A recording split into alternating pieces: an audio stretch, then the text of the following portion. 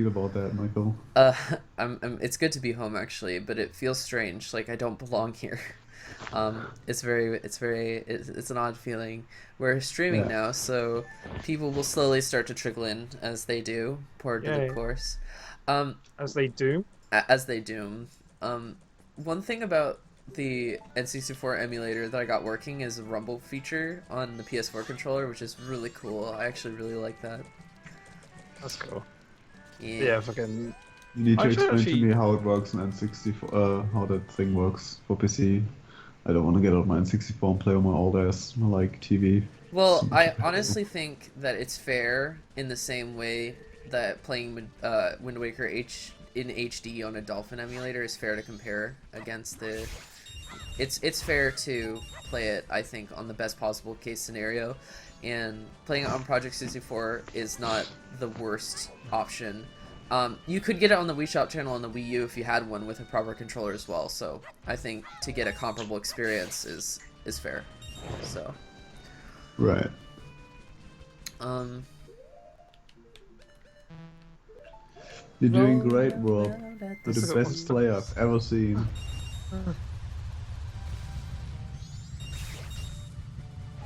Amazing.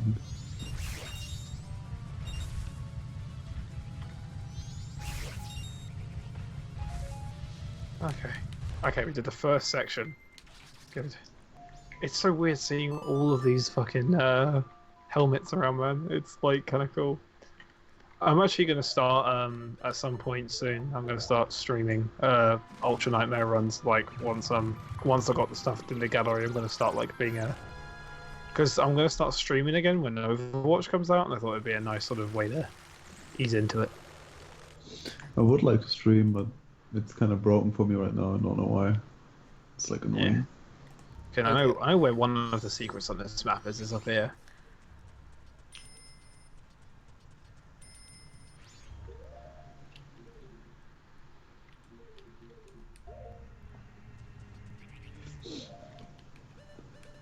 Found a secret. It's a toy. Congrats. What did you get? New weapon?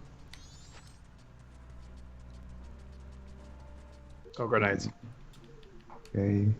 The way equipment works is like they're kind of you don't pick them up, they're a skill that recharges over time. So the three that you get throughout the game are grenades, siphon grenades, which like do less damage but give you health like over time. you know what? And decoy. You know what interests me more than remakes of old games in a three-dimensional space? I actually think that 2D remakes are more interesting. Like if you change a 3D game to a 2D experience. That's always Oh, do you mean fascinated me. D-makes? Yeah, that's always fascinated D-makes me. are always really cool, yeah. I really like, for example, there were some projects for Ocarina of Time 2D and Majora's Mask 2D, and I always found those to be like super interesting. Yeah, no, D-makes are always really fascinating. Like, because it's changing different game design aspects. By the way, Michael, I think the 3DS version of Majora's Mask is probably the better game because of its improvements that clearly came from feedback from Majora, at least that's how it feels like. But the N64 is probably the better experience for its atmosphere. That's a good description of it. Jesus Christ, these fucking explosive barrels on this mode are not to be fucking trifled with. Yeah, so we got DJ, GJ, Rob, and Phil. Yeah, you're correct. Game So over. I'm sick today, And I'm playing Doom. and you're playing probably more of Majora, right? I didn't Michael. mean to play that song. Yes, I'm playing more Majora's Mask. I'm finishing up Ah, okay. Stonetower. I recently finished the 3DS version of Majora, and now we compare experiences, but we both really like the original. What the fuck? I should probably get your stream up as well. Double stream watching. Whoa. Yeah. Also, for those wondering, if I just suddenly start swearing, I'm playing Doom on Ultra Nightmare mode, which means I'm on the hardest difficulty, and if I die once, I have to restart the entire game. So you will hear a lot of swearing. The Elegy of Emptiness is the hardest song for me to remember in the entire game. or the entire Zelda Really? franchise. You play Yeah, it so often. I know it's really hard for me to remember. I don't know why.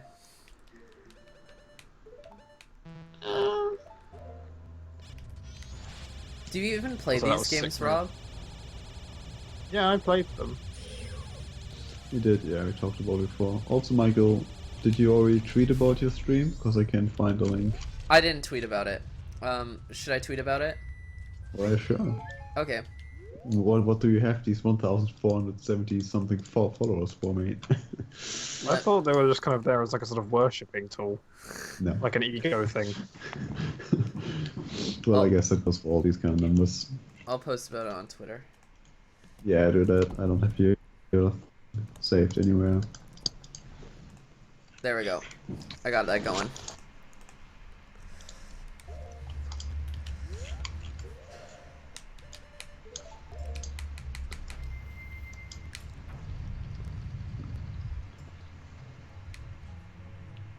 This is really tense. This is really tense. It's just like playing Hotline Miami. Wow. It's just... Michael, you should have called your thing Goaches, please. Come on. What? Wait, what? Keep it real. What should I have called it? You should have called it Goaches. Goat jizz. What do you mean? Oh, you're at the beginning of the stream or something? Cause like I'm Well, yeah. I'm climbing Stonetower now. So No, it's well, God whatever. fucking damn it. Why are there 0 people watching them, man? The fuck? Come Because on, they're all Steam. they're all playing Doom on Ultra Nightmare mode and hating themselves. Mike, Rob, please. We're This all is here just for, masochism. We're all here for the Majora stream. No one cares This about Doom right This now. is just masochism. Why are you walking all that way, Michael? Oh, you want to get some items? yeah, skip to live. Go live. Don't watch me I am grind so for live. items. I am totally live. Oops, I'm totally not live. Whoops. No, he's totally live right now. I'm climbing Stone Tower. Which is, by the way, amazing. Like the atmosphere here is really cool. I like this place. I mean, I don't know what they based it off of. You know, like there's Mayan culture that they based off of. What is it? They had for the swamp, basically. They based it off of Mayan culture, but for here, I can't think of anything that they would have based it off of. Stone Towers. Are there any stone towers? Maybe African. I don't know. Like, or maybe There are stone like towers Middle in Eastern. England. I don't know. We have fucking cathedrals. Yeah, those don't count. They're towers made of stone. Rob, did you beat Hotline Miami 2 on hard? Someone just asked you that. Yes, I have. And fucking, and what mission was it? It was fucking, the soldiers ones are always really hard. And Death Wish was a really tricky one, just because of Death Wish becomes like an endurance test. Rob, I'm Like- sorry, I can't watch the stream. It just I can't do both at the same time. It just That's fucks fine. itself. That's fine. That's fine. I can't remember if this is actually a hard puzzle solution or if I'm just supposed to do it in a row. So, The hell? No, fuck. But no, like completing Hollow Knight 2 on hard was kind of cool because it like did like a little, gave you lyrics to a song at the end, because it was about America and shit. what would you know about Demuricas? Why can't I hook shot up there? Holy crap.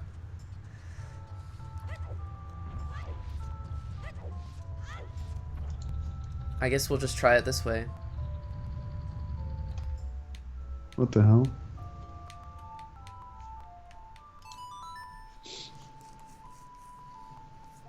There we go.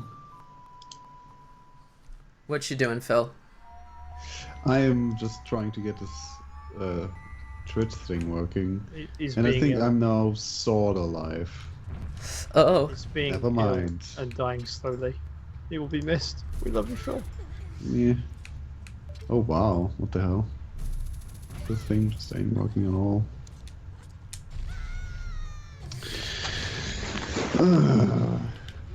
Fun.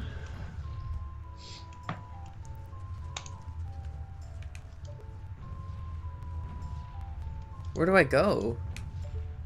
I mean, I'm supposed to go up there, but I thought you were good at this game, Michael. it's been years. Hey, Leaf, what's up? Ben's on. I am good at this Leaf. game, though. Like, seriously, take that back. Like, take that the fuck back right now. I'm not taking You it back. really have a big ego with that game, don't you? Yeah, I'm like, because you want me to take it back, I won't. I was going to take it back. You wouldn't have taken it I back. was going to take You it back. liar. I would have taken it back. I just don't know how to. I haven't climbed Stonetower in years. Oh Jesus. Okay. Let's see if Oh Jesus. Oh Jesus, yeah, that's true. I just want a hook shot up there. Please, please, game, let me hook shot up there. Also, Greece is the word that you heard. Greece is alive. It's the place. It's the moment. Link being in purgatory, I think it's pretty much confirmed with Twilight Princess, honestly. That Even the fucking creators have said it's a death thing. Yeah, this game is very much about the icky nickiness of death. So, it's a sequel to anytime you hear you can take a canoe. Oh, I'm a dumbass. That's how you're supposed to do it. Okay.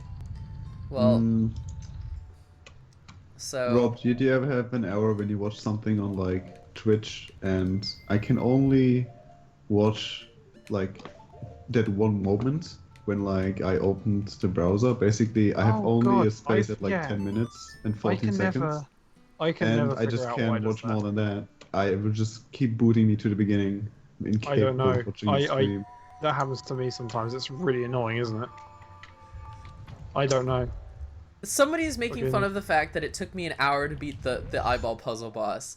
I just want to, or not Wait, the eyeball puzzle. You know in Oh, Great no. Bay, the eyeball, like I was playing it with 3 hearts and it kills you in like 1 or 2 hits. And so I was very careful and I had to be very careful with it. And so I took it out, each bubble out like of the eyeball, like Wow, before that must killing be it. excruciating to watch. It was probably horrible for everyone. Probably, yeah. Right. Just because of your fucking ego. I gotta do the thing out. He's got such an ego. And everyone needs to watch that. I apologize. More like ego. I apologize. No one believes. That's a very empty apology, mate. It wasn't empty. It was true. What movies made me cry? Synecdoche, New York. What else? It's true. End of Every time. Evangelion. End of Evangelion. Yeah, that's another one. Undertale. I know it's not a movie, but let's just mention it anyway. It might as well be.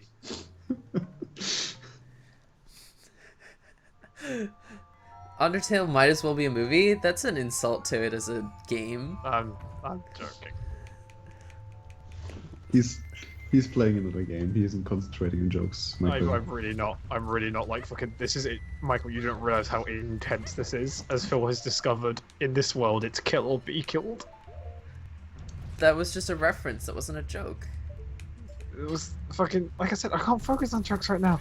Didn't you know that all of Rob's humor is a reference? Yeah, exactly. I'm really shit at jokes. Have you not realized this by now?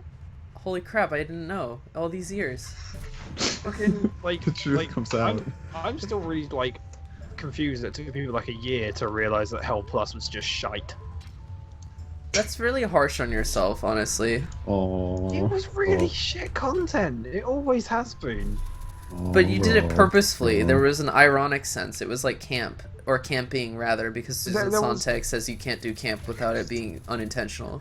So it's camping. Don't get me wrong. There was camp. It was just, you know, it was camp to make up for what was at many points just laziness.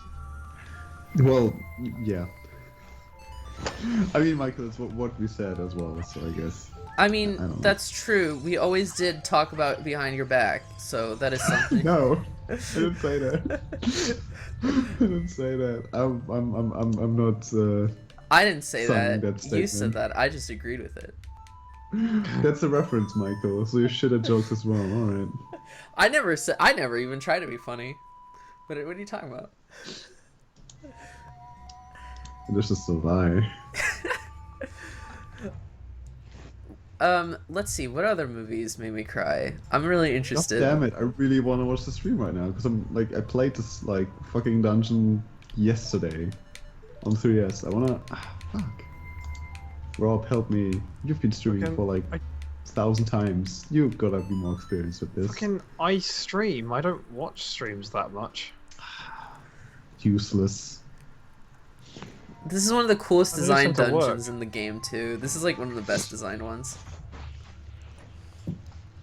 And plus, again, this is like really scary. Cry me a river. Cry me a river. Cry me. If I could beat the fucking first level in Ultra Nightmare and get that achievement, I'm gonna cry. Like this No. is attempt 3 right now. You don't have to say what you did. Ah, I already I stood know. next to an explosive I barrel, found they out shot about it, and I him. died in one hit. And now there's just no chance for you and me. Are you kidding me? Okay. Fuck. Watching like Okay. some dumbest Hearthstone stream. That one works perfectly. God Okay. damn it. New tactic. I am gonna fucking shoot all explosive barrels before they can shoot them, because it turns out if you Oh. stand even close to one, they'll shoot them in this difficulty setting. Like, their AI is fucking aiming for that shit when I go near it. That's just evil. Finally, I got this shit working. Okay, Just cool. in regret time. that. That's fucking evil, id. That's not nice. You can't do that to Okay. someone. Okay. I'm so good at this Attempt game. 4. Y'all, I swear. Why you... Fuck. Why would you even say that right now? No, that's the explosive barrel. Stay away from it. That'd be amazing, Michael.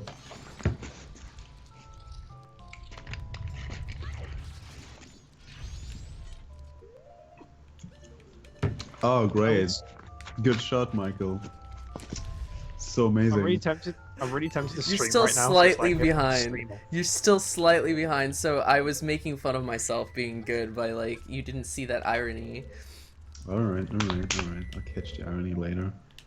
I'm really tempted to just fucking like stream myself right now and have a stream off, even though Michael will win 'cause he's got a bigger fan base. It's funnier as playing a better game. Well, not a better game, but a more classic game. Well, I think that people are a little bit bored by Zelda because I got way more viewers during Shadow the Hedgehog. So Because it's so Because people like to see you in pain. it's true, they Hi. do. It's not nearly Hi. as funny when I'm like not in pain. So, you make very funny noises when you're like low on health. You know what? I'm gonna open up OBS now. I'm gonna stream some Doom, and we're gonna have like a stream versus stream situation. What do you think, Michael? What do you think? Okay. I mean, you're gonna win, but in the end, I'm gonna be more beautiful. Because look at me. Okay, we need a box for this one actually, and then we need this guy over here. Settings. It's What's really your problem, Subsonic Sparkle? Boy, you haven't gone anywhere. yeah. What's your problem, Subsonic? What's Yeah. your dealio? Electronic. Supersonic. If you tell me you can't get out of the Deku form, just get the fuck out. He can't even get out of the first tutorial area. He couldn't figure out how to jump. He missed the sign telling you how to do it. He's not very good at this game. We're just joking, Subsonic Sparkle. You're probably amazing. So what's the issue? Wait, you guys are joking? Shit. Nah, I'm joking. Interesting. Double. In like the 3DS version, it's like a stone you have to push onto that. Oh really? So they actually Yeah. changed that from. Is it faster or slower? Slightly slower. But since you can skip through the summon animation of like your clones, it's faster. Oh, you just got busy. Alright, okay. We thought you sucked, but you just okay. That's now I feel bad for being not as busy as I probably should be. Damn it. Yeah, why are you so like not busy right now? Can't believe you. The game has a slow start, but it's like every Zelda game for you. I think it still has the best one out of all the other Out of Zelda games. all the beginnings, it is by far the best one because it encourages exploration and really gets you to see all the details within the world. And if you want to, you can even skip everything if you know what you're doing. It's like it's really cool. Well, like that's a big if though. I actually died the first time and I fucking got smoked because it took me too long to figure out what I was supposed to do. That was scary as shit. I think there's still a key down here actually. Zelda 1? Are you talking about like freaking what, NES Zelda? Do I have to kill these things? I mean, I need a key. Yeah. Oh. How about you walk over the lava? I already got the treasure chest there. Oh. Let me think. Where you get the key again? There we go. Oh yeah, just fucking murder all of them. Yeah, like I thought that I should kill them, right? Yeah. With your Goron fists. What Now are you just doing? bombs. Just punch him in the face. Yeah, Just punch him in the face with your Goron, please. I can't look at this, Michael, please. God damn it, please. You get it, you can throw bombs. Fucking congratulations. You're still a little bit behind. I was just figuring out how to do that sort of stuff. Like, don't be so harsh on me when I'm like... Alright, gee. Stop crying. Okay, now we are officially having a stream off, even though you'll win. Or maybe you'll like make like people like Leaf, like they'll become really conflicted, like they won't know what to do. They'll be like, no, they're both. I can't help, and their I heads like will how explode. the And it will bomb lose of that themselves. thing is like engulfed in lava. So like, how the fuck did that key survive? I don't know. Oh, shit. I like that this temple involves all the masks, though. It's really cool. And it's like the Temple It of is- Death, which is like yeah, like it. Oh my god, the Zora controls like in the 3DS version look really sluggish. Oh my god. In comparison to this one, they probably are. But I got used to it, honestly. Also, here's the part where you, I think, can like skip the puzzle. You can either use like ice arrows to. What the very fuck are you going? Go the hell back. I'm not. I'm just okay. Fine, I'll go the hell back. But you're gonna see me If anyone behind. watching my stream, which is none of you, they're talking about Ocarina of Time. We're not talking about Ocarina of Time. Oh shit, Majora's Mask. Sorry, it's all the same. Dummy. It's all the same. Did he just say that? Oh no, I shouldn't have said that. I Triggered. shouldn't have said that. Hold on one sec. There's a glitch over here where if you put on the Zora mask, then you can climb up platforms in the water that you shouldn't be able to. It's really quite interesting. What? Really? Yeah, I'm gonna do it in a sec. You're still back in time. Oh. In the end, Hyrule Warriors is the best. Whoa. Wait. Oh. Well, you can actually just go up there in the 3DS version. It's so interesting. These like subtle changes. Okay, let's see. Where do I? Yep. Yeah, listen. What? The ice arrows is I what you said- said. Yes. But No, I said you could just walk up there. You don't have to do the Zora trick in the 3DS version. oh no, I Doesn't heard about take that. extra ledge. Yeah, there's a little bit of a ledge over there. Oh, what the fuck? There's not a ledge. Huh. The design is actually a bit different here. Because there's Oh. supposed to be a switch on that side, but there's not anything. So I suppose Just it's quick somewhere thing. else. If Huh. anyone is talking on my stream or like typing, I won't find out until I die because I cannot like take my eyes off You have a stream going? during this run. Yeah, I'm streaming right now. Oh. I'm streaming because I said I would, and then I challenged Michael to a stream off, even though he'd win, and he accepted. So I'm streaming.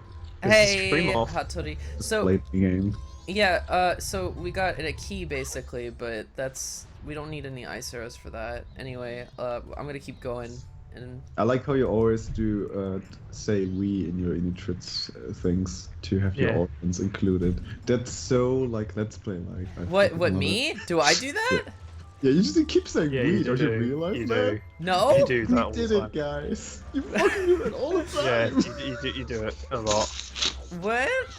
Did you never realize? No, I didn't. Hey, guys, we just killed the fucking demon that I just like jumped on. Can That I was us. can I just call you Pewdie Goat? Oh my god, that's amazing. Well, that's too bad because PewDiePie actually became kind of like a cool guy, like supposedly. That's what people say. Why? So Yeah, he's actually become quite respectable as time's gone by, and he's like, yeah, he's grown up with his audience basically. Is the idea. yeah, like I actually watched a video of his recently, and it wasn't full of any rape jokes or anything like that. It was a guy playing a game and actually like talking about it. It's actually kind of interesting. I wouldn't Yeah. subscribe to him still. I but would never fucking- subscribe to him. He's like just because he's not ass cancer doesn't mean he isn't breast cancer. You know. It's the That's one on the right, on horrible right thing to sort of say. platform. Yeah. It's a horrible thing to Behind you. say. I'm it's okay. That's Just don't say anything, Michael. We That's already- what it is though, because it's a controversial thing he said. It means it goes on my stream as well, so we both benefit from controversialness. Yay! I don't do anything controversial. I'm way too safe for that. But yeah, just if anyone is like typing comments right now on this, I can't see because I've actually intentionally not have my stream bit up for me to look at, because in Ultra Nightmare mode, if you like even stop thinking for a second, you die, and that means you have to restart the whole game again. Why are you talking about Goat Jesus boobs? like why is the yeah? That's a good question. I'm like so confused right now.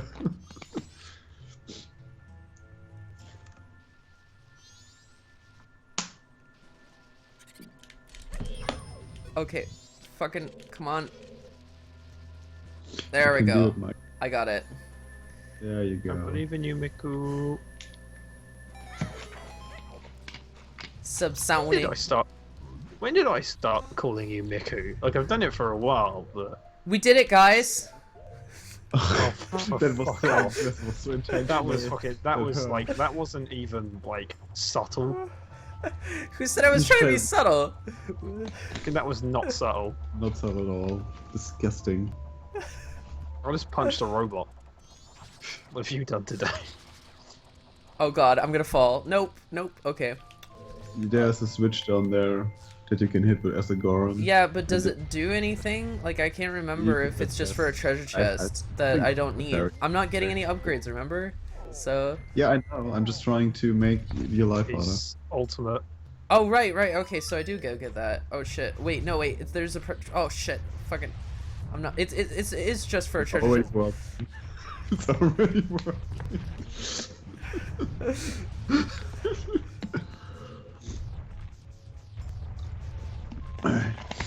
It's good, I guess.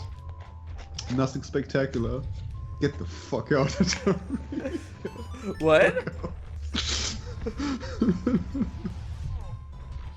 What's going on? Blasphemy, that's what's going on. Ah, I did it! I did it! Woo! I'm king of the world! We did it, you guys! Oh my god, Michael, I will punch you. You brought it up, so now you have to suffer. Oh god damn it! Fucking. I can't believe you activated that thing and then just freaking got What's the Hit back best again, what's the best motherfucker. Zelda game since Wind Waker? Dark Souls? Yeah, I agree. Darksiders 2. it's really, really not. It's good, but it's also quite a drag to play through. What, Darksiders 2? Yeah. Yeah, that's It true. has slow Actually. bits. The combat is much better than 1, but seriously, it's like so slow sometimes. Shit. Yeah, it has its fair share of issues, like Dark Souls. Yeah. Oh, Okami is the best Zelda. I've heard Okami is great, actually. Wait. Oh, what Okami. said Actually, you? no, I- he's completely right. Sorry, no, he's completely right. Okami is the best Zelda game. He's completely right.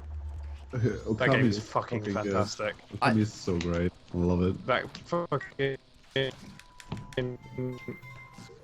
And who made it? It's so good. Which development Rock's studio made cutting Okami? Clever. AKA You Platinum. guys hear me? Yeah, I can hear you. Yes, it was Clover. It is Hey. really the longest Yeah, it was Zelda Clover. game. What I love about Okami, it's like, man, that was great. What a great game, and then it just doesn't stop and just continue. It's Yeah, amazing. like fucking you defeat the final boss. It's like, oh, by the way, there's 8 more regions. It's like, wait, what the fuck? Like, I genuinely was like, as a kid, like my mind was fucking blown. I was like, games could not be this big. I've just completed Okami. I was happy. Yoshi And Island it's is like, cool, but it's not really a good comparison. It's more platformer, if anything. Boys? Yoshi's Island. Yoshi. Yeah. But yeah, Mikey, you never played Okami? No, I own it. I haven't played it Oh, though. fuck, do that then. Put it It's on really the good. stream thing. Tell me when you do, because I want to play it through video. It's great. I really loved it when I played it. For sure. I think I just figured out what I was doing wrong again. Yep, I did. Cool. I did. I figured out what was wrong. See, I'm saying I now. You happy? Good job, Michael. You're 20% less cringe now.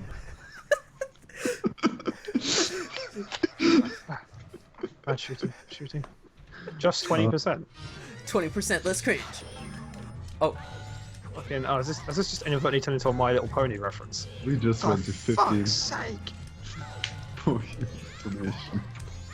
Okay, now to check the chat. No one said anything. Okay, It's that's way good. harder. You need to Oh. dodge and then strike.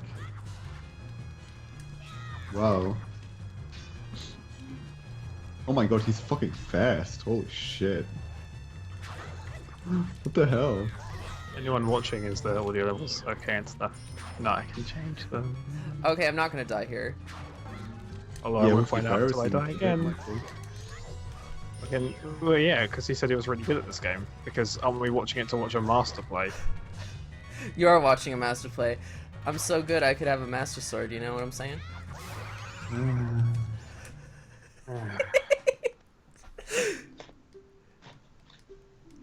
Um, And he what's commits this about? suicide! Oh my god! It's We need to so... like make Yeah. a trap. We need If to you make a stand too trap close, he can so we actually can get. kill you. Like, this Like- bomb hurts you. Oh, are you We need to serious? find, like actual like speedrunners and masters that can join. Not in this sequence. If you like, do it again. Yeah, like later on in the moon, I remember that he can hurt you.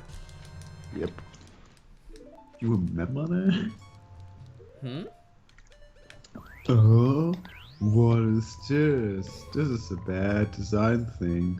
I don't like it when I have to be patient for 4 seconds for a chest to be opened. What are you talking about? Is that Ego Raptor? Yeah. That piece of shit. Oh, for God's sake. Stop triggering Michael, Phil, because then I have to fucking listen to it. Yeah, I mean, Because then I have to be reminded that I don't like Ocarina of Time, and I will be judged for the end of time for not liking that game. And everyone will always say, "Oh, you don't like it because Ego Raptor doesn't like it." It's I'm a- just like, no, you I should, don't like you it. should get those rupees on the ground, Michael. It's Yes, okay. there's something else in there. It's okay. It's okay. Oh, It's God, okay. It's that okay. was pathetic. Shut up! Holy Shut the shit, fuck up! it's Shut the fuck up! best Shut up! player Shut up! of the Shut the game. fuck up! Shut the fuck up! Right here. Hey, Michael, you just played terribly. What are you, Ego Raptor? I probably Fucking died use your less shield than already, Ego you piece of Raptor. shit. Like. Fucking everyone died less than Ego Raptor. Like, That's as much as still- I think a lot of Ego Raptor's points are valid, he is pretty shit at that game. And I agree with him. I don't. I think some of his This doesn't like help his his bullshit like is pretty bullshit in some places. Like he was really like he figured out exploits and talked about them like they're common knowledge or something. And it's like Jesus So- Christ. So Ashton is just asking us for drinks. Michael's gay, so he can't really have any man drinks as we're demanded. Excuse me, I Um, can have Rob doesn't my drink- cherry flavored drink- I don't Shirley drink. Temple with a little bit of gin. Don't you know?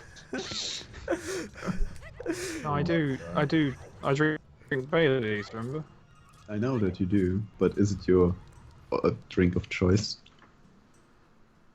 It is my drink of choice. Again, I love Baileys. Like, I love pub. Like, I I think my internet's fucking up. It's really annoying. scary to like have the sky on the ground level. It's just wow, it's so weird. No, about it. this is so cool, especially at night. Like at night, it looks amazing. Like Oh, the fuck atmosphere that. is impeccable. Oh god, I think I have to like leave in a bit. Actually, my throat is starting to really act up. What's with your throat? Don't die. I have a cold, Michael. That's what's my throat. He's dying. You can, Yeah, like, he's dying. I'm having too much fun. I don't Like know. we're having to Yeah. like I'm literally like doing the funeral preparations as we speak. Triggering you is like my secret passion. why do you get Obsessive, pleasure out of my pain? And like, I mean, I'm not saying that I don't get pleasure out of Who pain doesn't myself. get but fucking So- like Great relationship Like- there. angering you, dude, is so much fun. Like you cannot understand. Ego Raptor's Like- fave like game is you- Mega Man X, has tons of speedrun exploits, which the game is somewhat invalid, didn't care. Right, yeah, no, totally. Like, he's just like, oh my god, Ocarina of Time, you can, as Kid Link, you can crouch, stab the Dark Knight, and it makes it really easy. 0 out of 10. Like, fuck you, He Ego did Raptor. never ever say that. He did. Michael. He's never said He that. He would actually, never he say that. actually used that as a point against it. He No. absolutely In the did. sequelitis episode. In Yes, the sequelitis in the sequel episode. itis Fuck off. episode. No, he did, Yes, because he I did, watched and that I can episode prove it to yesterday. you. I can I He prove it watched to that you. episode yesterday. yesterday. You can fucking. Are you serious? Because he totally did say that you can crouch stab the Dark Knight, and it's like in a, Alright, like. when did you watch it last time, Michael? Do you even know what I'm talking about? Do you even remember what the enemy of a Dark Knight is, Rob? Like, do you know what that is actually called? Like in all seriousness, like, what is the enemy? Describe the enemy. What is a Dark Knight? The Even enemy of the dark. Thanatos thinks you're just reaching, mate. I don't know, but I don't remember hearing him say that you can crouch down and reach a Dark Knight as a negative Man, against the great game. play there, because he was never Michael. that specific. You really showed that Baku's boss In around. fact, the entire like his entire argument tended to be Second actually more time. like vague and like broad-reaching than like specific among them. Oh, when he's like in a safe spot, then when he can take him. But if it's on the same level, Ego Raptor's sequelitis video triggered me so hard. I swear to God, if I was like a social justice warrior, like, oh my God, I would be so triggered. Can I just say, like, watching, you like, keep on hearing saying you would talk be, after and that I for the went first all time. these kind of things. You totally are already. Like, fucking don't kid yourself. Yeah, you fucking. When It's it like comes to someone that game, mentions you Ego are, Raptor in a room. You're like, Ego Raptor, what a heck. is it too harsh to say the Anita Sarkeesian of Ocarina of Time? Is that too far? The Anita Sarkeesian is already the Anita Sarkeesian of Ocarina of Time. Like, Michael, hold a fucking second. Do you have 2 bottles? Did you I get the did. Zora X? I like, did. 4 times going back and yes, forth? I did. Oh my god, are you fucking kidding me? In a one-day That's just cycle. insane. Yeah, I know. Why would you do that?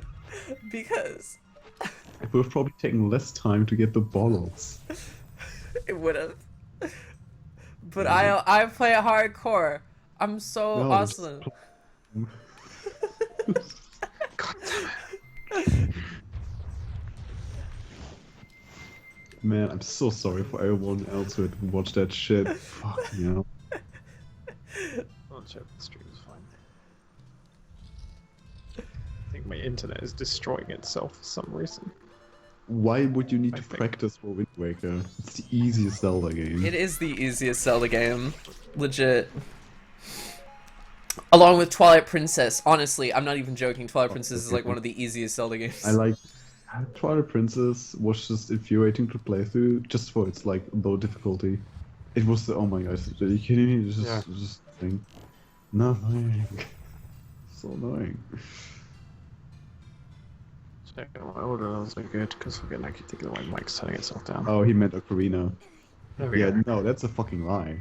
Because everyone else, like, just watch any fucking part of the Ocarina of Time video, and you have people moaning about how badly he plays, and you know, it's like. He does play badly though. I only died like No, I only died like 4 Michael, times no one with a needs to 3 know heart run how many except you. for This the is not end. about you. It's just he fucking ignores every goddamn hint, runs Yeah, he into does. every fucking possible obstacle, and never ever fucking uses a shield. It is so infuriating to watch. I just cannot. Oh my god. Do you know the person I'd least like to watch gameplay of playing, or at least actually I say least like to, like I'd cringe the most at watching it, but I'd be like the most fascinated by? Mm. super bunny hop. Because recently he's been saying a lot of shit about games, like giving him like directions, which are like wrong. And I found this really interesting. It's like how, because like he talks about Hyper Light Drifter and how it's the right is the starting area, even though it's so hard. How like everyone goes to the right, but I've never heard anyone go to the right first. He also did quite terribly on The Witness. I solved puzzles without even playing The Witness by watching his review of The Witness. Yes, it's fucking horrible, Ashton. I can't. Yes. Like, Bad it's at puzzle funny games. because they're like, as always, Game Grumps is mostly about what the guys are talking about, whether how they play. But it's just insane when you like know a sequelitis video. He will complain about shit. Yeah, this is what I talk about in my review. It's some bullshit, and then he's just doing it. It's just oh my god. You just want to rip the control out of his hands and just fucking like. Oh my god, what are you doing? Look at your goddamn map. Why are you going all around the place? This is just look at the fucking map. Look where I haven't been with. You just go there. It is so oh my god. And this is fucking bullshit. We just spent a whole episode on knowing where to go. Directions. And it's like, no, just open your fucking map already. These possessed soldiers. These possessed soldiers are the fucking worst. Phil, I'm gonna go fucking nuts. Calm me down. Oh god. Even though, like, if you talk more, you'll die. I So can't don't remember talk, if I'm but supposed calm to me down. actually. Thank you, Phil. Thank you, Phil. Well, you're welcome. Well, I feel calmer, and you didn't talk, so I'm proud of you. I can't Yeah, I know. remember what I'm supposed to do, if I'm supposed to actually beat this guy or not. I can't remember if he's necessary. I don't want to have to fight him if he's not necessary. Oh, but I thought you were really good at this game. I mean, you A don't good get player would anything fucking from fight him. but he's in the way. So just fucking. I thought you're a man. I'm fighting him now, Fucking but I'm good. at like 3/4 of a heart. Yeah, then just stop pushing and just do it. Yeah, fucking be good at the game. Oh, fuck I off, thought you were y'all. the best. You keep saying that you're the best fucking player. I'm probably not the best player in the world, but I'm a fucking damn good player. It's too late. It's Oh, you're who keeps fucking reminding- damn good. You're fucking. Well, I haven't died damn yet, good. so you guys can still like lead me in the running for this, okay? Well, you said you're worried that you're about to die, but if you're that confident in your abilities, kill him. I already Kill him did. right I now. just killed him. Fucking, there you it go. took you that long to kill him. There you go. Michael, we always believed in you. Wait, what? Fucking don't twist my words. No. We were always believing. That's why we keep pushing. You know, it's like tough love and shit. Oh. Yeah, Right, yeah, right. Yeah, That way we can It's- say anything. yeah. Oh, he just got a fairy. Fucking I scrub. didn't mean to. I didn't remember what was in it. I know. Did you get a fairy? Yeah, What a healed tosser. himself up. I didn't need to get a What a bitch. fairy. I could have beaten this entire dungeon without a fairy. Oh, okay, fucking Phil, how many hearts did he have left? A 3/4. 3/4. Okay. Fucking if he takes 3/4 damage, then tell me instantly and we're insulting him for the rest of the night. Oh, sweet. Fuck off with that. Fuck off. Here. Michael, it's fine though. If you get like Hold a on. few You know what? hearts, You know what? if- You know what? then You know can- what? You know what? What? Is he gonna damage himself until he has I'm 3/4 beating health? I'm beating this. I'm gonna drink a po. This could heal me or it could take damage. So either way, I would have legitimately been healed or taken damage. I'm doing it. I'm doing it. If he takes died 3/4, before you then Oh, that I counts as healed. die. I healed. Oh my god. So I actually technically have more hearts now. So fuck off with that. Okay. There you Okay, go. how many more hearts do you have? Am he I has supposed to be 2 up here? hearts, 3/4 now. I don't think the game Okay, wants me to be okay. up here. I don't think the game wants me to be up here. Okay. What the fuck you? What? What the hell is that? I don't. Also, I can't believe how we just have 8 people watching. This is excellent banter against Michael I here. have one person watching on mine, and I don't. It's even- yourself. it's probably me, yeah. It's a shame because there's some excellent shotgunning going on right now.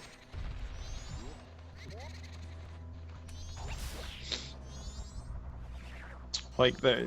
Yes, this is the last dungeon. There are only 4 in this game, cause time restraints, but they're all good. Yeah, they're all good, and there's a lot of content on the site anyway, so I don't care.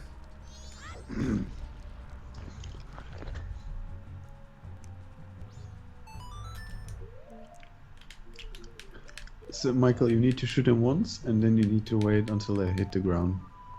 I know. I know, I'm just telling you in case you forgot, you know. They have a light He arrow doesn't symbol need on to. them. He doesn't need to be It's reminded. good He's game design. Good game design, yes. It is good I game don't design. even- They I- put I don't even know which a way it's light on. arrow marker on the enemy so you know to use the light arrows. It's true. That's good game design. But I don't actually need to fight these guys. Like, there's no purpose in doing that right now if I can get past them.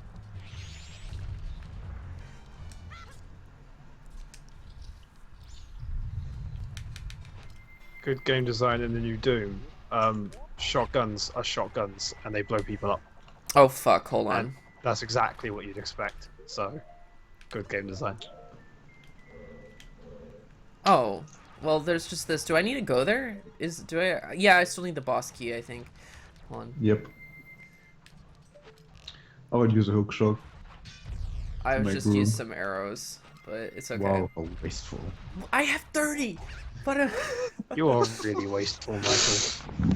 You should really, man, Fucking. just like your spending habits, getting Steam games all the time. That's me. I know, That's that me, was the that's joke, not- you that- fucking idiot. Yeah, but fucking. I know I'm addicted. He thinks he's great. I am great. He's humble as well. He's a very humble man. Yeah, Exactly. Just You like- understand. just what you would expect from someone called Goat Jesus. Oh my Hey, god, I never actually. Jesus I know I made a should've, like, noticed religion that. out of himself, okay? And there's nothing humble about that. Yeah, Jesus is actually Yeah, no fucking shit. narcissistic. Oh, what the fuck? Hold on. Oh, yeah, okay. Like the Last Supper, when Jesus was like, "Oh, by the way, I'm gonna Please sit in beat the this middle." guy What a without fucking selfish crying bitch. this time, Michael. Oh yeah, I forgot. My current name on Steam is Hell Plus the Crippler. I was like, "Who's the Crip?" I was like, "Oh, it's the Crippler." This sounds very offensive. It's because we came up. We were playing the culling last night in Tyrone, and Oh wow. It's like straight up Dark Souls level right now, you roll there, Michael. we were Shoot, playing. sidestep. We're playing the culling, and I'm really good with blow darts, and I have an ability that if I hit Sorry, someone but with a blow saying dart, I'm really good with blow darts, it's just very funny to me. that's true. Again, but no, I mainly use blow darts on the culling. I know, it's so dumb. It sounds really wrong. I like blowing. Just, I'm a big just fan get of all blowing. of these jokes out of your system. Okay, shit, I need some more light arrows. Okay. No, you need energy. Yeah, fucking, I do. But that's what I mean. Okay. Fucking. And I hope this room has some. And they're really getting on you now. Oh, rupees. Okay. Well, guess someone's fucked. Actually, the 3DS version has. I got it. The bats give it to you. Okay. Fuck yeah, Oh. okay. Actually, the 3DS version has like green balls in here. Just so you know. Why would they need that when the bats already do it? I don't know. I beat him so fast, the bats didn't really appear. So Because Phil's really good at the game. yeah. No, it's because he has the gilded fucking sword! Yeah, I know. It's because I'm good at the game. I know where to get it. Yeah, Bec- because aside technically, from no, you, no. you fucking Technically, the game is an adventure game / RPG. Therefore, technically, skill in the game can also be equated to getting equipment. So, Phil, didn't even pick up the big half container after beating boss. equipment allows. Oh, he's making noises. That means he's on more HP. Now the fun part. Oh my god! I took out 2 Okay. fucking hearts just now. He's got a heart yeah. left. Oh, he is PewDiePie. It's oh my god. Man, no energy. Just The half fucking- the heart. Fuck! Do you remember when you said I haven't been game over once yet? I feel like it's gonna happen again. Oh my god. Do you think this is it? Yeah. Oh, please tell me this is it. Please tell me this is it. There's a big green bottle there, right on his face. Oh, that was very cool. I have to admit, that was very cool what he just said. But man, that shitty Valkyrie sword, that's still gonna need a lot of hits for this guy to die. He doesn't even do the fucking jumping attack for some reason. No, Probably it's too because- risky. Yeah, he's just scared.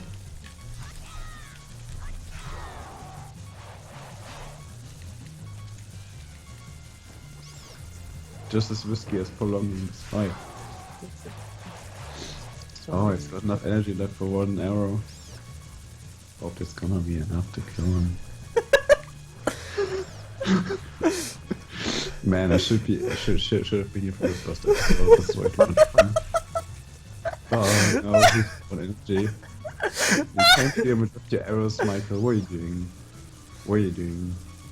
Oh, he's getting ready. They keep pummeling now. Oh snap.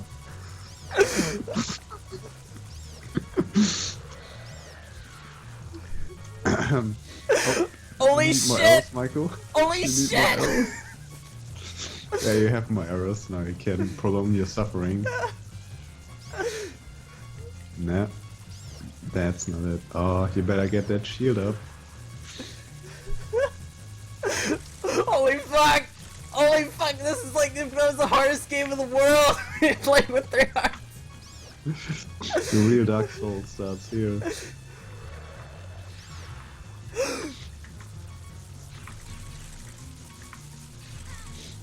Fuck! Oh, oh boy. Man, he just killed like oh, that's a big one. Oh, he really wants it, but there's so many. Oh shit, he just got hit. He's got a quarter health. Half piece left.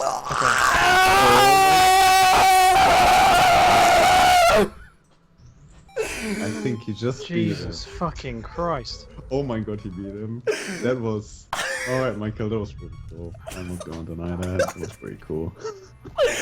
Yeah! That was so fun! Holy shit! That was so cool. Now do that with the last boss. I am gonna do that with the I last beat the first boss. level. I beat the first level. Alright, everyone give us a small clap for Michael. What about Rob? That gold. Well, your hands are tied right now. You can't I get just clapped. beat the first. I just beat the first level of Ultra of Ultra Nightmare. It was, but you know what? Michael actually fucking... I actually have... it's kind of funny that you're mentioning that, Hattori, because I actually have like some footage of me and Michael going at Smaug and Ortstein, and I was like, oh, go back behind, you're low on health. And like the next moment he gets fucking slapped his shit out and dies on like almost... You're fucking kidding me. You're fucking kidding me. You're fucking kidding me. No, no one's I not. complete the first level, I got the achievement, and then it crashed. Well, you got the achievement, so why are you doing that? Can't you just like reload your save? Because fucking I want to power through.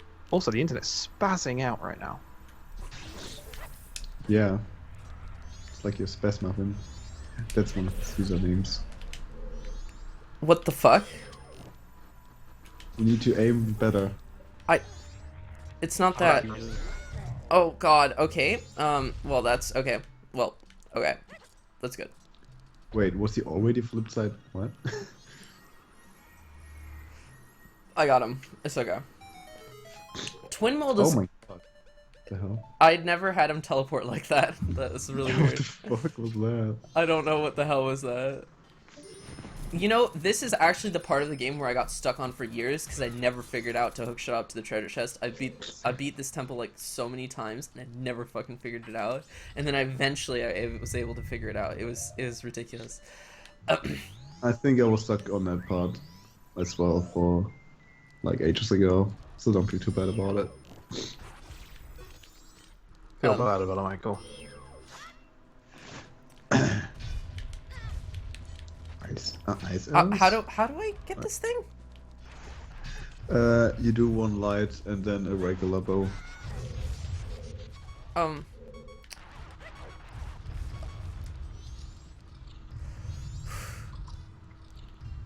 need a recoup. Yeah. I actually probably need more magic. Actually, one sec. I need a recoup. I'm holding up for a recoup in the morning and night. Why the fuck did you walk back? Are you trying to kill yourself? No. I'm trying to get some magic from the boxes that are up here. Just go outside the temple. Oh yeah, that's a good point. Hold on. Let me go do that.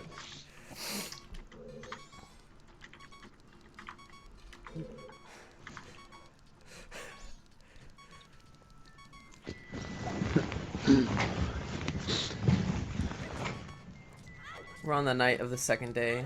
I better hurry. Not really. You basically almost finished the thing.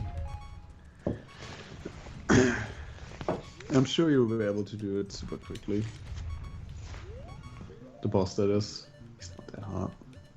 Twin mold, in this version of the game, he's actually pretty difficult, especially with Yeah, 3 hearts and no sword. gilded sword. Well, that's your fault.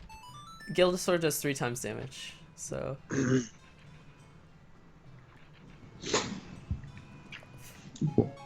Okay, I got arrows from that. Well, I have no magic. That's also useful. I'm gonna stop streaming Just- because you could- the internet just thinks it's. I don't want to know what it thinks it is, but it's being fucking stupid. Being a bitch, yo. It is being a bitch. Fucking. Like, we just had a 48-hour stream, but it can't fucking stream, like, one thing. Oh, I got the magic However- just now. Okay, cool. However, I could continue on from my save, which is good. I'm gonna kill It did myself. save that I completed the first level. No, Michael, that's not. Suicide is not the option. Well, Also- if I kill myself, then I'll be able to get like 3 hearts back. So That's not how life works. Reincarnation hasn't been proven by science yet, Michael. I'm Consider sorry. tell that to Zelda, I'm- where Link is reincarnated every single game. I'm sorry. Wait, Phil. Something weird just happened. I completed the first level. My game crashed. Yeah. I open up the game and it says you can start from the second level again. I hit continue. I go in and literally my character just dies. Like floats in and is dead. That makes no sense. It makes no sense, Phil. It's not fair.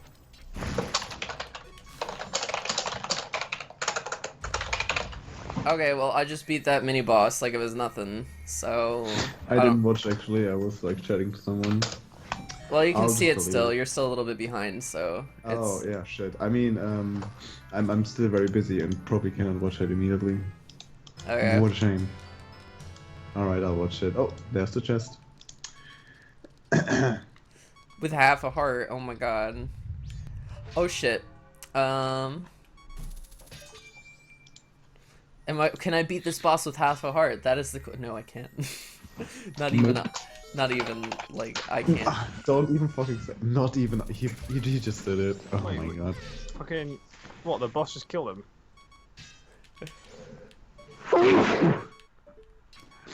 I thought Mike was really good at this game. He hasn't been killed.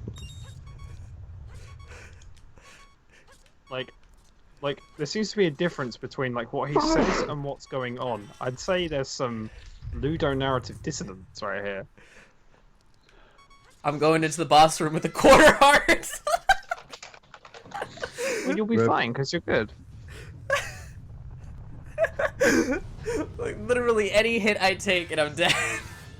Yeah, you're fucking playing it like hardcore mode, isn't You know, it? you can actually beat these guys with only fire arrows and ice arrows, believe it or not. So Okay, do that then. I do won't. it. I don't have enough magic. I don't have a full magic bar. I can't. No problem. Oh, They're you don't have a full magic bar. You green should have bottles fucking. around you, Michael. Don't worry about that. You know, like good resource management is part of being a good player, right? Oh my god, wow.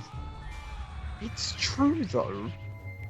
Wow, there aren't any green bottles. 3DS version. What up? Yeah, they make it easier because they're like, "Yo, you're stupid and you can't fucking." Well, not everyone can be the best. Yeah. Well, the thing is that how do you think I got good in the first place? I'll tell you this: the secret was actually playing the game. I thought the secret was like fucking boasting too much.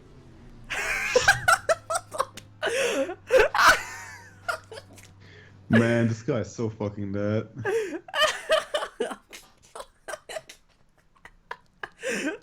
Oh my god. Yep. That was really funny. Gotta admit was? that. I'm my gonna go God, to I bed died in a again. bit. I'm feeling worse. No, it's fine. But without you, insulting Mike just becomes sort of. It Well, I guess I got the loses its streams, magic. Yeah, like I have that sort of immediate response of like, you know, well done, Rob. Now I'd have to fucking tab out, go on the chat, and see people go, "That was funny, Rob." Fucking, that's not satisfying. That's like waiting 4 seconds to open a chest. I can't believe it. I had to wait 4 seconds to open a chest. That's like 2 minutes or something in the entire game all put together. I can't believe it. I wasted 2 minutes of my life. How could? Fucking, I've already wasted 22 years, so I'm not like having too many qualms about it, but it's still annoying. Says the guy who just got a spatula. I haven't actually got it yet. Their bottles. I technically Smash don't 'em. have it till I've graduated. I may have passed my exams and I may be getting them, but technically I am still an undergraduate. Which Yeah, means that we're talking trash Don't about have to. Ego Raptor. He sucks. Fuck Ego Raptor. he's okay. He's I like his videos. That's pretty cool. he's- I He like his sucks at the content. game, but I like his videos a lot. He's probably a nice guy. He's probably a nice guy who can't play video games. Damn. I think can I play a have. good- I think I have authority to say that. Honestly, like I You can don't. play a good game of Authority. Gundam Battle Assault Wow. 3 though. Oh well, yeah. If you're the best player in the world, you kind of can count yourself as an authority, can't you? He just got hit 2 times while he was saying it. Oh, that's a third. Okay, Oh. no, it's saving frames. It's a speedrun strategy. Oh my god, Rob, I love you. Rob's right though. Yeah, he's Oh. saving frames, Phil. Fuck. His... Oh, oh. Like, didn't you know that Mike's going to SGDQ in a couple of months? For people that didn't know, that was. Not even for speedruns. He's such a good player that they don't want to see a speedrun. They just Oh, want to see wow. like the best techniques. That I was. love how That like, was on purpose. That Michael was just on went to an. purpose. Oh my god. What's he Michael done? just went to an energy bottle and like just slapped in his fucking ass and just like had a quarter left. He became huge and then he immediately died. Funny. I'm not. I do have to say that this is the poorest designed boss in this game, TBH. But Is obviously what he's saying since he just died like 2 times. no, it Fucking is no, though. no. It genuinely like I'm not No, even. if you die 2 times, it activates the ultimate hard mode on this version he's doing. Like if you do these exact things, it actually makes the enemies harder, so he can like prove that he's better.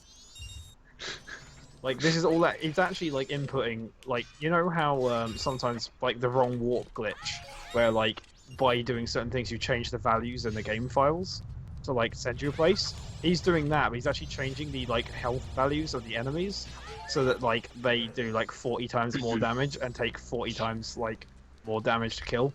I'm really good at Mario 64. I could stream that. I'm not good at any other one.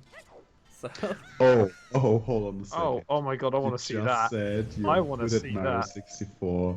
That's a Fucking, big have you- word, mate. Have you seen Have you fucking seen players that are AGDQ? good at this game? Like, have you ever watched a AGDQ and gone, I'm just gonna watch the fucking Mario 64 race because you shit yourself? Like, seriously, dude. Fucking, like, people who are good at Mario 64, they're not just good, they're monsters. Like, Really they good have. arrows now. You better aim well. What the fuck was that noise? Yeah, right. I never realized that, like, we were streaming with a gibbon. I always thought it was a man. Can't believe that didn't hit you. I know. It's kind of amazing. No, Oh it's shit. because it didn't hit him because of his Apache war cry.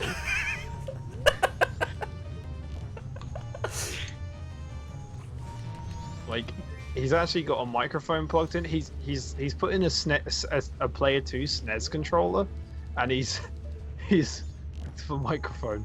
Well, microphone's in the, but you know. That should have hit. No. What it should have, because he's the best player. He's the perfect weapon. Yeah, that should have hit. Yeah, like, I know, what the fuck? Probably Like, just so the good. game's fault. Mike's so good, the game code just like warps to what he wants. No, he's so good, the game's fighting against him. Like, it physically doesn't want him to hit. Like, this is like the game's own rebellion. It's like, no, we cannot have this level of skill. Like, me Also, and Michael, Moto- what you're doing right now is pretty pathetic, just saying. What the fuck? Go into man mode and kill him. No, I'm gonna stay behind and use my arrows. You know what kind of people do that? Fucking Men? bad players. Dark Souls, like, 2 players. This actually That takes is bad. skill! That is This actually real takes insult. skill! Anyone can fucking shoot That arrows in is Zelda, a it's so real easy. insult. That is, Phil, fucking, like, don't get me wrong, I'm happy, but, like, that is too far. Like, that is, like, that's fucking, like, 9/11. Good work, The insult. cheesing with a bow. Oh, was he cheesing with a bow? What a Dark Souls 2 Yes. player. Yep. That's a real Dark Souls 2 move. I already killed one with that. In my book, you didn't fucking beat this game. What the fuck? Beat these guys, You told me to like- beat it with arrows because you said it was harder, and now I don't get that credit? What the I was fuck? just joking. I was just joking. Well, fucking, yeah, but it Nice miss there, by you the say way. it's harder, but that still should be easy for the best player in the world. Oh, he's going man mode now. Well, now it's a bit Like, late. I thought It's like one worm like- is already dead, but alright. Like, Michael.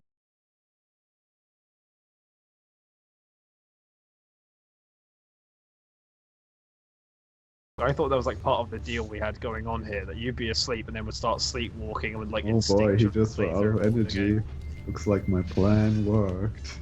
Damn it, there's a bottle. God damn it, he got it. No healing items. Best player in the world would use healing items, or is it like he's using it as like a best player in the world tactic?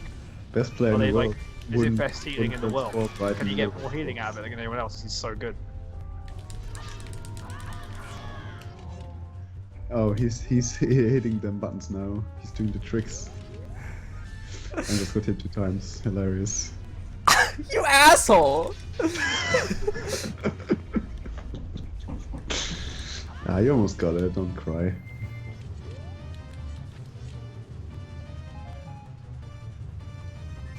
No, he's not crying because of that. He's crying because it's taken 14 years and like he Fuck! still hasn't beat his last speed run.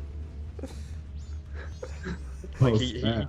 just saw his time on his speed run go by and he just missed the world record again, which he set. Oh my god! What happened? What happened? What happened? What happened? What happened? God, that was hilarious. Michael just tried to get an energy bottle, right? And he was like spinning around that thing for like 3 times and then fucking vanished. You think this is funny? Yes, we think it's Absolutely fucking amazing, hilarious. Actually, Michael. like you should be able to tell by the way we're laughing. For someone who's really great at playing games, you're not good at telling people's emotions, are you? Remember when you said that like the 3DS version probably sucks because like, yeah, it's like, man, it's pretty difficult to control. 'cause I'm they're, playing like, 3 they hearts! really put effort into like This is just amazing. like 3 seconds around the fucking energy bottle. That This is should have like hit! Michael. This is like Michael's very own personal roast, and I'm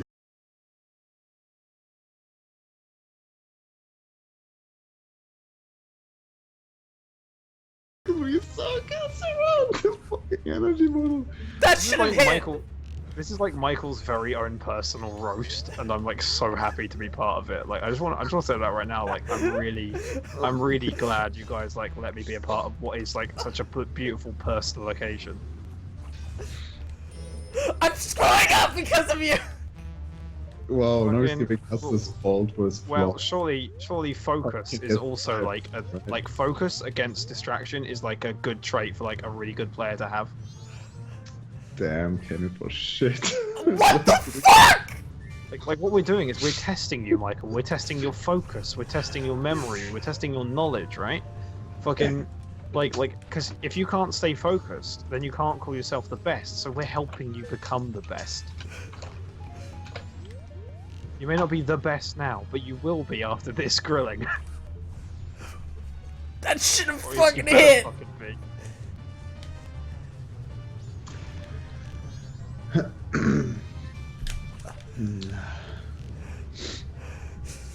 Are we done yet?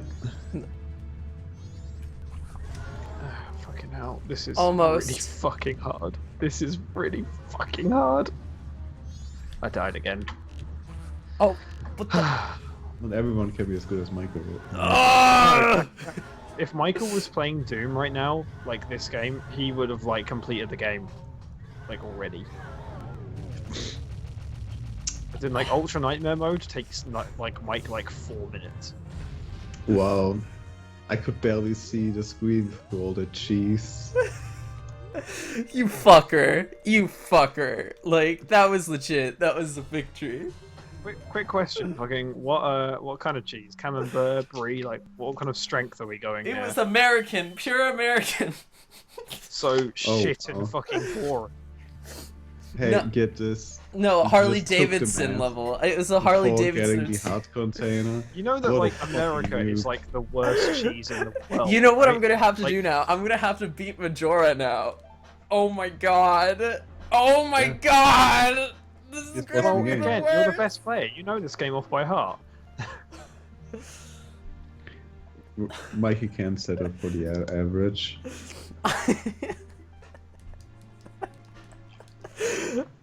How many people are watching me suffer, like, right now? Not enough. Like- honestly. Not even I am watching you suffer. I'm just fucking playing Doom. I'm just like hearing you suffer, which is sort of it's nicer because Doom's about going to hell, and Michael's clearly in it. So like, there's something quite nice and thematic, like adding to the atmosphere about Michael right now. I feel like Michael's in like self-chosen hell, and we're like two demons poking it. I do have to do Cafe Anju though first, and like get all the masks. So that's something. Well, also like, Before doing don't, Majora? Well, do you want me to do Majora first? Okay, fine. I'll do Majora first. Well, I mean, if fucking yeah. I want to see you suffer a bit more before I go to that. Okay, I'll do Focus Majora Phil, first, and then I'll get all the Yeah. masks. So, like, Yeah. don't forget that I'm playing a mode that like fucking. If I die, I have to redo everything, and I've died like several times now. Like after like a good 10-20 minutes, but like I'm not you don't frustrated have in to the say slightest what you because did. of hearing I Michael. already know.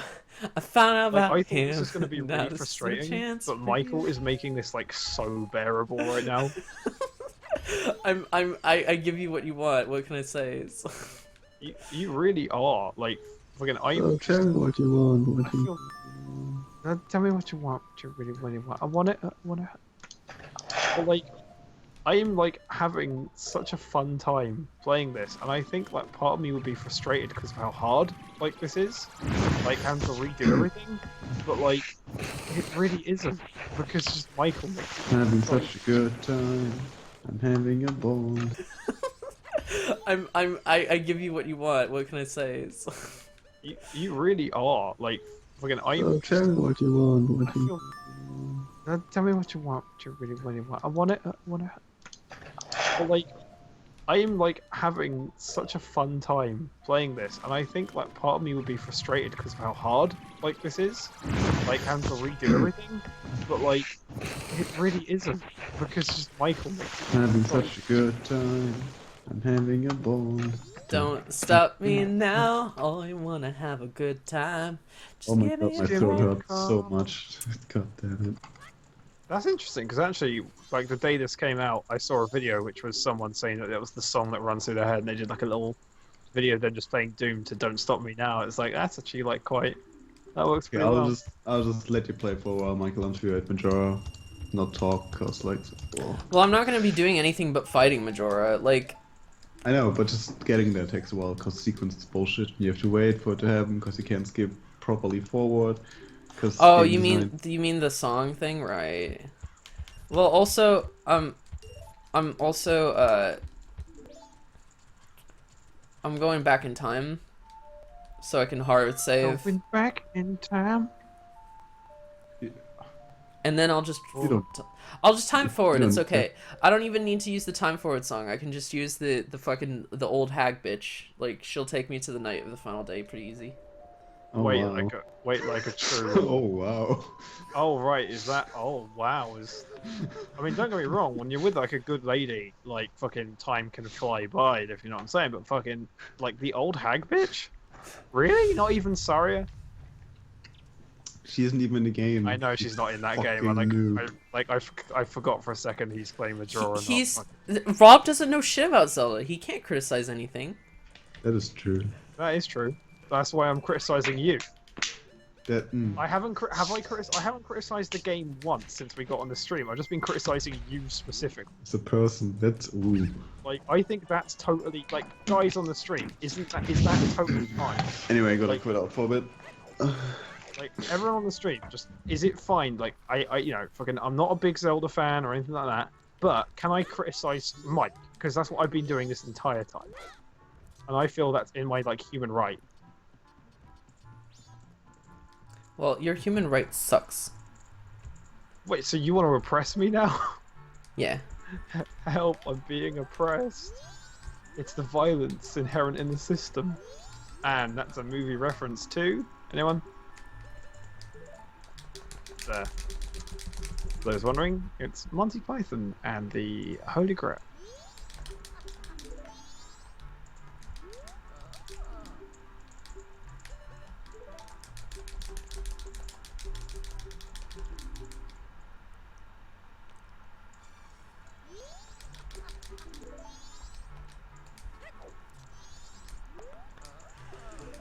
You want the Shadow the Hedgehog theme?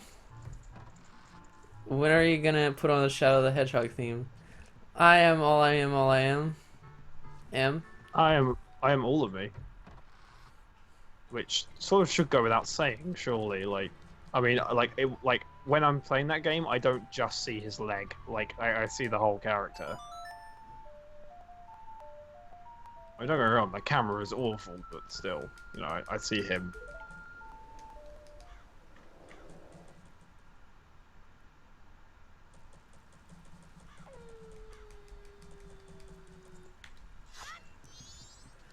Okay. Okay, Michael, you ready? Good. Yeah, I am. I'm good. I believe in you. I believe in me as well. I can do this.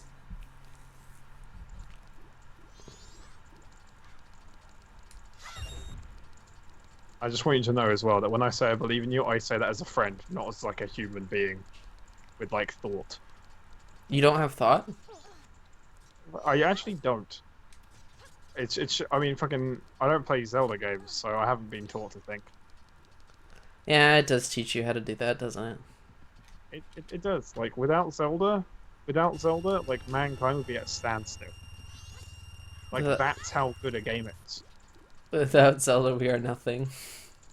Exactly. Fucking, or at least according to every fan who's told me fucking Zelda's the best, that's like how I should feel about it. I mean, it's a good game. It's not that good. It's revolutionary. But, like, that doesn't... I totally disagree. It's amazing. Like, fuck off. Like, It's alright. and you know, nostalgia. I would say that if nostalgia makes something better, then I think that it doesn't change the quality of it. Everything's subjective anyway. No, I think nostalgia's fine because something has to have done something right to exhibit it in the first place. Yeah. I mean, like, fucking... But Don't get me how wrong, sometimes... how could I forgive this game when I have to wait a whole 4 seconds?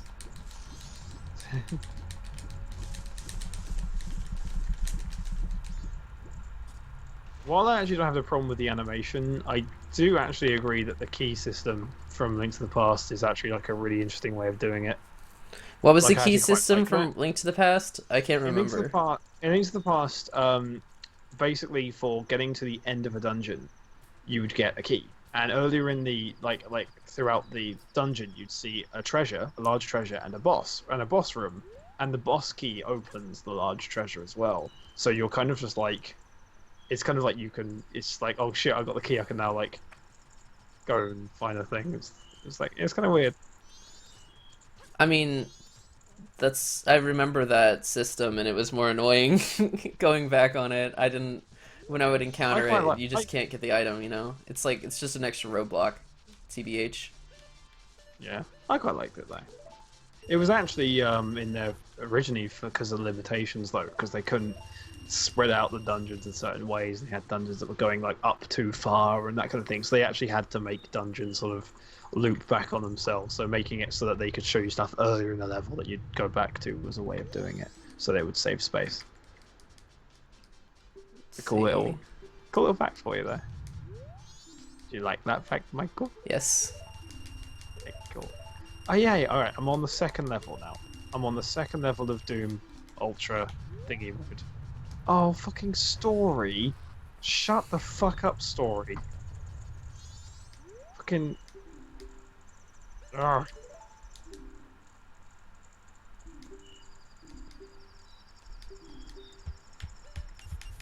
Okay. Kill 2 of the possessive one trick with shotgun. 5 different Gora kills. Find 3 secrets.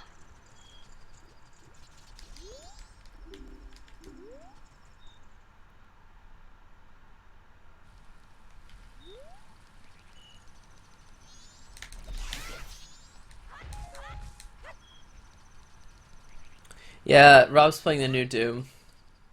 I'm playing it on the ultra violence difficulty, which for those wondering means that it's the hardest difficult. No, ultra nightmare. Sorry, it's the hardest difficult in the game, and you only get 1 life to run through the entire game.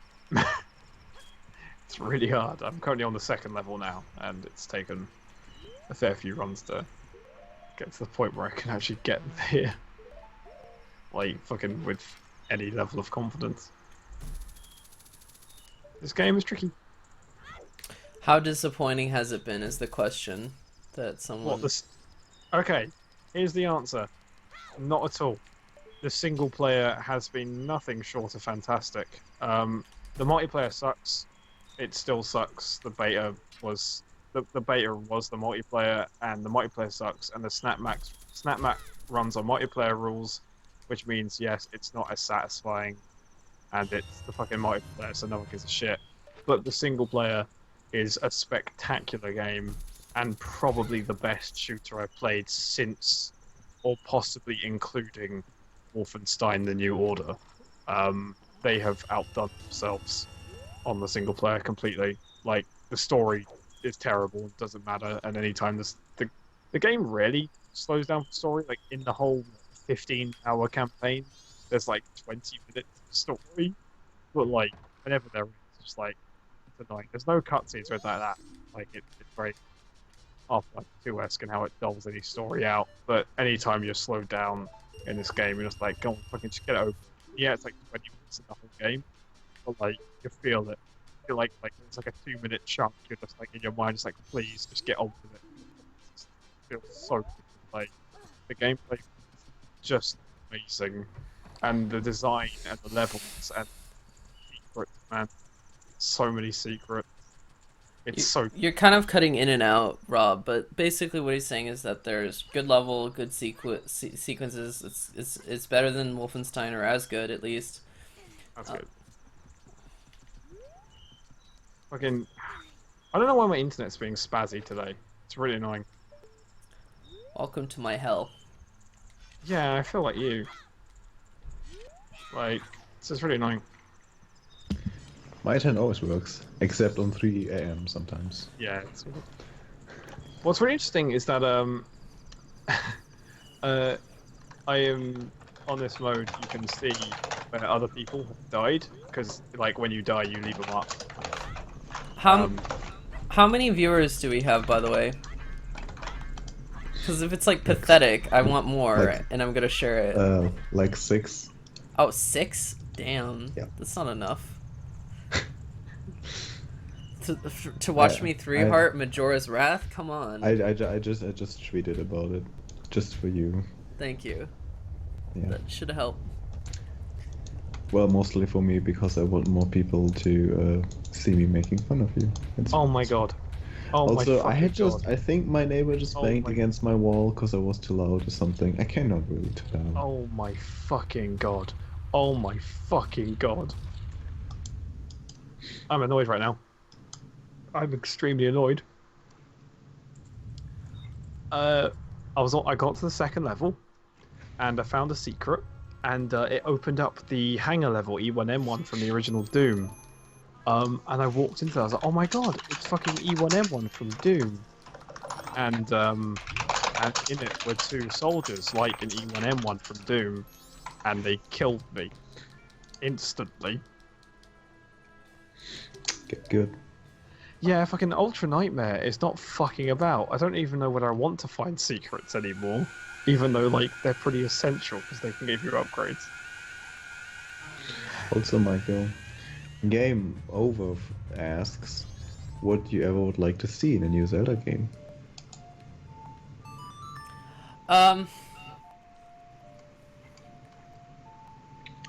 I don't want to see linearity. I don't want to see recycled dungeons. I'd rather no padding, like 0. If there's something. So you mean like Between Worlds? I don't know if I've never played Between Worlds, but the Oh, I'm sorry, I forgot. Oh, Between Worlds is really good.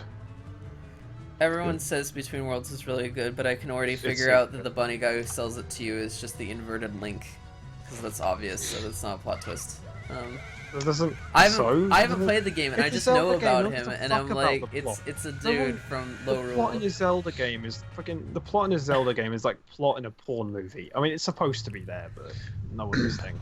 Also, And for hey, those- I Andrew, want, I want to yes, see, and I want to Andrew's see, here now, I want to Michael. see more of an emphasis, less on the story and more of a focus on the individual characters operating throughout the world. I think that needs to be important. Like going back to the Majora's Mask style. Also, guys, I'm of... getting self-conscious. What were you Yeah, mean? am I too loud? I don't know. No, you're No, not. you're not. You're fine. I'm Good. like way louder than you are. Well, yeah, of course, but it's Also, like it's like midnight, and I don't know where she bangs against my wall or whatnot. She never comes to me. Since 1.5 years, apparently she's being tormented by me talking to you guys, and she just never once in her life has like come to my door and said, "Dude, you're fucking whatever, well, whatever." that means she's a cunt. So fuck her.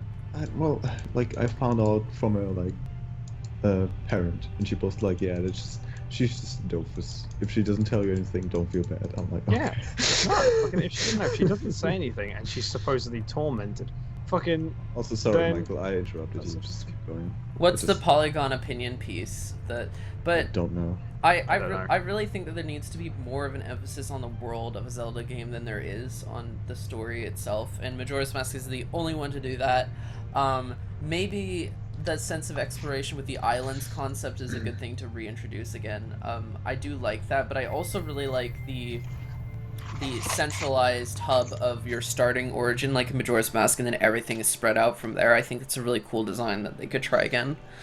Well, I don't think it's the best one. I actually find a lot of interest personally in what was the name of the DS one? Phantom Hourglass. I found like the idea of it really fascinating, where there's a dungeon and like it's a really hard dungeon that you are timed. Yeah, and yeah, you no, go we out talked to find about the this time. before. That idea Yeah. of having like a giant dungeon that you're fighting against is like really cool, and then you're doing stuff within the world to try to like further your progress within that it's a giant really- dungeon. But then you resume. It's a really fascinating structure. You resume the giant dungeon, like you don't have to replay it all from the start, I think, and it's like that would be awesome because it's you against the dungeon, and I think that's a great idea. So Yeah. maybe if they tried that, where it's like you have this giant tower and you have to do other things throughout the world to make progress within the tower, that's kind of cool. I like that idea. Oh, a So- bit like the you probably haven't played it, but the second half of the Talos Principle. But it's a puzzle game, but the second half it's a tower, and you're trying to get up it, and like you sort of like go around getting collectibles to give yourself like more chance and time. It's really interesting. The Talos Principle was really good, by the way, if you haven't played it. Like really good. That can't be the moon.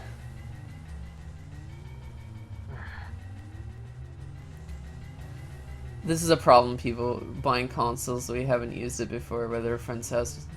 And they get the power button and the eject button. I swear to God, it's like you what if you accidentally eject it, you put the disc back in and then you turn the power off, or you take the disc out and then you just like turn the power off. Like I I still hate the PS4's placement because the fucking power button is the one closest to the disc tray, and the eject button is the one furthest away from the disc tray, and it infuriates me to no end. is that really your complaint? Are you seriously unironically complaining about that? I think it's annoying. Grow like, up. 'cause the, Like fucking, I don't. I think it's a little thing. I think Excuse it's a me, little what's niggle. what's the what's the I drama right now? I said that like I always find it really funny. Like personally, I found it a little bit like silly that on the PS4 the power button is the one furthest away from the disc tray, and the disc tray button is the one furthest away from the disc tray. Like, sorry, yeah, the power button's the closest to the disc tray, and the disc tray's furthest from it. And like I always like because I don't live with power pets, I'm not button's the used to top it. one, eject is the bottom one. That's how I think about it. I know. Easy. But fucking like, because I don't have to live with it, I always just find it funny because I go to press the one by the disc tray to eject the thing, and I've turned off the console. I always find that just funny. Oh man, the Man, atmosphere here Michael, inside the moon don't is the forget best. to go to the hot save spot. I know, right here, right here. Like, No. I The don't 3DS see... version has a save spot right here, and it takes you out so much. This Okay, is this I'm- is like one of my favorite levels in a video game, though. Honestly, this would like make like top 10. And it's not even because of the level; it's just because the atmosphere is so like impeccable. It's just missing a save spot. Obviously, Who was it, like, in our group of friends that said that atmosphere means nothing? Like, or like you can't like... It was something. who It the was a fuck while said ago. that? Like, Who the fuck said that? I can't remember who it was, but there was someone who was like one of us. It was like one of us. Probably, Like, in probably this group. that rank. It was probably No, Rob. just kidding. It was probably Rob. It wasn't me Sounds like because Rob. I think I was the one who was being argued at because I said that like a certain game, like to me. What game was it? I Fuck. like Silent Hill is basically constructed off of atmosphere, and that's what Right, makes it people. amazing. Someone trying get a to death remember count what was up. that? We're about to start the final boss. But it was like we're talking about a which will kill game. Michael repeatedly. Okay, fucking. I'm actually now going on your stream so I can actually look at the chat and interact with them. Also, quick trivia thing. Earlier, I said that that story in a game is like a porn movie. It's expected to be there, but not necessarily like needed. Who said that first? Who You did I did. steal that quote from? No, I stole the quote. It's a stolen quote. Yeah, you're kind of unoriginal like that. It's true. I know, but in fact, actually, the reason I said that was because there was a slight reminder, and if you know who that comes from, you'll understand why I said that. Oh wow, it's possible. Cool. John Romero of Doom fame. Well done, Thanatos. It was John Romero, creator of Doom. It was Doom. It was Romero. No, it wasn't Romero. It was Carmack. Shit, Fuck. it was Carmack, not Romero. That doesn't sound good. By that I mean good. Fucking, as long as he's having a hard time, I'm happy. Would you say he's having a... Bad time. Oh. But seriously, look, fucking shut the fuck Rob, up. you know what to do.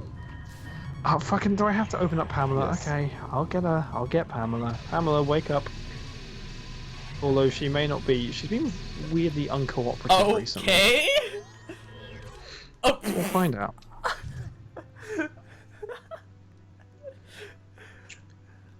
Okay. Okay. As first try. Oh my god, that was the best block of all time. Which makes sense, because you're the best player of all time. I don't know how that happened. I've never had that happen in all my years of playing Majora's Mask. Where it like blocks you in a corner and it like stun locks you. It's insane. Okay, I'm gonna fucking check, but... Fuck, I'm just gonna put on any song to see if it'll work. Anime Snob cares about script above all else? Yeah, it sounds about right. He should just go into books. He doesn't appreciate the medium. No, Pamela doesn't want me to. It's not working today. Pamela doesn't appreciate the medium. She should just fuck I off. mean, it does. Damn. I'll try other Pamela. I have 2 Pamelas. I'll see if. What is Yeah, a I'll just what is a do it Pamela? myself. Who's a Pamela? Fucking, I'm sorry that Pamela isn't. Oh no. I'll just do it myself. Pamela's. It's Pamela. I might just quick save here just so I don't have to watch that cutscene every time. There we go.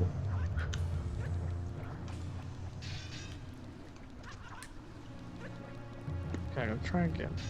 I think the boss room is actually bigger here than it was in the 3DS version, from what I saw. Is that true? Seems, I think so. It seems a bit bigger now. But maybe, that's maybe a bit, but honestly, it seems about the same.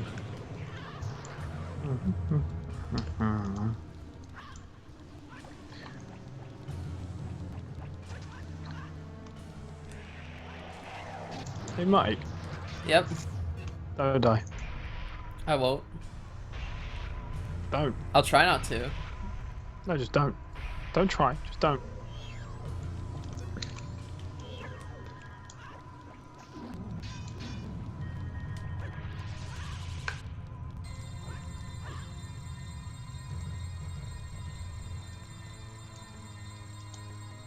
Ah. Okay. Let's see. Come on. Other Pamela. Be good. Be good to you. Be good to Rob. Because you like me, Pamela. I know you like me. We're friends. Michael, Yep. on days like these, Kids like you should be like burning me. in hell. It's not doing it. How anticlimactic. No, exactly. Like my Pamela's fucking up as well, which is really annoying. What is a because, Pamela? It's Pamela. It's Pamela. Fucking hell, come on. I'm gonna go online and see if Pamela's okay. Like I'm gonna try another Pamela. Because we've got to make sure Pamela's alright. Why doesn't this piece of shit work? I know. I'll check if she's any updates. No, it doesn't work. Fucking hell. It would be so funny. Oh. I'm gonna re-download Pamela. Yeah, do that, please. I mean, this is going to take a while anyway. Exactly. We got plenty of time.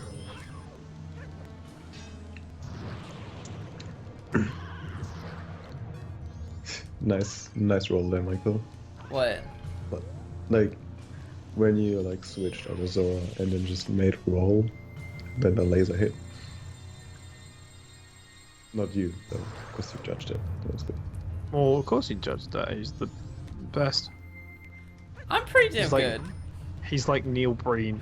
And anyone who gets that, we watch the same stuff, and I'm happy that you get that.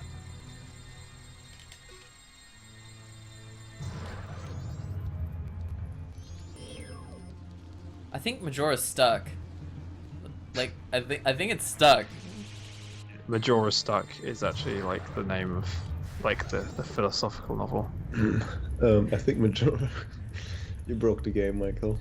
Well, yeah, he's too good. He's too good for the game. It's actually like it's physically stopping him from playing because it knows that he has had no difficulty. Thanatos gets it. Oh, never mind. Thanatos fucking gets it. Holy shit! I didn't think anyone would get that reference. I am so happy that Thanatos got that.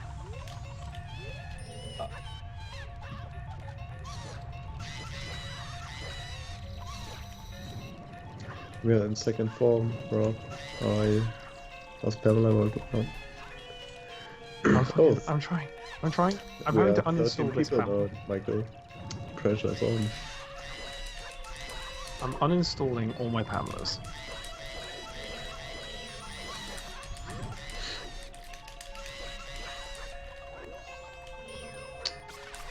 It's using all the tricks. Fuck!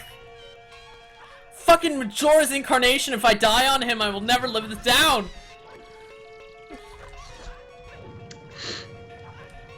Don't you dare, Phil.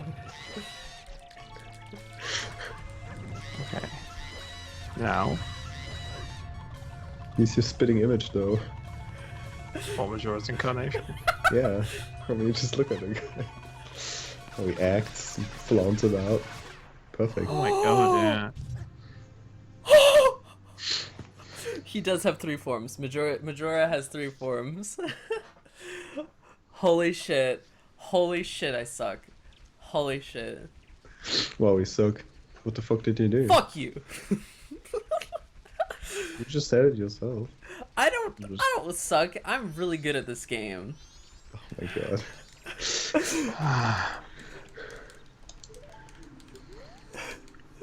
I'm gonna beat it this time. I'm gonna beat it this time. I'm gonna beat it this time. I'm gonna beat it this time.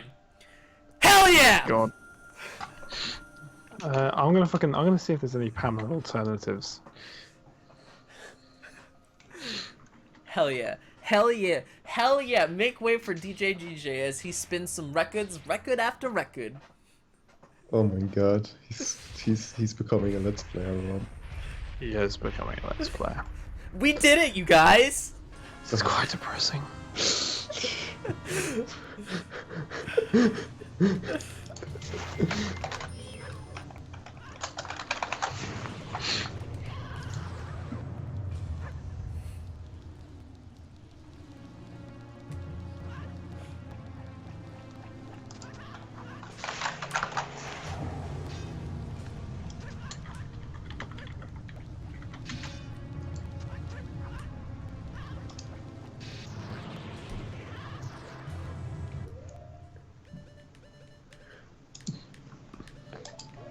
Next thing you know, he's gonna say hoof fist.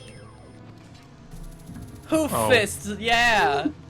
Oh, Michael, like, don't even joke about that. Oh god, that's more of like for a pony player, honestly. That's not for me. Fucking, you are such a brony. I am not. You take that the You- fuck you are. back. I will not stand to be the lowest scum on the internet, or to be called such. I agree with that. This is the kind of Dark Zelda, I think, that handles the theme way better than Twilight Princess, which is just way too much in your face. Twilight about being Princess dark. is actually like legit a good example of edgy. Like it's It's pretty funny.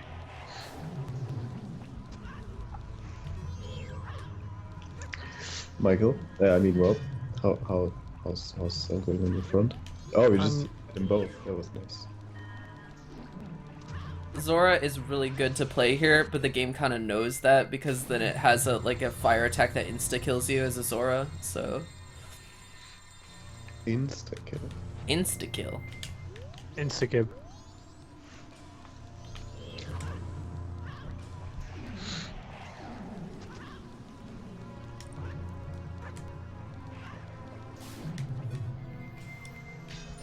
Nope.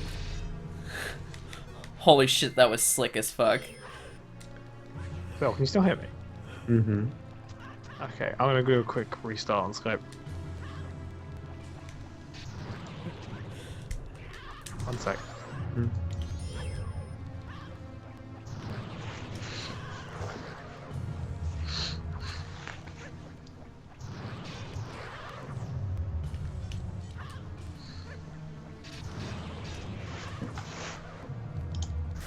There we go. Skyward Sword is the MGS5 of Zelda. It took forever to make. Was it linear as fuck? I don't know. Like I don't think I'd call Phantom Pain linear, but it was corridor open world. So that was shit.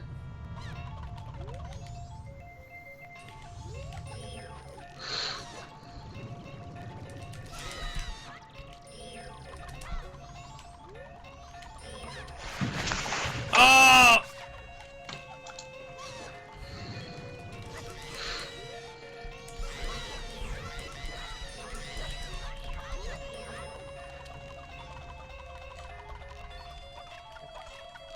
I can now try again.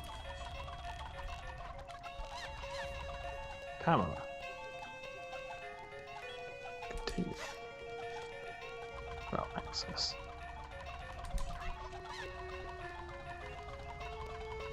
Hit Fuck! him already.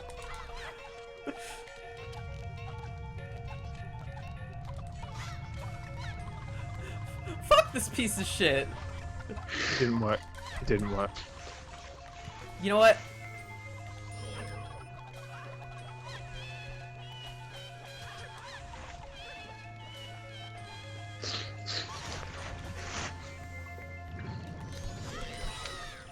Just use Zora events. No, you can get him in a stun lock if you do it right. Well, he's the best player. No.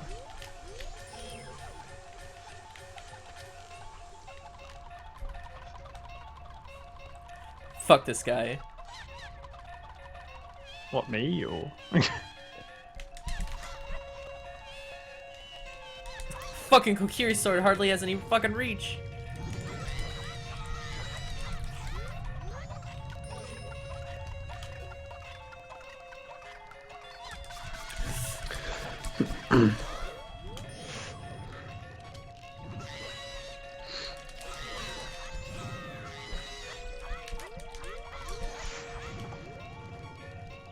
Where the fuck did he go?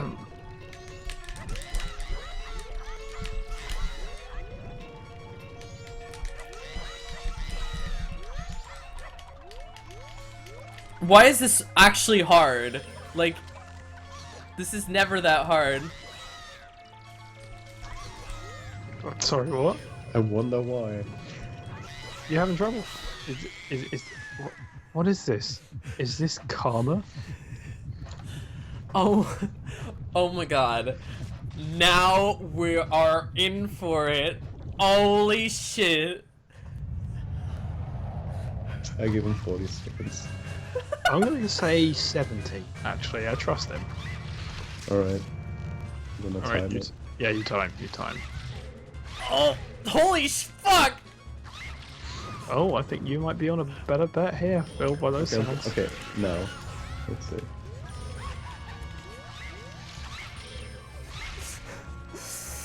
Oh wow. Ooh, this is looking better for you, Phil.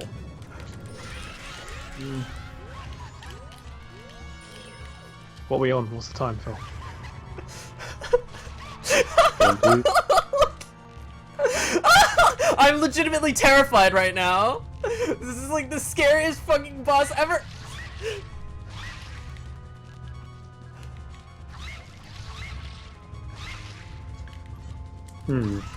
Time. Well, give me time on this.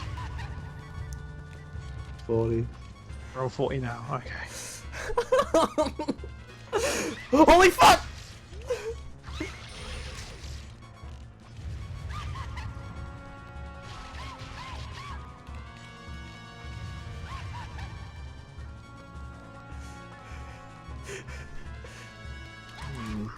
Oh!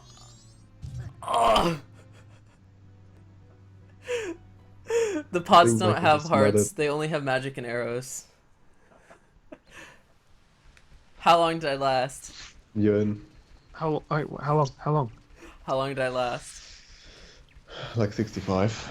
Oh my So, god, I was what- fucking right. 70 seconds, Rob. Rob wins. Rob wins. I'm happy about that. I'm happy I got that.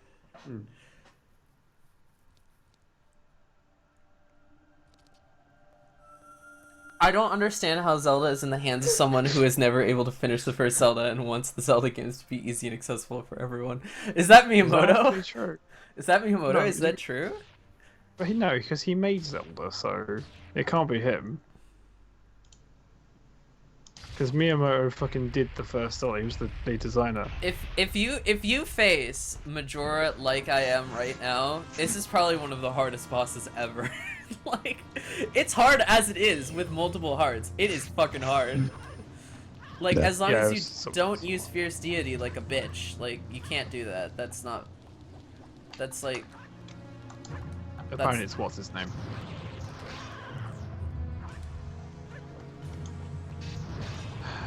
Shouldn't really be that hard though if you're the best. I don't think anyone's stupid enough to do 3 heart runs with a Kokiri sword. I can bet you right now there's fucking at least like 100 videos on the internet of people doing this with so much more ease. Like, same conditions. I don't practice, Holmes. Fucking like you're on the internet. I used to Everyone's better than you. practice. I used to practice with this shit, but I haven't done it in years. Back in my day. Even if you like, the thing I've never understood about like playing games online is even if you're the best person in the world, if you go online in a fighting game, you will always lose because that's how fighting games work. Like it's impossible to win online. It's just it's physically impossible. Aonuma is who he was describing, by the way. okay. Yeiji Aonuma or whatever his name is. KG. I can't believe I just got cheesed out of a heart like that.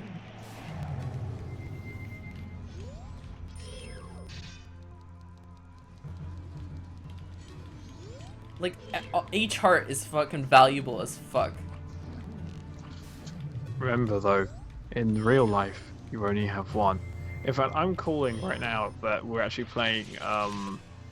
We're actually now playing on permadeath rules. So if you die now, you have to start the whole game again. No. Fucking, I thought you were the best though. The best would fucking say yes to this challenge. I want to see permadeath, mate. I want to see permadeath. Maybe in the future. Fucking, I will piss myself watching that, by the way. I want everyone in the fucking chat just to like tell Mike right now that if he dies, he has to start again. No, Because, please like, don't be he that will, he will cruel. actually bow down if enough people say it. Like he gives in.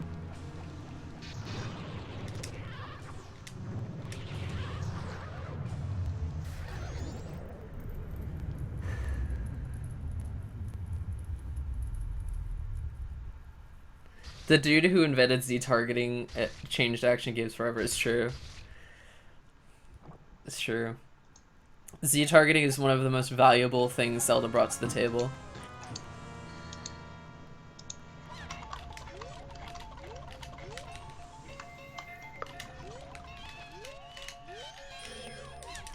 I like Crash Bandicoot. I just felt like saying it, to be honest.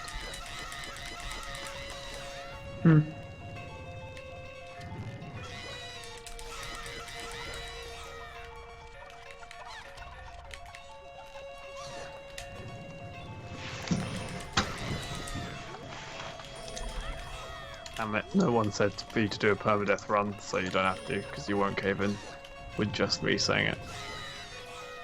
No, I'd have to be mind-bogglingly retarded to do that, which I kind of am already, but yeah, so it's all good. Well, yeah, you think you're the best at this game. That takes some sort of mental challenge. Just because I say I'm the best at something doesn't mean like I'm literally the best person in the world. Like, That's what the best. no, it just means like I'm. So what you're telling me is you're a No, liar. it's an expression. You're a liar.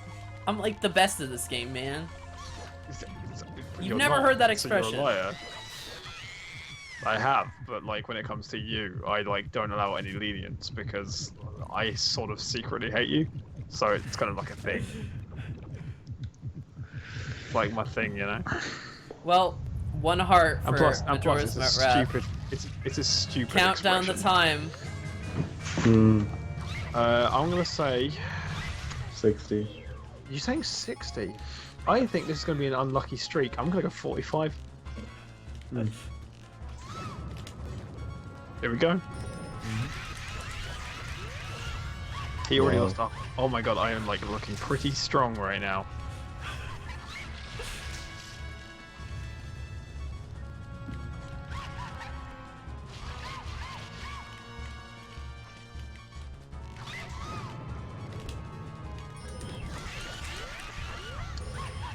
God, fucking, I don't really give a shit whether Michael succeeds or not. I actually just want him to fail at my time. Like that's what matters to me right now. It's like his failure at a specific set time. If he actually Holy shit! who does it go to? Holy shit! I just. Oh, time. What are we on? I think it's you. Have we got it? Yeah, you got it. How close was I? Would be like 43 or like I 30 think something. 35. Okay. I just okay, need we're to get 10 into out. that boss with like 3 hearts. I will be able to do it if I get into that final boss like form. 3 hearts. Everyone on the chat, fucking, if you get some one heart again, give us your predicted death times. Let's make this like a thing. And if you We'll put actually down get real it dead, money. if you get it dead on, then you'll win Mike's giveaway prize for this evening, which is Mike. What is it? What is it? It's What's your a giveaway it's a prize? Steam game that's under $5. But It's Half-Life 1. Hashtag, No. did anyone play that? fucking no. What? Is there You're any such good an asshole. That was such a dumb tweet. I'm gonna say 57 seconds for Majora's Wrath. We got one taker. We got one taker. you sort of have to like put yourself down to one heart now, like for this.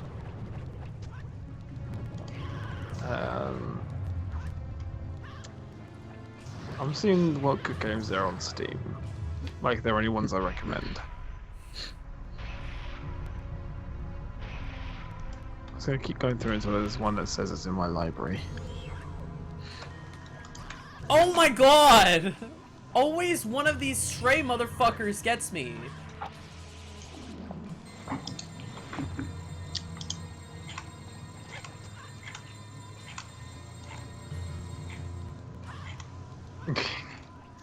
Okay, that's funny, Phil. That's funny. Mhm. God, fucking that trailer, man. Just when they both did their ults, I was like freaking the fuck out.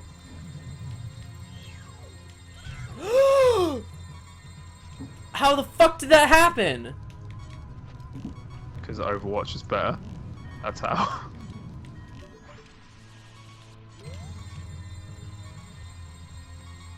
What the fuck? Oh my god. That was You're weird. still alive. But he's on one heart now, so if he goes to the fucking third boss, we're like in the money. You know what? I never said anything against fire arrows. He technically, no, he didn't. I mean, the best player in the world wouldn't fucking use them, but Michael, you know that's just a lie. yeah, no, the best player in the world would actually probably use them because they're the most effective strategy. So therefore, Yeah, the best but player in I'm the world would I'm use just them. saying, Michael. So you wanna cheese at fire arrows, huh? Yeah, these. Oh, Phil, like that was just cold. The way you said it and everything. Oh, the Deadly Tower of Monsters is half price. That's a really good game. So that's what You you just win. got burned for that. You know what you did, Michael. If you do get an exact one, guys, then you'll get the. It's kind of funny because If you get the exact time by the seconds, then I will buy you Grand Theft Auto 5 or something equal of value. No, get them Deadly Tower of Monsters. That's good. Oh wait, okay, I'll look at equal value games for GTA 5. Guys, then. this is super much fun, but like my thought is fucking killing me right now. I Get need them to the new- stop talking, so it's I'll fine. just get out. I'll Okay. watch this display tomorrow. Yeah. Michael, you can do it and stuff, No, he can't. but you need to do it with regular bow. Otherwise, I'm gonna be supremely disappointed. Yeah. Like, I mean, part of me doesn't even want to look at Like, it right I'll now, never to let it be honest. down. Serious. Are you serious? I will still be here to fucking torture him, Phil. Though. Like, You need to do it with a bow. Phil, Whatever. you recover. You recover. I'll make sure fucking he gets tortured. And everyone in the chat fucking wish Phil a good recovery, okay? Everyone in the chat, I want you to like say that fucking get well soon to Phil, because he needs it. Because fucking everyone in the world, like that everyone sort of else in talk the is world getting hates to him. me, but it was worth it. It was worth it. I had a lot of fun. And fucking, we'll miss you, Phil. Everyone say bye to Phil. It's good. Mike, dying now. Please stop. He's actually like, Please stop. he's Oh leaving. my to god, he keeps using fire arrows. That is so disgusting. This is really frustrating to watch. Fucking, you better like put yourself on one heart for this. I'm only using fire arrows for the masks. I don't like them being alive. That's fucking, that's fine as long as you end up on one heart at the end so that we can do our bet. Like, the final form gonna be I'll get a stopwatch out. Okay, well, I have a half a heart. Will that work? That's fine. That means we'll halve everyone's bet time. Alright, see you guys. See you, Also, Phil. I hosted, so... I know. I'll call back. I'll call back. Yeah, just do it when he's in the middle of the third form. I'll do it now. I'll do it immediately.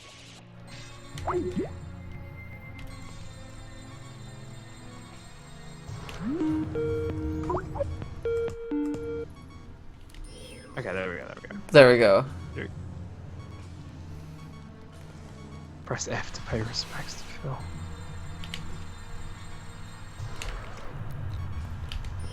What does F do? It helps. It lets you pay respects. Also, key reduce damage too.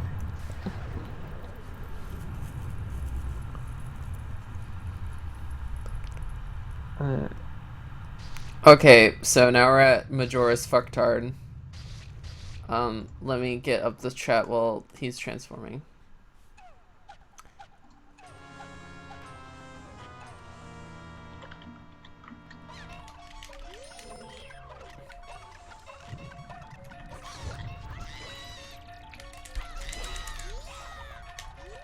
I should get off the fire arrows.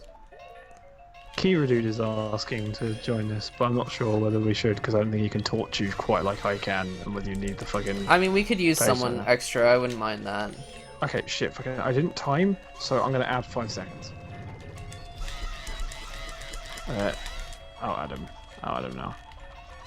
If he does his thingy, I'm dead.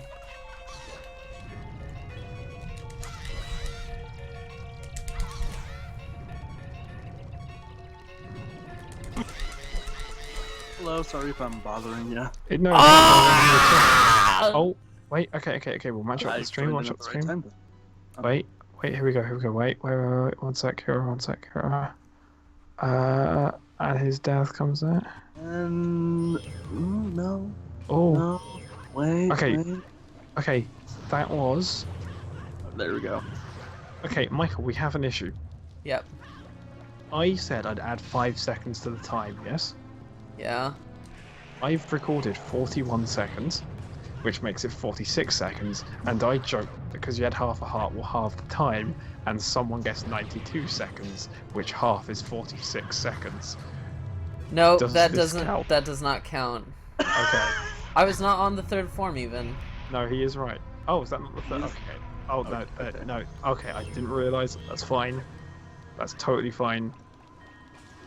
Well, you were close, Thanatos. You tried. Fucking, we'll give Thanatos like. We'll he give gets him. sort of. We'll give him a pity gift. We'll give him a card on Steam or something. So. We'll give him, yeah, I've got loads of cards to trade. You can have one of mine. You're getting quite hungry. I'll eat something after this. I'll eat something once Mike has defeated this, which means I'm gonna starve to death. So it's nice knowing all of you. Give him fucking Spy Fox and Dry Cereal. That's like 72% off right now. I am actually not gonna eat. I am really hungry. I'm not gonna eat until Mike. Fucking We should be finish- raising charity, like with this kind of run. What fucking? No, it's not that impressive. It's Like, not. no offense, but like this is not like charity level of impressive run. Like, we should just be like passively raising money for charity anyway. But like, fucking, it's not that. It's not all that. Like, it's not like it's HGTQ. It's not games done quick. Yeah. Dude, fucking, oh man, I cannot look. I cannot wait for SGTQ because fucking Taskbot are gonna be back this year. I love Taskbot. I used to speedrun this game. It's harder to do on a controller like this though. I just.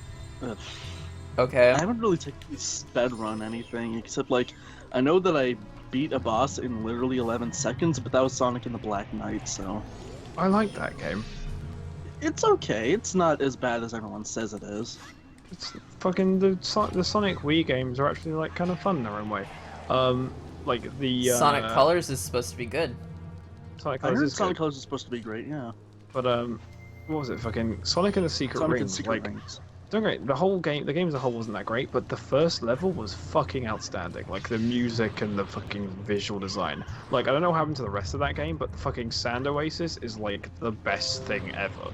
Like, I mean, it gets away with being simple because it's the tutorial level, which is why it can get away with being so straightforward. But like, it's really fun, and like the music is like amazing in that level. And then Dino Jungle comes and ruins the entire game, because fucking Dino Jungle. Why? No, Thanatos, the Max Reward is Resident Evil 6 and the DMCs. Devil May Cry 4 Special Edition. I can't speak. And the Special Edition of DMC 4 is probably one of my favorite games of all time. Oh man, DMC Devil May Cry was so good. And Remember Me's in that bundle, which is a super underrated game. Like, stupidly underrated. For those who haven't played Remember Me, it's the game that created Don't Not Studios, who are the people who created Life is Strange.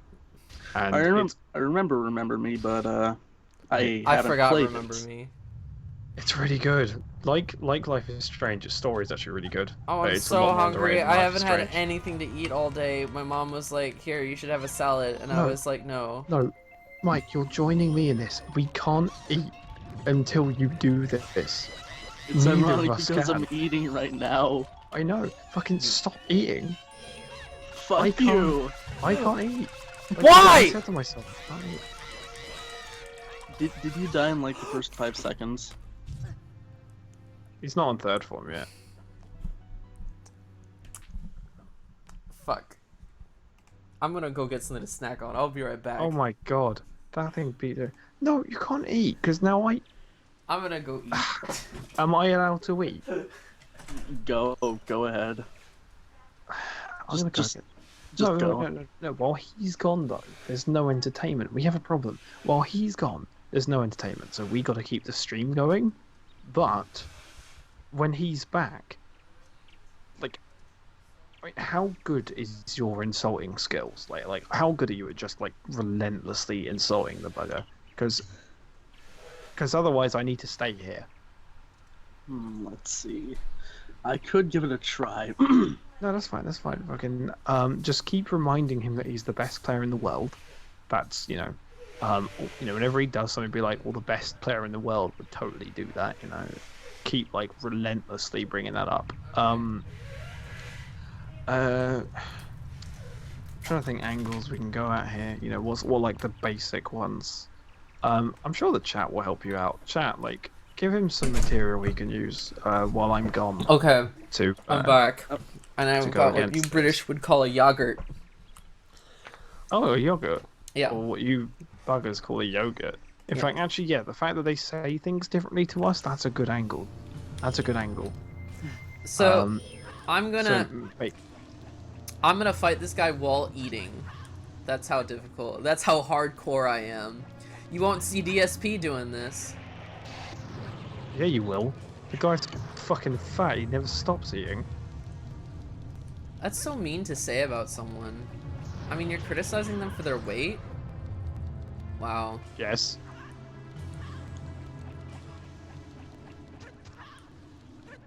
I like how you're bringing this back on me. Like I'm the monster here. Well, you're not. Oh, but And you're a plus- beautiful people. Oh my plus- god! I feel that Did it's you all okay see to- that? I was blocking that! I was I blocking! didn't see it. I think it's okay to fat shame DSP because he thinks it's bugged life mechanics. Right? Anyone else, it's not okay. But fucking Yeah, I him, it's totally agree. fine. I agree. We can fat shame DSP. But like no one else. Like DSP is like an exception for all humanity. Like I don't really think he counts sort of in any of these things. So morality and stuff and that sort of stuff doesn't really apply to him so much. Mainly because oh my god, fucking it's not everyone would have thought it would be like the Bayonetta ones that got to me. But it was actually the SSX one. Because I was the #1 tricky player in the world. Like, not SSX Tricky, in the new SSX. There was the tricky mode in it. SSX. Yeah. Yeah, I was the #1 tricky player in the world for like a year. Damn. Like, it was fucking awesome. But, that was great fun. Good times.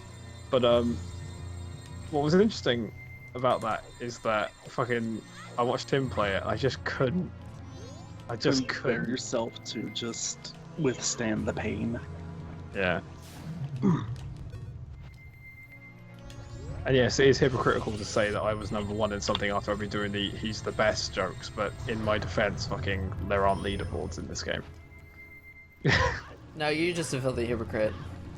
Well, fucking, yeah, but like, I thought that's like kind of what kept us as friends, that we're both like just horrible people. It's true. It's true. I'm only a horrible person on the inside. Like I can be a horrible person when the time comes to it. Like That's but, fine, yeah.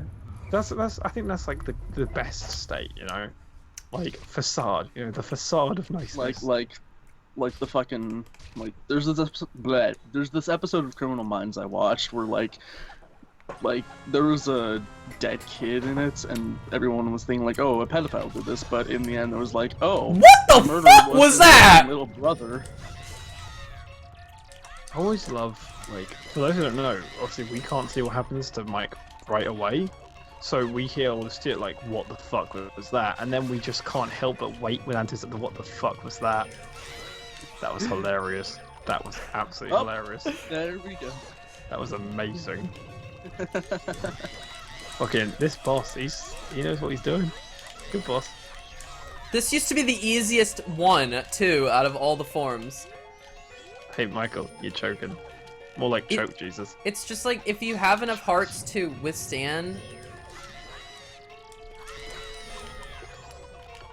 It's easy. But it's not easy when he's super fucking fast, and if you get hit, you die. Well, 3 heart run. That's But my Mike, you're also like the best player in like California, or maybe even like in the entire like I don't know District I of don't know San any Diego. District of San. That's very specific. You're gonna do it. You're gonna do the like. You're the best player in the house. You're gonna make like Michael's games done quick. Yeah, no, don't go too complex with it. With the insults here, you just want to be like simple, brief, and like sudden. Like, but Michael, you're the best. Like, I've been like overdo it. really good at this game. Oh my god, you guys are so mean. Like, games done quick when doing 3-heart run. They would not do Kokiri's sword. No upgrades. I'm teaching him to be mean in my stead so I can eat. Because fucking if he's not mean enough, then there's no point to this exercise. Like, we've got to, you know, get you to be like, you know, be all you can be. You know, that's what the army's like. Right? I'm training to be a roaster. Exactly. Fucking, I'm giving him training right now, so that like for a bit I can go and grab some food, and just sort of, like, to me right now, Michael, my priority is to make your life as bad as it can possibly be. Because Okay. I want you to be like the Joker, where it's Start like, the you know, all it timer! takes is just... Start the Okay, timer! Time is we go. Actually, no, we start the timer when it starts on the stream, so that we can time it accurately. As in, that's how I do it. So like the stream will start, like on the thing. So the moment the gameplay starts again, that's when the timer starts. Yeah, it's more accurate. Yeah, because then we can do it like to the thing. Okay, we've got 57 seconds from Hattori. I'm gonna say 68. I'll go with. Okay, we start the timer. Okay. I'll personally have faith in Michael and go with 74. 74. Valentose is going very strong with 93 now. I think that was his. No, it wasn't. I think it was 60 something, or I don't know. Okay, but mine was 63. I think. Yeah, you did 62. I think I'm exempt. I think I'm exempt anyway. Not because of like the fact I'm streaming, because of just like the fact that I get the satisfaction of being a right arsehole. Like, I think like I just have it too good. No! Oh, okay, we're gonna find out. Fucking, this is looking very good for Hattori, considering the stream delay. This is looking very good for Hattori, considering the stream delay. 56, 57, 58. Oh no, you got wrapped on 57, but you died at 59.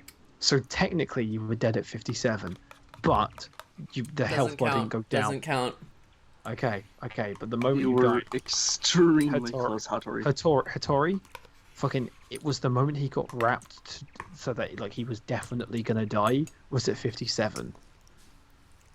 because Michael's an arsehole, he's not allowing it because he's a horrible person. But have some pride in knowing that technically you got that. Like totally. Like if this was me deciding this, you fucking got that. But it's coming out of Mike's wallet because this is Mike's day. Like this is Mike's bad day, not mine. I'm having a good day because I'm ignoring my work, which I shouldn't be. I should actually be doing work. But fucking it doesn't matter. I don't have anything to do because I'm just like stuck here. I've got to get out set up. Anyway, fucking Kira, I'm gonna be gone for about 5-10 minutes. Can I count on you here? Sure thing. All right, I just want to see a start. He's currently eating, so I want you to make fun of him, just while he's doing that. You know, That's what I like piggy, fat shit. No fat No. shaming. That's only for No DSP. fat That's shaming. cruel. Yeah. This is the best shaming. Okay, here we go. So if I can I just get a demo just to make sure that everything's gonna be okay? Michael, like, you're the best. You can do this. You got this Oh my in the god. bag. Okay, thank you. Thank you. I'll be right back. I'll be right back. I love You you. don't- I love you, Kira. You got this. You don't know how hard this is, honestly. Like in terms of first world difficulties, this is up there. I don't know how hard this is because I've never gotten this far, but I know that you got this. I know. I just know. It's intuition. Trust me.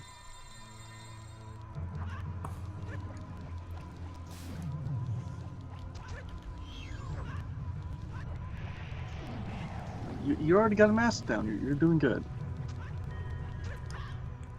Yeah, I've got this. I'll at least have 2 hearts on Majora's Wrath, I think. If I'm careful.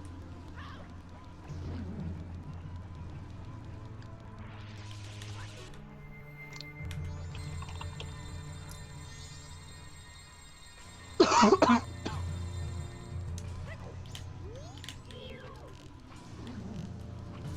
get a timer if Rob won't be back for Majora's Wrath.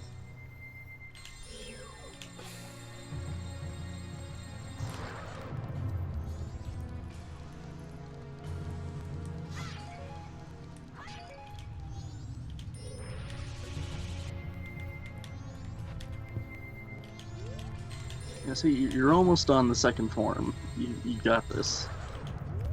I do. I've got it. If he grabs me like that again, though, I don't know how I'm gonna survive. Like, I don't even know if there is a way.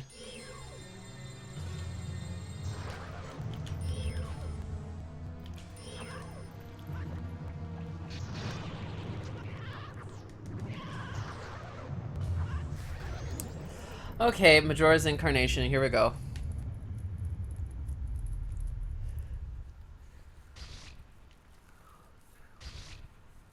Alright, just in case if Michael does survive this, everyone put down a time that you would like to see for Majora's Wrath. I will personally go with 67.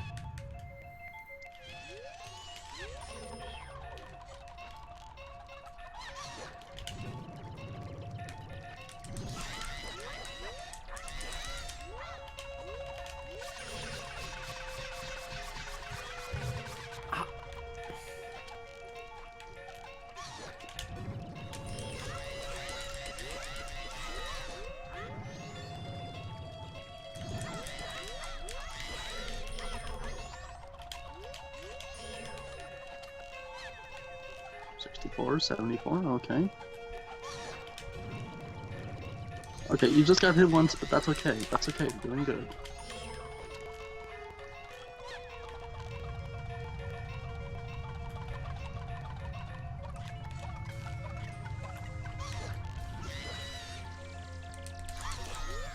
You're doing so well.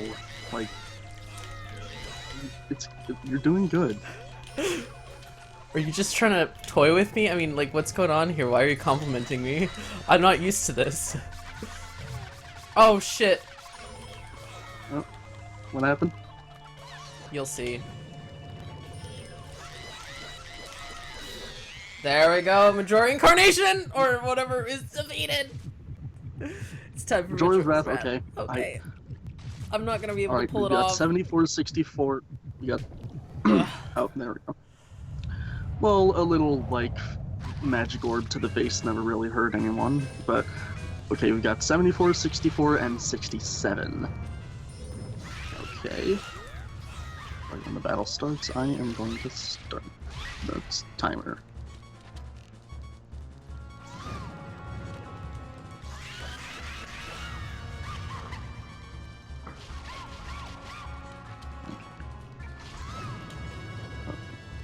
What I'm going to do is I'm actually going to cook some stuff in the oven so that I can come back and monitor. Because I can make something nice and substantial without being gone for too long.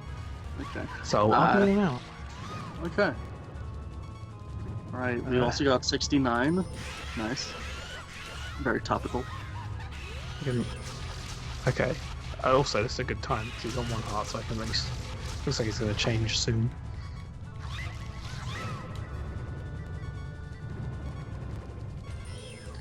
Also, we're not. Go ahead. Again, wait. I have to wait until it catches up on my stream. Oh, he's on half a heart. Oh, he's on half. Oh, wait, yeah, you're right. Which means I guess we're gonna. Okay, we are on 54. We're on half a heart, we're on half a time because I've got all these predictions off of 1 heart. Okay.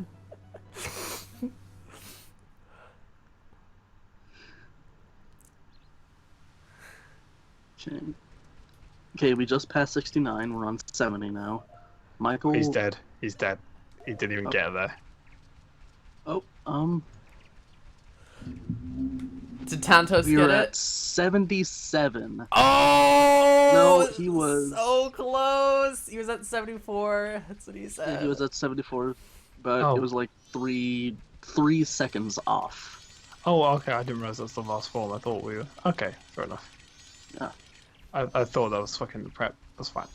Okay, hold on. I'm gonna go get something else to snack on because that didn't fill me up at all. Okay. I actually didn't check what time I came in. I guess it's been a minute, so if I can. I'll go in 4 minutes to check on the thing, and then after that I'm gone for 15. No, for 10, and then 5 after that. Okay, good. I'm good. I'm good. I'm good. I'm good. Good. I'm good. I'm good. I'm good. I'm feeling good. You feeling good? I'm feeling great.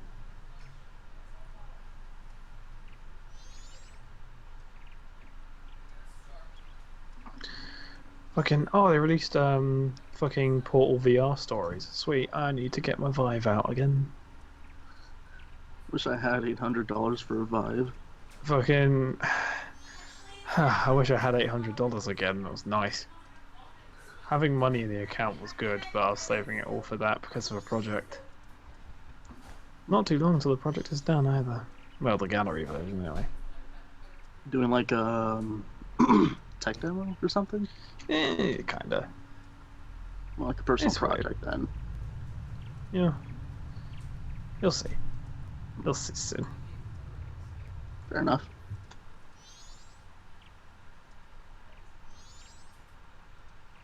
Okay, according to Hattori, was it really worth spending $800 on? Yes. Okay, no holdback, yes. Just yes. I mean, don't get me wrong. I was excited for it, so I guess that kind of. But the experience, the feeling of being part of history in the making, that's kind of priceless. But there's something, especially because it's for the enthusiasts. If you're not an enthusiast, then no, because it's not for you. It's for enthusiasts. It is the best one though.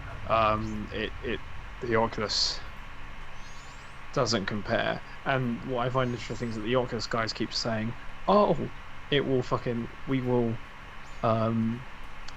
What was it? They keep talking about how but we can do room tracking too, but they don't have any of the safety features. They don't have any of the chaperone systems. Like when I'm in Oculus demos that try to do room scale stuff, I'm bumping into walls constantly. When I'm in the Vive, I haven't bumped into a wall once because it's got really, really, really, really clever features. My friend who worked on VR development, Hank, he was part of a VR developmental company, and the company actually disbanded and let people go because they decided that VR was not actually going to be here to stay. Like, I think it will be.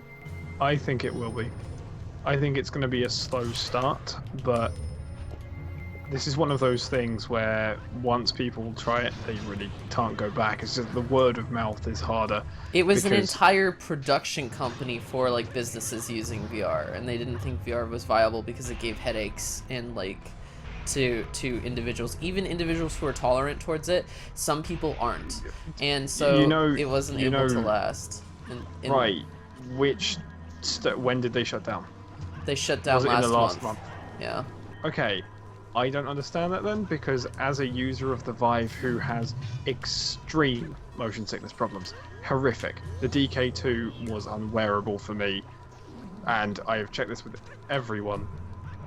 We have not had a single issue with motion sickness on anything. In fact, one of our parts of our tech demo is attempting to induce motion sickness, and we haven't done it yet. We have failed to induce motion sickness. The Vive has been fucking astonishing for it.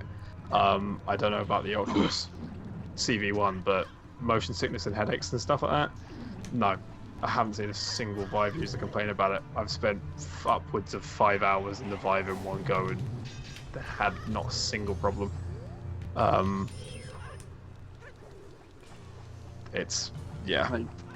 I'm like one of the few people who actually use the 3D feature on the 3DS like I use it. constantly. So I got headaches so badly when I used that. I do not used it all the feel time. anything. I used it all the time, and I got headaches for it. And I was like pushing through the headaches sometimes. I just don't feel anything. Like I'm like some sort of Yeah, that's a good insane point. madman. There were companies that also shut down because they thought VHS and the EU would last. I think it's going to be slow, and I think it's going to be hard on companies for the first 2 years, but it's going to last. I can assure you that there's a future in this, and I wholeheartedly believe in it. Especially with the new 1080 architecture coming out, like VR's. Also, one of the things, of course, was the cost to have it. Like that was a Yeah, huge that's the thing. letdown. That's the thing. But that's the thing. That's because, like I said, it's going to be a slow takeoff. Right now, these are They're specifically about- targeted at people who are excited, at people who believe it has a future, at developers. Like it's definitely, as much as all the adverts are going VR is here, the push behind it isn't actually more about VR is here. It's more about, do you believe in VR? Do you think it has a future?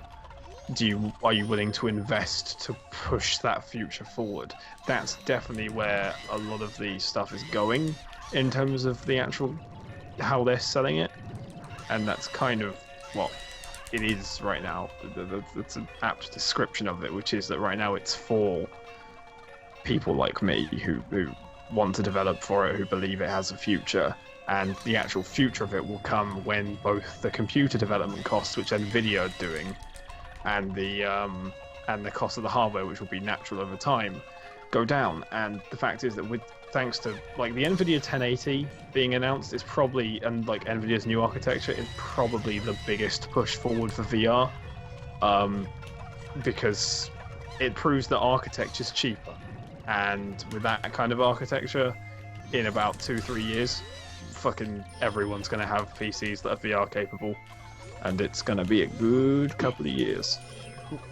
You don't, but things can die out before even the heyday starts. You know, like Yeah, the but you've got Steam behind it, and like I know, like Steam, they don't really let things die, and I don't mean that in like, I don't really technically mean that as a compliment. Yeah, like But- mostly blame indie developers since they're doing a lot of VR stuff right now. Now that I've gathered. I'm gonna quickly go do food stuff. Be back in a Okay. sec. God, I know that study Thanatos. Apparently, we're all gonna turn to anime people. Like, I don't even know if there was a study, like a legit study. I think that might have been just like a troll article. I don't even know. I don't own a Vive or any sort of VR sort of peripheral, so I don't have any comment at all. All I really want, like, a Vive or anything, though, is for, like, Audio Shield, which is developed by the people who did the Audio Surf games, which are some of my personal favorite casual games to play, and I don't know, but it's like, Start then the again, timer. Start the timer. Oh. Okay, everyone set. Pick a time, pick a time. I will Pick a go time. with, since Michael has lasted quite a bit, I will go with, I'll personally go with 68. Okay, we've got 69, 73, and 81.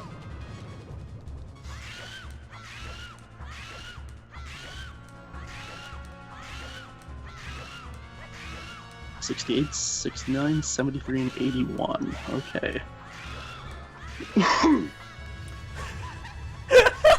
Did you see that stun lock? Oh my god! Not yet. Twitch has a bit of a delay. Wait, up. Oh.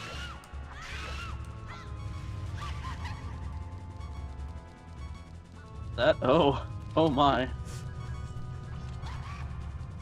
Oh my. This may be shorter than we had expected. I'm back. So Michael put Majora's Wrath into a stun lock for about 10 hits. Interesting. But so I'll tell you one of these things with VR. One of VR's biggest issues, especially getting going, is that it's people like me. I know that sounds weird. It's because a lot of the people who own the VR systems and who invest in the VR systems are passionate. They believe in VR already. You know, they wanted to put their money where their mouth is. They believed in it initially, so you know, people would immediately say, "Well, because you believed in it, of course you're going to say it's good," kind of thing. And there is some truth in that. I can't like hide I died. any potential. Oh, what's it? When did Michael die? No one got it though, because he died at, officially he died at 92 seconds. He died at 92 seconds. Oh, old guesses. Oh, if Thanatos kept using his first guess. So here's what I'll say though. Like, it's not, you say passionate and rich. I'm definitely not rich. It was just a lot of, I knew I was going to be getting a Vive about a year before, and I was saving for a good year because it was for a university project, so there was all sorts of things like behind that decision. I was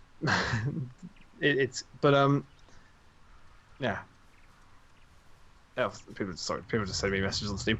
But like, yeah, the thing about the Vive is that I understand, and this is a guy who I was worried about it. Like I was putting my money where my mouth is. I said to the university, I'm going to be deving for the Vive next year, and fucking I had to put my money where the mouth was. That have the $800 ready by next year, and fucking save up for that, and it was a nightmare. And I upgraded my PC for it. I got a 970 build, which can only just about run it. And no, it's not a 2000 clock for the PC. It's about $800 if you get a 970. Actually, not even that. Like, I think people have made like $500 builds for the PC. All right, that's beyond the point. But it's not as expensive for the PC as you may think. And it is a big unknown. But yeah, one of the big things is that the people who champion it will always say the same thing. And I was thinking this when I was originally going to get one as well, which is I was getting annoyed that I kept hearing this thing that said, everyone kept going, well, you haven't tried it yet. And when you try it, it's going to fucking change your opinion instantly. And I always thought to myself, that's such a fucking cop-out. Like, that's such a fucking cop-out. Like, you can't just go, oh, well, you haven't tried it yet. The main issue I have is that when I put that helmet on, all my opinions changed. And the best thing I can say right now is that you haven't tried it yet. And that's a big issue. And the thing, by the way, if you've played the DK2, if you've used the DK2 for the Oculus, that doesn't count. Well, I know for Sony's VR, it might be different because their PS4 controller is a lot less like locked up than it used to be on the PS3. I'm really worried about Sony's VR because they're kind of the bastion of hope. They're like the people who need to do it right. If they don't do it right, then you know, because they're going to be the accessible one. They're going to be the VR that everyone can try out, and then that will lead them to the other ones in the future, and that's fine. So fucking PSVR like needs to succeed. The main issue I have with it is that it's got the resolution of a DK2, which isn't good. But that's fine. Fucking, you can still get convincing VR at low resolution. It's that they have a weird policy, and it worries me. They said that they probably won't allow games on PSVR if they're below 60 FPS. Now, what worries me is they said probably, because the DK2 has motion sickness issues, and that runs at 75 FPS. And it was realized that the real golden ticket was about 90. I think technically it was 88, but 90 is what both the Oculus CV1, the CV1 and the Vive run at 90. The Vive gives you warnings if it goes below 90. It will actually just straight up say on the screen, no, this isn't good. Like this could cause motion sickness. Don't go below 90. It'll plead with you to fucking turn your shit down until it fucking sets at 90. Like, the Vive is very serious about sticking there, and actually when you get stutters when you do go below, it's very noticeable. So actually, yeah, fucking 90 is what's needed, and Sony are weird. Their system runs at 120 Hz, so it can do 120, which is good. But A, it's running on the weakest thing. It's not going to be nearly as powerful as the other PCs, so getting 120 is nearly impossible. But it's interchangeable. The reason they run it at 120 is because the screen can also do 60. And so they're going to be running their apps mainly at 60. And that's really bad. Any fucking CV1, any DK2 user who's moved to the Vive can tell you that fucking running at 60 is a really bad move on their part. And saying that they probably won't allow games that run at 60 mean that, unlike fucking Valve, they don't have your motion sickness in mind. Yeah, God forbid a game that runs at 30. Fucking, oh yeah, but it's an issue because fucking rendering to the Vive is hard. It'll be years before most can afford a good enough PC for VR games. No, it won't. It will be about 2 years at most because fucking Nvidia's new architecture is just fucking rocked the world. Oh hey, for the same price as a fucking 970, you can get what is essentially coming close to two 980s with a fucking 1070, or for twice that price, you can get more than Titans at more efficient specs with the 1080. Like, architecture has just made a huge leap. I don't think people realize how important the 1080's announcement was. This type of architecture for PCs is changing everything. The prices for fucking PC parts on old architectures are about to drop significantly in the next year. Fucking people, it's easy to forget that the rate of progress of creation, which is that we get twice as fast at making twice the amount of progress every year. Fucking, we're always making twice the amount of progress, so it's times 2 times 2 times 2, because we're using technology to help create new technology. That's the equation of progress. And the thing is that people forget that because actually we are going exponentially faster. The speed in which PCs improve and the prices go down on parts is getting faster and faster, and the fact that there's a new architecture type that renders the old ones considered obsolete really cements any sort of thought that, yeah, this is probably what's going to happen. It won't be that long. Like I said, VR's like young days and teenage years are now, but VR's like big form in terms of when everyone has a PC ready to run it. I will bet you that PC ready average will be about 2 years. I think that the average consumer can get a PC that runs VR with relatively little cost in about 2 years. Because the 970 that's the minimum right now costs what, $300, $400, and that's going to go down to about 150, 200.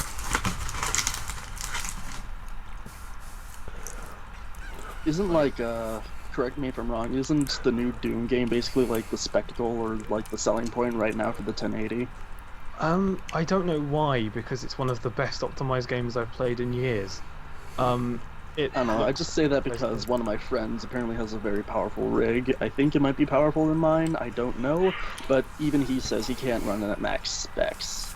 So what's interesting is that you can actually run. I have a 970, and I can run it at max, ultra, but there's a secret one which is called Nightmare, and that only runs if you have more than 5 gigabytes of VRAM, which the 1080 does. So that's why they're using it as the setting, because they've got this hidden away setting, which can only be run by either SLI builds for the most part or by a 1080, which is fine, but like it's a little bit silly because it looks better, but it's hard to tell. I mean, You don't really need I'll tell you it. what it will be better in 4K or 2K, but I run at 1080, and Nightmare. The difference between it pixel wise on a 1080p display is so negligible that it wouldn't matter. If you're running at the 2Ks, if you're running at the 4Ks, then yes, then the 1080s. That's the big selling point. It's if you're a 4K guy and you want to fucking play Doom on Nightmare settings, 4K 60 FPS, then yeah, here you go. Here's your thing. But yeah. Like, I don't really know much. I'm not eating! What are you guys talking about? I haven't been eating for like the last minute. I'm about to go get more food. But no, it's a big issue. One of the things, it's really frustrating to have to be the guy who says, though, the fucking, especially with VR, just like, well, you haven't tried it yet, or at least you haven't tried a Vive yet. And, like, it is so annoying to be the guy who has to say it. Because I don't like to be that guy, because I was frustrated from hearing it from people. But, like fucking Nick, my housemate, like, he said the exact same thing to me, which is, like, I really didn't expect it to be all that, and then I tried it. And it's something that there are problems, there are technical issues, there's pixelation, there's screen door affecting, depending on what game you're playing. If you're fucking playing Elite Dangerous, just don't bother, because like the screen dooring on that is like just nothing you've ever seen. But when you put on the right app with the right setup, just everything changes. It's a nightmare to get started, but my fucking god, like the moment I booted it up for the first time and I put on the lab and it took me to Vesper Peak, that was one of the most amazing moments of my life, because it was this sudden realization with like, wow, this like dumb dream of I could go visit another place but still be in my house kind of suddenly had this like, holy shit, this is the holodeck moment, and it was awesome. Also, forget every motion control system you've ever used in a game. Forget the Wii, forget Kinect. The Vive controllers are seriously impressive. The latency in them is unfeelable. You cannot tell any latency between it. You can't feel any latency in the slightest. I know that all the videos you may have seen will look like they have latency. It's because there's actually latency on the mirrored input. When you mirror inputs on the Vive to another screen, there's about a few milliseconds of latency in the input because it's rendering a second screen, and that's where it looks like there's latency when you see people. If they actually match it up, you'll see it's perfect. It is brilliant. The controllers feel nice. They have simple controls. It's good. It's great. It's fucking brilliant. And I actually can't wait to, because we set the PC up downstairs for it, and I actually can't wait to load up Minecraft and actually give it a go because I'm really looking forward to it because I've been seeing the Node guys play it and yeah, but like VR is really fucking impressive, and I know that you may look at a lot of YouTube videos and think it's quite impressive. The moment you put it on, it's really fucking impressive. It's a leap forward in motion controls, it's a leap forward in immersion, it's a leap forward in screen technologies, latency technologies. Fucking in like 5 years, we're probably gonna get the wireless versions. Shit's about to get nuts. And when the 1080 comes out, I can't wait to fucking get one. And hopefully, apparently rumors are they're going to try and go and make a mini ATX version, mini ATI version, which means I can actually fit it in my small PC, which will be really awesome because it means that fucking I have a powerful rig that's super good for VR as opposed to pretty good for VR. Oh man, like it's so special. It's your first VR experience, fucking make sure it's on a Vive, because you can never have a first VR experience again, and having mine on the DK2 nearly pushed me off VR, but fucking hell, like, it's special. I'm gonna go get food. Okay, you go do that. But I'm sure you guys are gonna now talk about how it sounds like I'm talking like such bollocks for a while. No, that's But, exactly what I it's was gonna do. I was gonna say that, but I can... I'm not just a bit passionate. Also, a guy's asking you about Gonin. Don't say anything yet because I'm not here. We're talking about Gonin 2 when I'm here. Okay. He hasn't seen Gonin, but he's seen the second one. Yeah, I've only seen the second one. Alright, hold the discussion. I'll be right back. So Maybe I then. don't think VR is more than anything but a gimmick. It's not gonna last. It's not viable. It doesn't even sound viable. Getting a console for a console, which is basically what you have to do if you're running it on PC, is absolutely insane. Not gonna happen. We see gimmicks come and go all the time for like the last since the 50s basically. Smell-o-vision, 3D technology for movies, and these things come and go and they revive, and this thing is gonna die out, and we will not see VR come back for probably another 30 years after this kick is over. Talk about cynic, but yeah.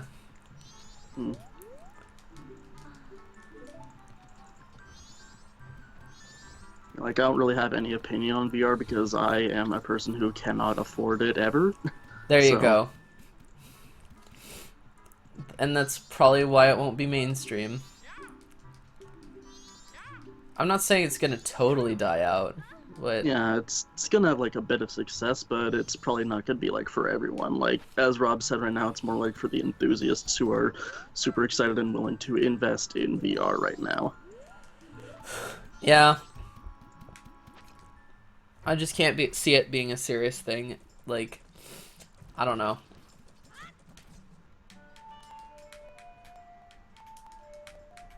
Well, it's fair. With Sony VR, I don't think Sony VR is gonna be mainstream. I don't really have an opinion on that either because the only tech demo I saw for that was the Until Dawn like roller coaster thing.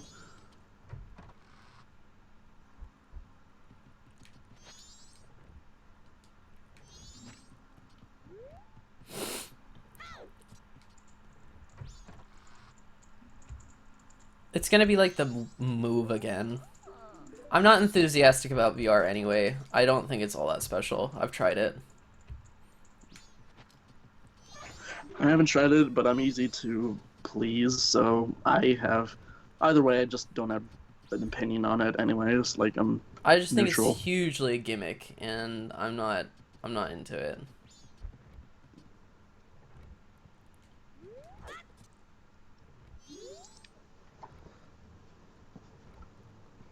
Yeah, just expect them to mostly be looking simulators. Either that or like the games are not gonna like VR it's a gimmick. It's a gimmick and it's not a replacement for a controller.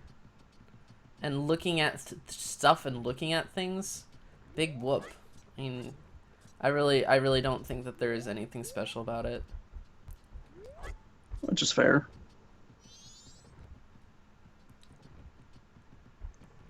Like, I mean, when friggin' dot hack in real life comes up, like, sign me up, to be honest. Yeah, when that sort of shit happens, I don't know. You know, like, I'm not talking about Sword Art Online. Fuck that shit. I want dot hack. I want a new dot hack game like fucking now. No, exactly. That's what I mean. It's nothing. It's not going to replace a proper controller. And if you use a controller in combination with VR, all you're going to do is just play a game, but you can look around with your head, and it's like a gyroscope. I just don't. I don't. I don't think it's. That's not special to me. That's not interesting. So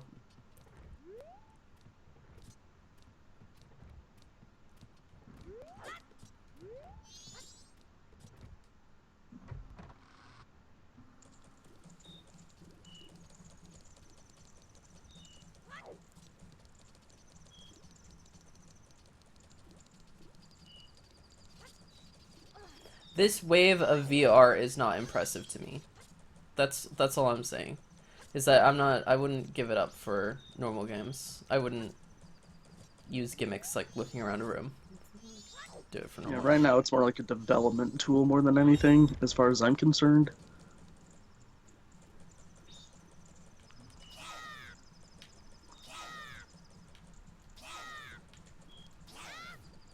No, I wouldn't. No, it really depends. Like, I know that like there's like a few rooms in my house that are rather like open. Like my room isn't, but that's just because it's absolutely small and I haven't moved anything in it in ever. So, you know, like I said, right now it's more like a development tool than anything else, which is pretty much what Rob is using it for, other than like a few games. But I'm glad that he's excited about it. I like Yeah, that he has a it's little. good that he's excited about it. I don't want to squash those. Yeah, we don't want to be absolute assholes and like because like I like it when Rob's happy. He's nice.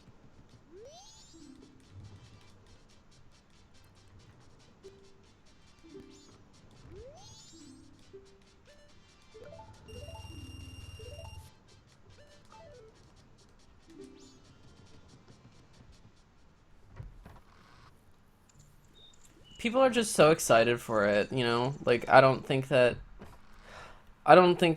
everyone has realistic expectations.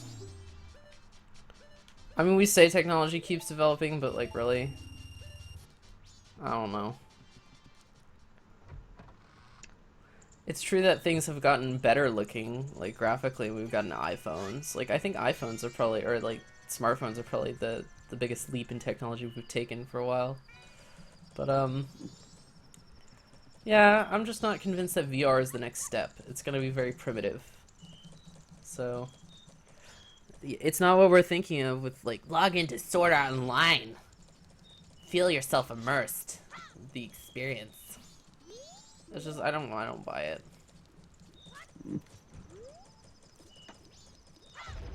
Yeah, it's obviously gonna take work, which is why I say like it's more or less gonna be a development tool at the moment.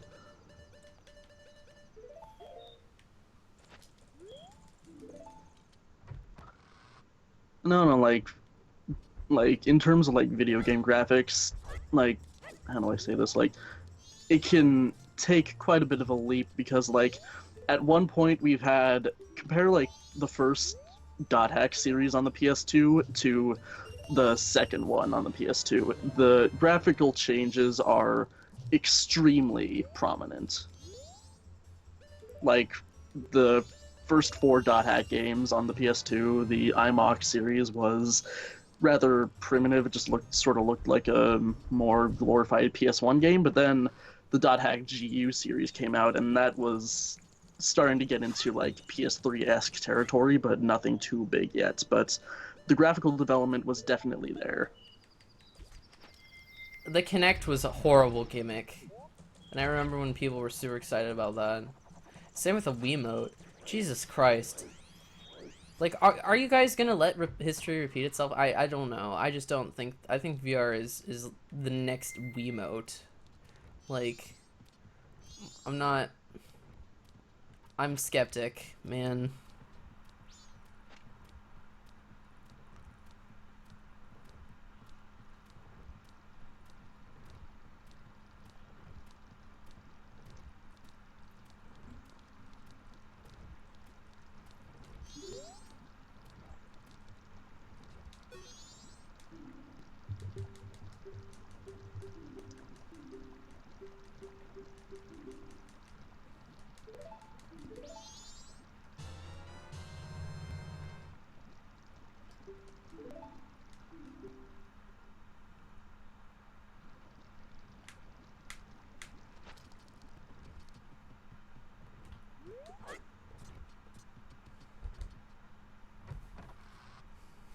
PS2 was a spectacular console. I can argue that it's still one of the greatest ones ever. It was a giant leap between the PS1 and the PS2.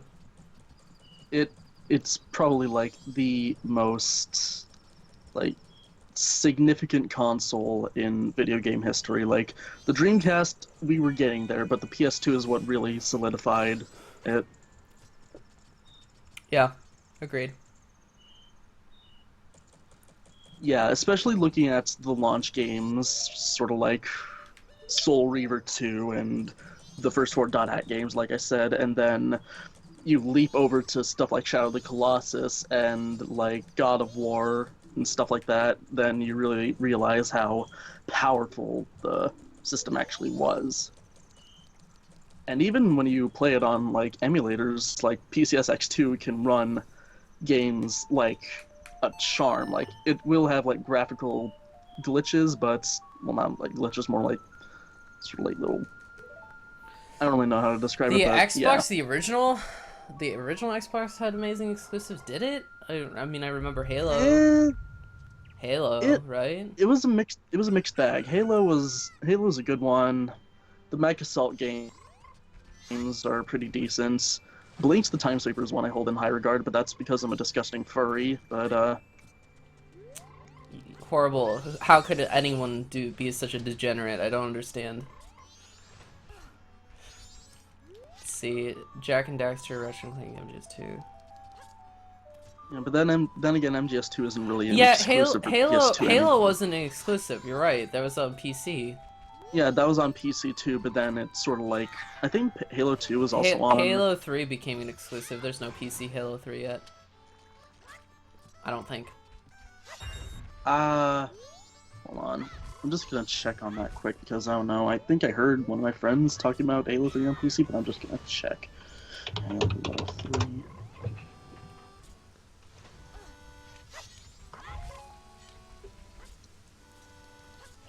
No, Halo 3 was only on Xbox 360 Well, and Xbox I played One. Morrowind on PC, and it's much better on PC than on Xbox. Mods, yo. Yeah, like, and Morrowind was designed for mods. yeah, and also Oddworld Stranger's Wrath has also been ported to stuff. So, but Jack Ryan Radio Future, unfortunately, is still sort of in limbo right now, which is really unfortunate. I'm back. Hey, Rob. We were just And- talking about like. I know. I want to clarify something because I realised there was something that I didn't mention, and I've been looking at the comments and stuff. It's confused the argument a bit. I'm not talking about Oculus VR or PS4 VR, and I mean this simply because I'm not talking about stationary VR, in which you're just looking around. We're talking specifically room scale. Yeah, but good luck with that without a big room. No, don't need them. 1.5 by 2 meters minimum. That's it. And this fucking safety shit Well, then- will make sure you don't hit things. What is the point if you're so limited? Alright, let me explain. Basically, in the Vive, it has a system called Chaperone. It's a safety system because the way you actually use the system itself is you set up 2 base stations in the corners above you, and then that projects lasers essentially, and the lasers are tracking and scanners, and there's stuff and sensors in the headset. Because of this, it basically means that there's a camera in the headset and it coordinates with the lasers general positioning of objects in the room. So before you start a VR thing, you draw out your room, the available space in your room, and it will turn that into grids, and it will turn that into squares and things like that. And then you can stand in the center of your room, no hassle, you won't see anything. And when you walk around your room, it will have an unobtrusive but very faint 3D overlay of a grid.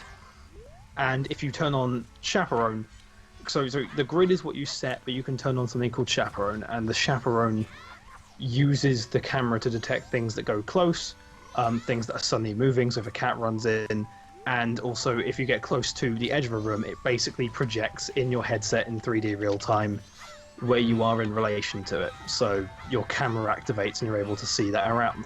So you have that safety feature to stop you from fucking walking into stuff. So if you have a smaller room, then yeah, if you have, and yeah, what's the point if you have a smaller room? Even with 1.5 by 2 meters, there's a lot of games that can do some really interesting stuff with it, and just having small walking around spaces can really enhance stuff. A lot of games currently use what's known as the blink system, which is probably going to be the most commonly used system If you for VR. okay, I've got some definite questions for you then. If Vive is the only one that can do this, and it's extremely expensive, then what's the point? Like, still. That's the main issue, and I think that's the biggest qualm I have with it, which is actually that while I'm sure the Oculus can be convincing and the VR can be convincing, they're definitely more of a gimmick because they're not a genuine change to the act of play and the act of that. They're just a change to the act of looking. And the biggest issue is that there needs to be more pushing towards the idea of room scale. And Oculus have said they can do room scale. I still don't believe them because of their use of trackers and their lack of fucking chaperones. But you know, fucking, they'll say whatever they say. The main thing is that, in a weird way, what has to happen is the PSVR and the Oculus have to be impressive to people, but be a gimmick. They have to be like the Kinect. Well, I assume no, because the Kinect wasn't impressive at all. Like the Wiimote? Or, I don't know, fucking, because then there was the Move, which was like the worst version. Well, it was better, but didn't sell. It has to be a gimmick, though. The Oculus and the PSVR have to sort of be seen as a gimmick, and people have to say, well, I want to walk around. I want immersion. And then they'll be like, oh shit, that's already Nintendo's here. marketing strategy was very viable, and it was cheap and misleading. So it was... Yes. The Wii was a success because of targeting a market, by the way, that no longer exists. In a weird way. The cell phone market is taken complete control over... Yeah. what Nintendo had then. The main issue is that the Vive specifically, and they've done this a bit, but they haven't done it properly. Marketing-wise, they need to say, straight up, separate themselves and go, we are room scale. We're not VR, we're room scale. That's a different thing. Because they are very different. And if they can separate themselves, then here's what needs to happen. People need to feel the separation between the Vive and the PSVR and be interested enough and wowed enough by them, by the Oculus and the PSVR, to see it, but to still see it as a gimmick and say, I want my room scale, and then to be like, that exists, and then room scale will take over. Because the thing about it is that there are the Oculus experiences and the stationary experiences are not... I mean, they're just gimmicks. They really are. Even I'm fucking gonna say that. Like, I, you know, fucking all luck to them, and if you have an Oculus and stuff like that, fucking, I hope you're enjoying it. But it is just looking around the space. It is just a bit extra immersion. I really don't think that form of VR is all that. The reason I am so happy for VR right now is because of the Vive, specifically because the room scale really does change things. Yeah, I mean, for starters, the fact that like the blink system exists, it's basically a way companies move it. I don't think developers are going to take the risk to develop games exclusively for that, nor are they going to utilize the full potential of something like that. I've seen this time and time again with all these different gimmicks for these different things, and it's just... No, AAA won't. AAA most definitely won't. I'm 100% agreeing with you that at least for the first few years, that's not going to be in their interest, and that games that will be done by AAA will be the ones that are Oculus and Vive, and PSVR, the multi ones. So your Eve Valkyries, your Lucky's Tales, that kind of thing. They're going to be across the ones, and they're going to be what they're going to be the big companies doing their VR game, which is basically just a normal game with different head controls, essentially. So it is right now the indie space, and Google, weirdly, Google are putting their bets behind Vive, which I find quite fascinating. It's really weird, like they're doing Tilt Brush, they said they're doing like more apps for it. It's really bizarre, and Google's Tilt Brush is fucking awesome as well. Um, it really is like a weird betting game right now. Like it's kind of a weird wait and see because it could seriously go either way. I just want it to go the way of room scale because I think that VR in its Oculus and PS4 formats aren't all that. I'm actually in the agreement with you that it's a gimmick, but I'm the differences between that and room scale and what the Vive feels like and what it does for games is so different. Like fucking games like Hover Junkers and fucking what was the name of it? It was Hover Junkers Budget Cuts. Budget Cuts was incredible. There are some really fucking interesting Vive games that like literally can't exist without it. Without its combination of moving around the room and its combination of motion controls and things like that. Like, there is some seriously impressive shit. Fucking, like, Budget Cuts is really great because it's a spy stealth game and, like, there are these wonderful moments where you're actually, like, lying on the floor to fucking, like, avoid fucking lasers James Bond style and crawling around and, there's some really cool stuff. There's not the killer app yet. It's not the app, which is going to be like everyone's talking about it for the next like 50 billion years. But yeah, also another thing that was brought up: progress in consoles and technology. The progress looks bigger. Well, no, it looks smaller, but the leaps are technologically bigger. The difference is that actually, in terms of the importance of the leaps, like 2D to 3D, PS1 to PS2, these leaps were huge, but they were actually relatively small in terms of polygon counts, in terms of raw power and that kind of thing. But we're reaching a point now that these huge technological leaps in terms of power don't actually show as much because we've already got things that look nice, and it's a testament to some of the great games and artists and things like that we've had, that we've got games that look great and things like that. But like, if you actually consider that, like, you know, Snake's face in Metal Gear Solid 1 to Metal Gear Solid 2, it's a huge leap, but actually it's what time it's, you know, how many polygons are we talking? Like, the original one was about 5-6 polygons to render his face, and then MGS2 was a lot less blocky, a lot smoother, so we'll say probably about 256 polygons to render his face, which is a big leap. But actually, go from a game like, I'm trying to think of games. Go from Rage to Wolfenstein: The New Order, and what we're actually looking at is a difference of thousands of polygons. The difference is that because we already have thousands of polygons, the polygons are so small that it's fucking pointless to notice. Especially on 1080p displays, it just sort of becomes an issue. So the amount of progress we're making is actually pretty big, but the differences we can actually make with that progress visually, aesthetically, in terms of the AAA development that are just make it games that they say look better, as opposed to actually use unique features like the amount of particles we can use on screen, things like that for gameplay purposes, aren't really cutting it. So in the end, like, in terms of the leaps, we're making big leaps. It just doesn't look like it because it's never going to anymore. We're reaching a point where we're sort of going to start to hit a standstill. Like, we have really fucking good looking games, and that's an issue. And, you know, we could say 4K and that kind of thing.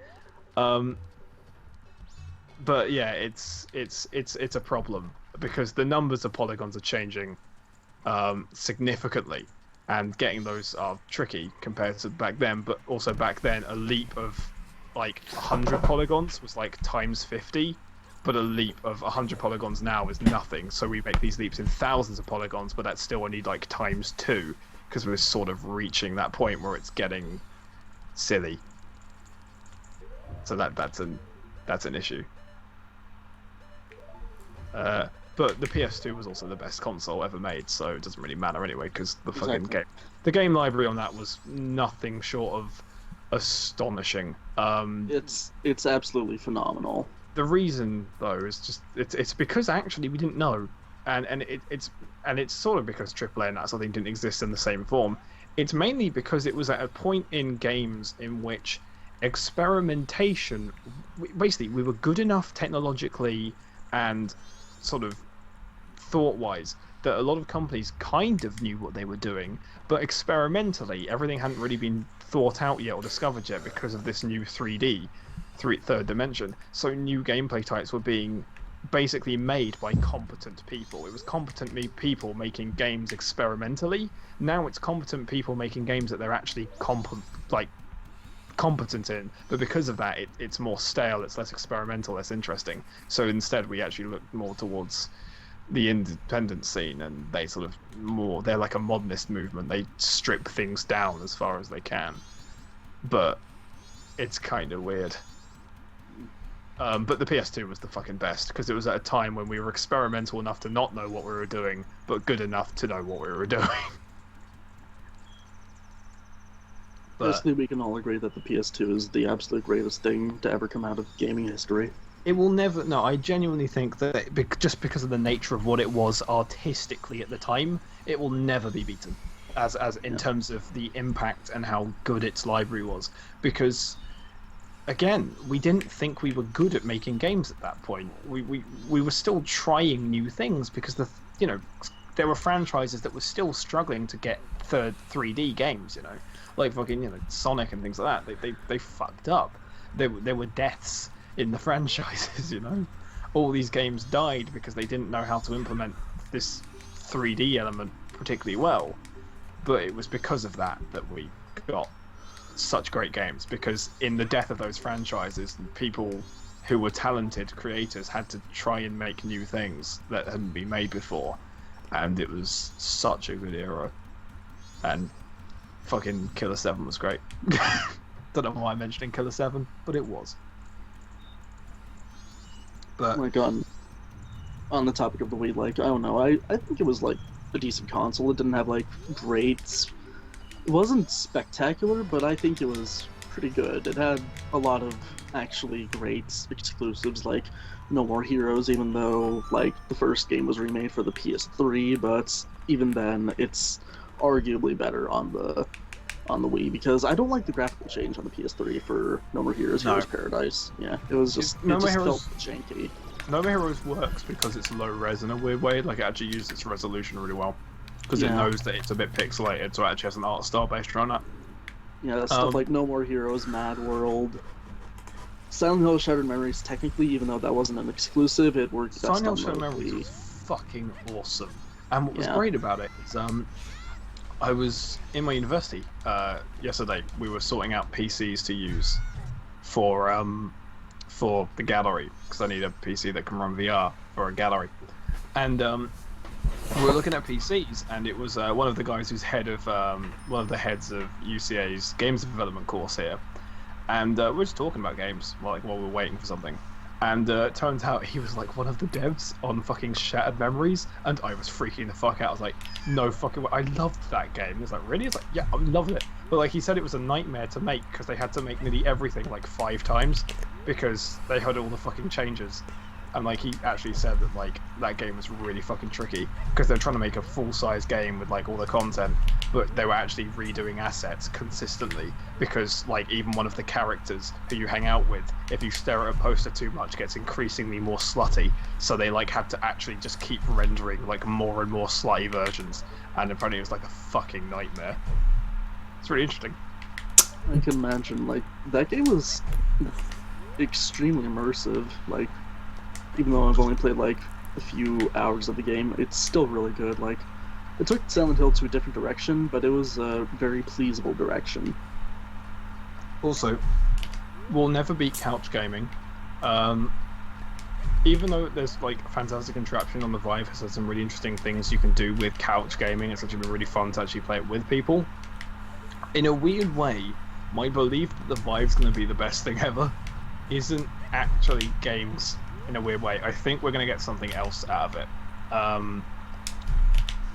Like, there are experiences on the Vive which are really interesting, and I'm not talking about like look around experiences, like genuinely interesting gameplay ideas and experience ideas that I think will sort of end up. It'll be something unexpected that will help the Vive take off. The killer app, I think, will not be a game in the traditional sense. We sort of have to wait and see, and I know it's sort of a cop-out, but it's one of those things though that at least fucking... I really hope arcades. I heard a lot of rumours that arcades are trying to get their hands on Vives, because that's actually a really good space for it. If your arcade does, go to the arcade, experience the Vive, you'll enjoy it. Honestly, give me another Dark Escape game, if you know what Dark Escape 4D is, or 3D, wherever region you're in, I don't know. Do you know what that game is? No.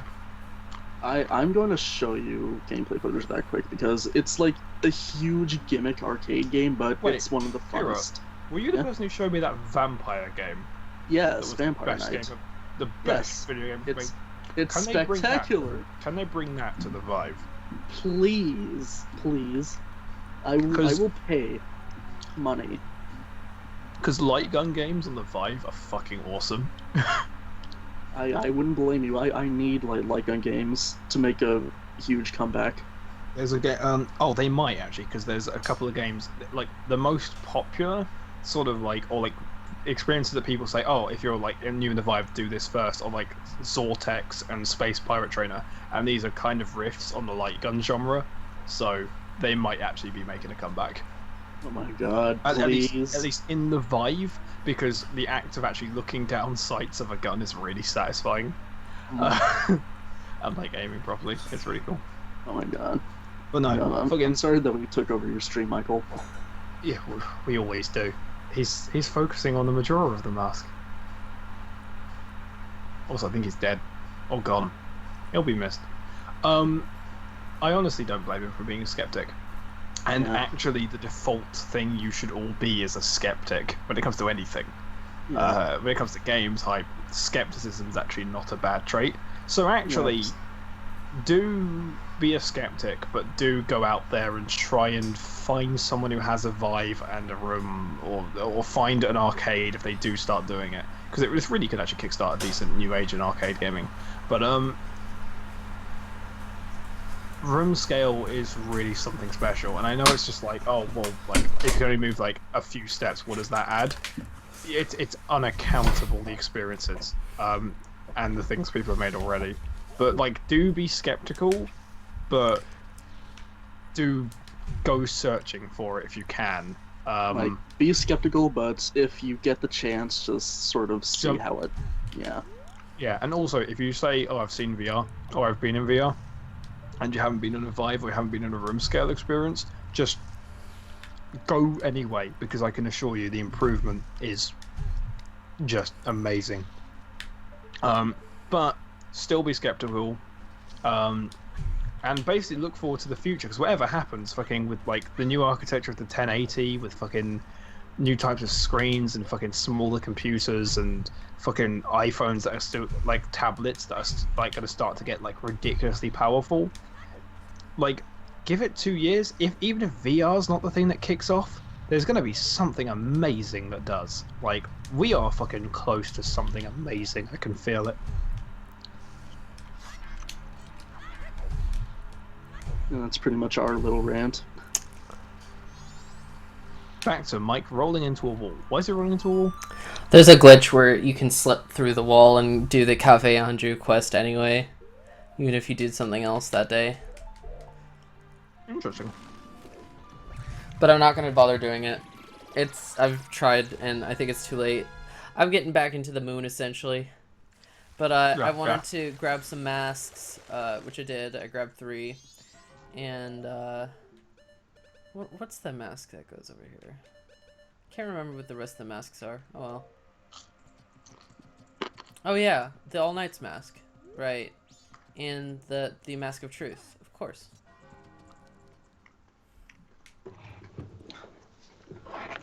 I will say though, in terms of hope, I do think the next 2 years are going to be rocky for VR. I do think it's going to be a thing that's everyone's hoping they will.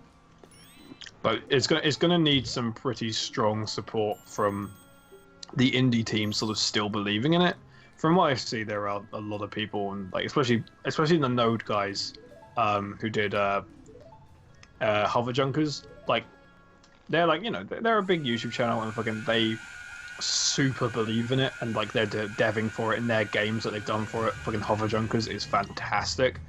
So it's gonna sort of be those groups, and like I know NerdCube, I don't agree with him a lot, but when it comes to the Vive, I do 100% agree with the bugger.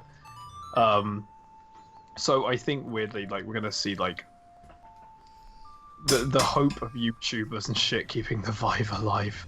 I don't know. I think we're gonna see something weird. It'll be something weird. It's not gonna be something anyone expects. That if like it does actually kick off properly, it's gonna be like something really dumb that does it. I hope it's VR porn though, so that we can say that fucking porn saves the day.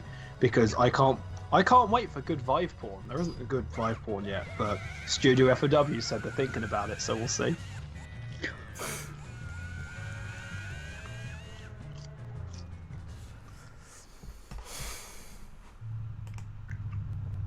Michael? Yep. Hey, he's alive. I'll probably get into the moon, save state, and then quit out. I'll think Okay. about doing Majora later. Fair enough. I believe in you. Nah, we're not doing that now. We're gonna keep the stream going or something like that. Oh, Some. if you want, then I guess. Like, we can go on for a little longer, but I'm not going to be doing anything. No, don't have to be doing anything. I just wondered if you fucking want to keep talking, because I'm enjoying. I like talking to this with like the comments and stuff. It's interesting. I like talking to you guys in general. Yeah. Like now that the summer's here, even though Michael's probably going to be rather busy, we can just have fun. We're always gonna be busy, but we always find a way. Also, agreed, Danatos. Fucking VHS, DVDs, and Blu-ray all survived. Well, all like became the viable thing because of porn. So, basically, VR, you can port like all the porn companies out there make room scale porn, and you're fucking in the money. Because it's not just VR porn where you fucking basically see a 3D movie of a girl getting banged. You can walk around it. That'll be the day. Oh shit, I got it on my Oculus. Vive. We don't believe in the Oculus, remember? Well, we have to, because that's going to help the Vive. Fucking, I don't like the stationary ones. All the stationary experiences are really boring as well. Like, Elite Dangerous, where you sit down and stuff. I've tried it on the Oculus and the Vive. And on the Oculus and the Vive, if you're playing it normally, it's just not very good because, I mean, the game's not really made for it, but like you're flying around your ship and it's cool. But the main reason that fucking it's actually okay on the Vive is because instead of actually flying around, you can just walk around your ship. It's like, oh, here's the ship I've been flying in like for like the last year playing this game. I can actually like look at the interior and have a little walk around, which you couldn't do in the Oculus. And that was like the nice bit. But the actual act of flying and stuff like that is just boring when it's just stationary. Like it's not as good as when you're actually in the game just doing it because you can't see your keyboard and stuff, so it's a bit like awkward.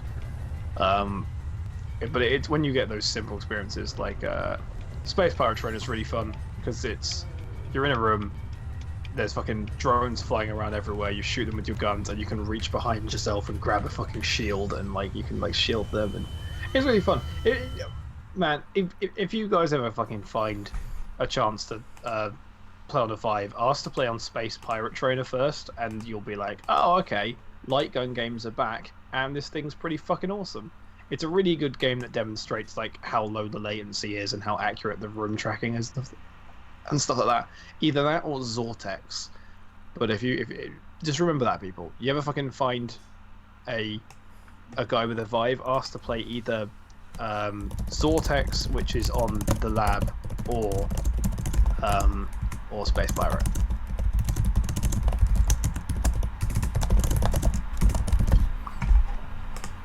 Somebody just messaged me saying Jumanji and Old Boy have the same story. And I was like, that's only true of one plot point. Everything else is completely different. No, they're exactly the same, actually. Do you remember the bit in Old Boy where he got chased by a fucking dinosaur? That was my favourite bit in Old Boy. Oh, do you remember how good Robin Williams was in Old Boy? Yeah, it was great.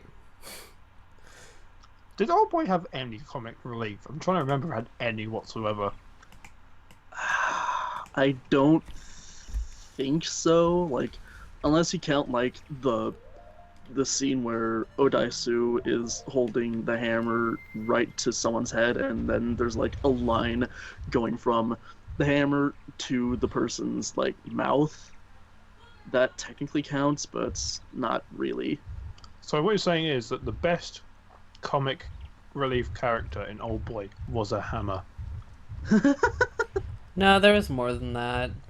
I don't know. It's been a while since I've watched Old Boy. Like the time, there was more than that. Like the guy who wanted to commit suicide on the roof. Yeah, like Hattori is just bringing it up now, but like he was like, "Please listen to my story," and then Odasu just walks away.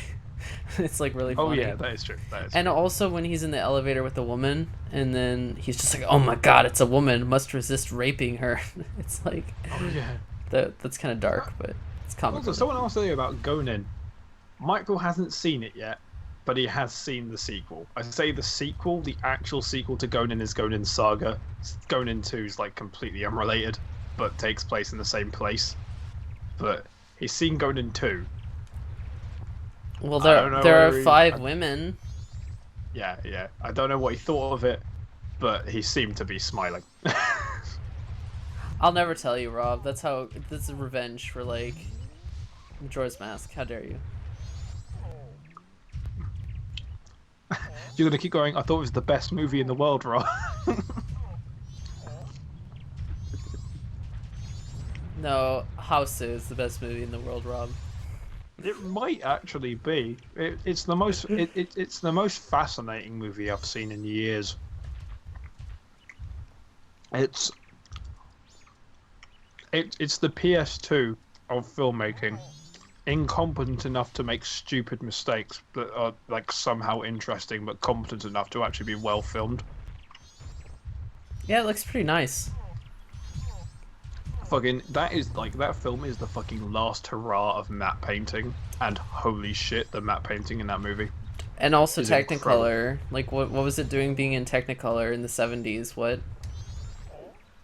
I don't know what that was about. Style, I guess. It was dedication. Well, It was. well, tricelluloid Technicolor is really, really expensive. So Yeah, it is. But fucking. No, I mean fucking. I can tell you what I think of Godin too, but and Godin, but fucking it doesn't really matter. You're asking about Mike. Godin 2 is a weird movie. Sympathy it's for full of. Mr. Vengeance is very dark with its comic relief. I don't know if I'd call it comic relief, but it has comedy. It's dark humor. Yeah. Very, very dark humor. But... Like, oh my God, the guy is just kidnapped or stole my spleen, and you're being there, and you're just like, wow, this is actually kind of funny in a terrible way. Right. The guy who asked about zoning earlier, is he still in the chat? I'm pretty sure. How many people do we have watching? 2? 7. Yeah, 7, but there's only 2 active. Everyone's just lurking. Where's the Conan guy? Because if he's seen it, I'm trying to remember if there's any fucking comic relief in Conan. I remember Conan being like one of the most morbidly depressing films I've ever seen. Like it's non-stop. It's just like not niceness. I guess there's an idiot guy early on. I guess. Although Conan 2 has the funniest scene of all time, in which a bunch of women share horrible stories with each other while dancing like maniacs for some reason. Oh no, the Gonin guy actually left. Aww. Well, to everyone else in the chat, go see Conan movies and the Black Angel movies and Freeze Me. Freeze Me was also good. Magnetic Rose. Something about I've never Magnetic even Rose. heard of it.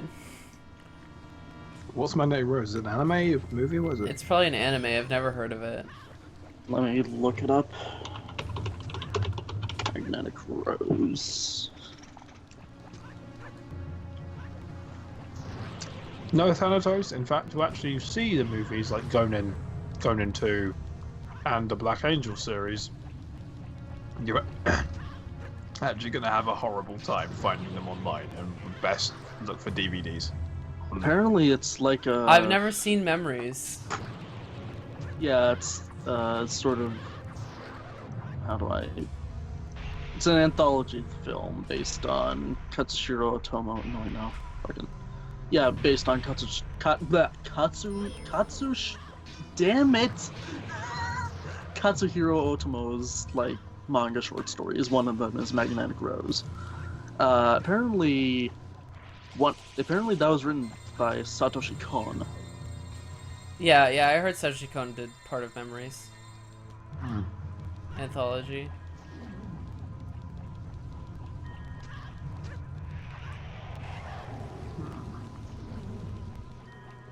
I'm trying to think of other good movies you've seen. Oh, anyone in the chat, fucking, if you haven't, like, I don't know why I'm just randomly recommending movies now, but, like, Ex Machina, that was a good film. You should all see it. Rob, have you watched Chronicle yet? I have. Okay. I good, thought good. Chronicle was great. It's like way better It's than really- Captain America: it's- Civil War. It's really good. It's like one of my favorite films of all time. I was just wondering if you've seen it. So It's a good one to have there. Yeah. Fucking say what you like about Max Landis, he can write a fucking good movie. yeah, Like, he can act like a jackass sometimes, but he's also really funny on Best of the Worst, so I forgive him. He was interviewed on Best of the Worst. Yeah, I forgot about that. Well, no, he was in an episode. He wasn't reviewed, as in he was actually one of the panelists. It was fucking funny, because he joined Jay and Mike and that lot. He was with them. It's really funny. It wasn't just an interview, it was a full episode. It's really good. But that's because actually I made a reference earlier to that, because when I was saying to someone like, "Oh, Michael's the best," it was a reference to Neil Breen, who was they reviewed one of his films in that movie, and there was a bit where like fucking Rich Evans went nuts and was like, "He's the best. He's got the best ball sack. Please, he's the best." It's so funny. Joe tells me I have the best balls. No. Just, No, not compared to Neil Breen. Neil Breen is truly the best. He's the best at everything. somewhat related topic, but apparently the fifth Transformers movie has been like announced.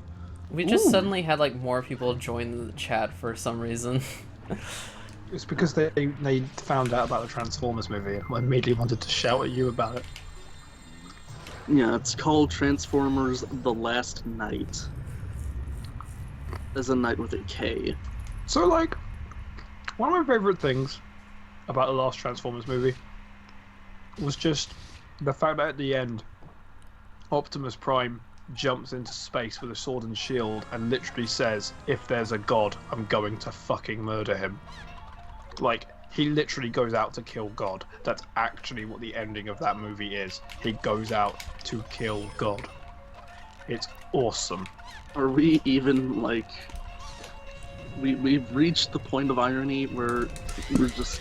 nothing matters anymore.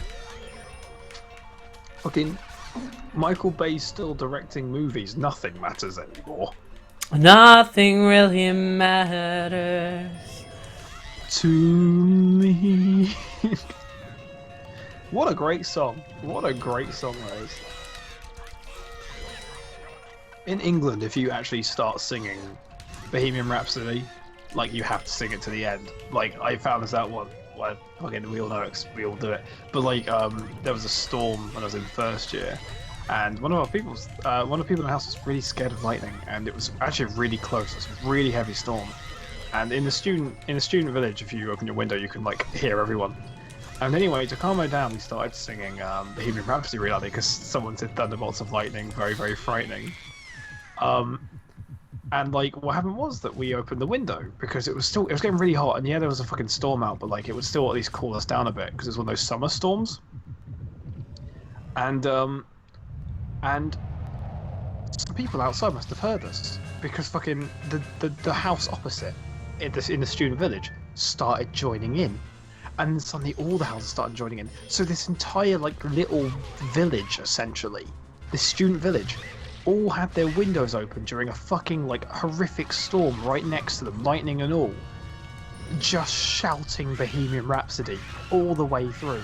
To the point that when it got to the guitar solo, there were people literally going da da da da da da da da like outside. It was fucking hilarious. But like, seriously, if you're in a large crowd of people and you start hearing Bohemian Rhapsody in England, it is probably... Yeah, no, it's not even probably. It is better than sex. It is an experience with other people you'll never have. Because the reverence for Queen in this country is, as it should be, pretty big. We're England. We're huge Queen fans. You know, it's like a very nationalistic thing, I know. But like, the reverence for that song in particular in England is astonishing. How everyone in England knows all the words. Like, buddy, like I've fucking seen 7-year-olds who can sing Bohemian Rhapsody, like, all the way through. And I know, like, it's a memorable song, and also a lot of people know all the words. It's not like a huge thing to say, but like, it's like just the sing-a-thongs you can get in England when you start saying Bohemian Rhapsody. Fucking any New Year's party will have a Bohemian Rhapsody like 5 minutes as well. Like, where someone will start saying a lyric and everything will like go out of order. It's amazing. So basically, move to England, except don't, because the current government fucking suck. But if Corbyn gets elected, then move back. But like, seriously, while Cameron's still in, just leave. Did anyone just notice that I beat this guy? It's delayed for us. It's delayed. we were too busy talking about Queen. Oh my god! And Now, stun-locked him. Wait. So basically, he actually managed to do it because we weren't telling him he was good at the game. That's really not.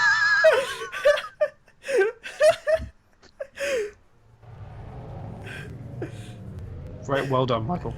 I'm annoyed I didn't insult you to like fucking throw you off again. Legit good job. I'm afraid that and Toasty don't count. Yeah, we didn't do any Wow. time or anything, so Wow. good job. And plus, actually, guys, I have a slight thing as well. Because Thanatos, you don't get it. 'Cause even if it was 80 seconds that it took him to do that, we said the criteria was Link dying, and that actually happened before the game started. So technically, no one would have won anyway because Link was already dead the whole game. So Rob's got a point. So like, you didn't actually die once; you just dreamt dying, I think. He's awake. Yeah, it's a fever dream. No, it's like this is actually Driver San Francisco. In the game Driver San Francisco, he doesn't go into that cool car world. His consciousness actually goes here. Can someone do a mod of Driver San Francisco where when he gets hit by the car, it becomes Majora's Mask, and when you complete Majora's Mask, it just does the ending to Driver San Francisco? Link is transforming into a Stalfos. They established this lore in Ocarina of Time. He's like on the cusp between life and death. A Stalfos is a skeleton warrior. Twilight Princess has already confirmed this. This is not that hard. This is so like it's so obvious that this is what this game is doing. That is actually just like, it's a fever dream. He's transforming into an undead, basically. What are we in? Right. Are we in Dark Souls now? No, wait. So, if we have become zombies, before we become zombies, we go on our own Majora's Mask style adventure. Because if so, I want to become a zombie. The game is constantly thematically about confronting death. I don't. What do you mean? It's like the entire game is like everything is dead. I mean, like the creators have confirmed that it's a game about death. Like, fucking, it's not it's not really a theory anymore. Yeah, I mean, this I mean, is don't get me wrong, mind game blowing. theory. Like, don't get me wrong, fucking the game theory videos brought it back into popular culture, and then like when people started asking the fucking old developers, and they were like, "Yeah, no, that's exactly what we're going for." But like, people, because game theory did the thing, they still think it is a theory, when actually this is one of those ones where it's sort of not theory anymore; it's confirmed fact. Like, this is a game about death, and it's actually quite Don't you know obviously the about lore? death. Like, Tantos doesn't know the Ocarina of Time lore. There's a Sheikah stone in Ocarina of Time that says that anybody without a fairy who wanders the woods will turn into an undead. Stalfos. It's like, Look, he doesn't have a it's, fairy. it's in Ocarina of Time, and he doesn't have a fairy. That's the point, is that he lost Navi. So he's going through the Lost Woods, and that's what's happening to him. Like, it's there! It's totally there! I'm not making this up. This is like a thing. So, anyway, so Link is an undead. And Twilight Princess already confirmed this, and yeah, just because he's an adult, like, what do you think that he wandered the Lost Woods, like, for, like, 20 more fucking years or something before he, like, turned into an undead? He probably just, like, I don't know Stalfos's age. Do you know Stalfos's age? Do they have a set age? I mean, like, we don't actually know enough about the lore for us to make any guesses about why he looks older there. God, Link is unfit even to be Cinder. Huh? Huh? Huh? Huh? I'm sure. No? Okay. I thought we were still going with this undead joke, you know? I'm sorry. I don't care. Like, you can deny it all you want. It's like fiction is interpretable, but No. That's why. That's proof that it's about death. Because he just found out about this, and he's in denial. why is everybody like an alternate world, like character counterpart? I mean, this is like some sort of twisted fever dream where like Link is like experiencing his quest from Ocarina of Time in an inverted fashion. I mean, They didn't help themselves that they have We're not- multiple dimensions in this universe, though, did they? That doesn't help. I mean, don't get me wrong, it's still obvious as fuck that it's death, but yeah. they didn't help themselves. Fucking, the Zelda timeline's stupid. They should just admit, we just make the games. We don't really care. Yeah, they Like, don't just did that. like that's Skyward fine. Sword pretends to care, but like we all know that that's bullshit. Cuz it retcons Minish Cap, so clearly Nintendo doesn't care. All the fucking... Exactly. And Metal Gear Solid 5 retcons Metal Gear, so fuck you, Kojima. You don't care about your video games. He probably like forgets. Like I don't think he played them all like to get prepped for writing MGS like 5. No, I'm joked. Well, the entire point of Metal Gear was always... The original one was because of the fact that it didn't have any... You know, it was of a different era of gaming, and storytelling wasn't a big thing back then. If you play the original, like, you know, it basically has, like, it's really basic in its story, but, like, the fact that you kill Big Boss and then you kill Big Boss again in the second one, you know, it was very, you know, cliche video gamey, because that's what it was trying to be.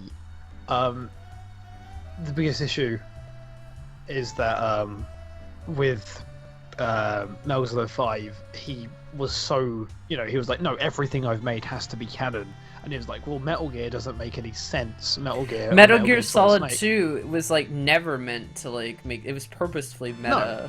No, So- it was never meant to.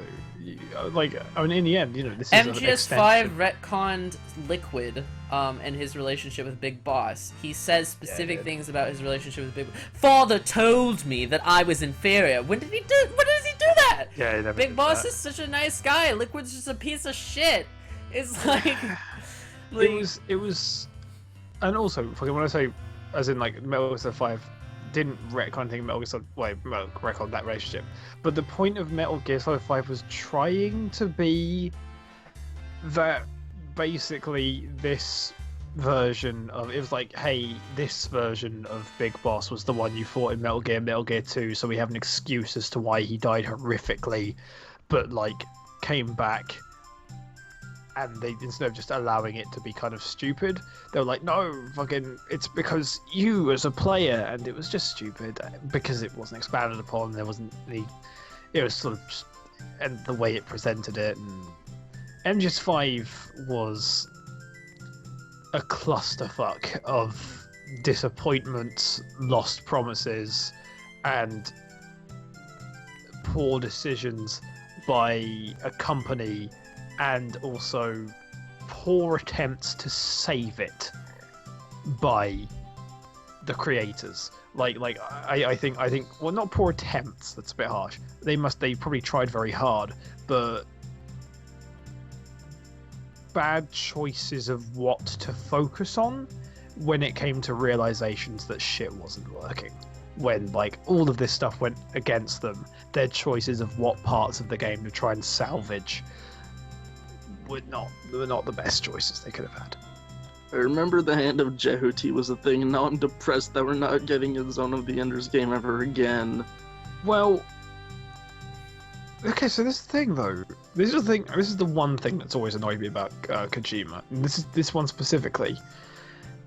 He was barely involved in the development of Zone of the Enders. He helped pay for it, and he was a producer who gave occasional advice, but he didn't direct it, he wasn't an artist, he wasn't a creative designer, and his name being on the front of the box actually really riles me up, because it actually puts away a game that should have a game that does have a classic status. A lot of people love those games, including myself. They're classics, but they're not directed by him at all. He didn't direct them, he didn't write them, he didn't do nearly any of that.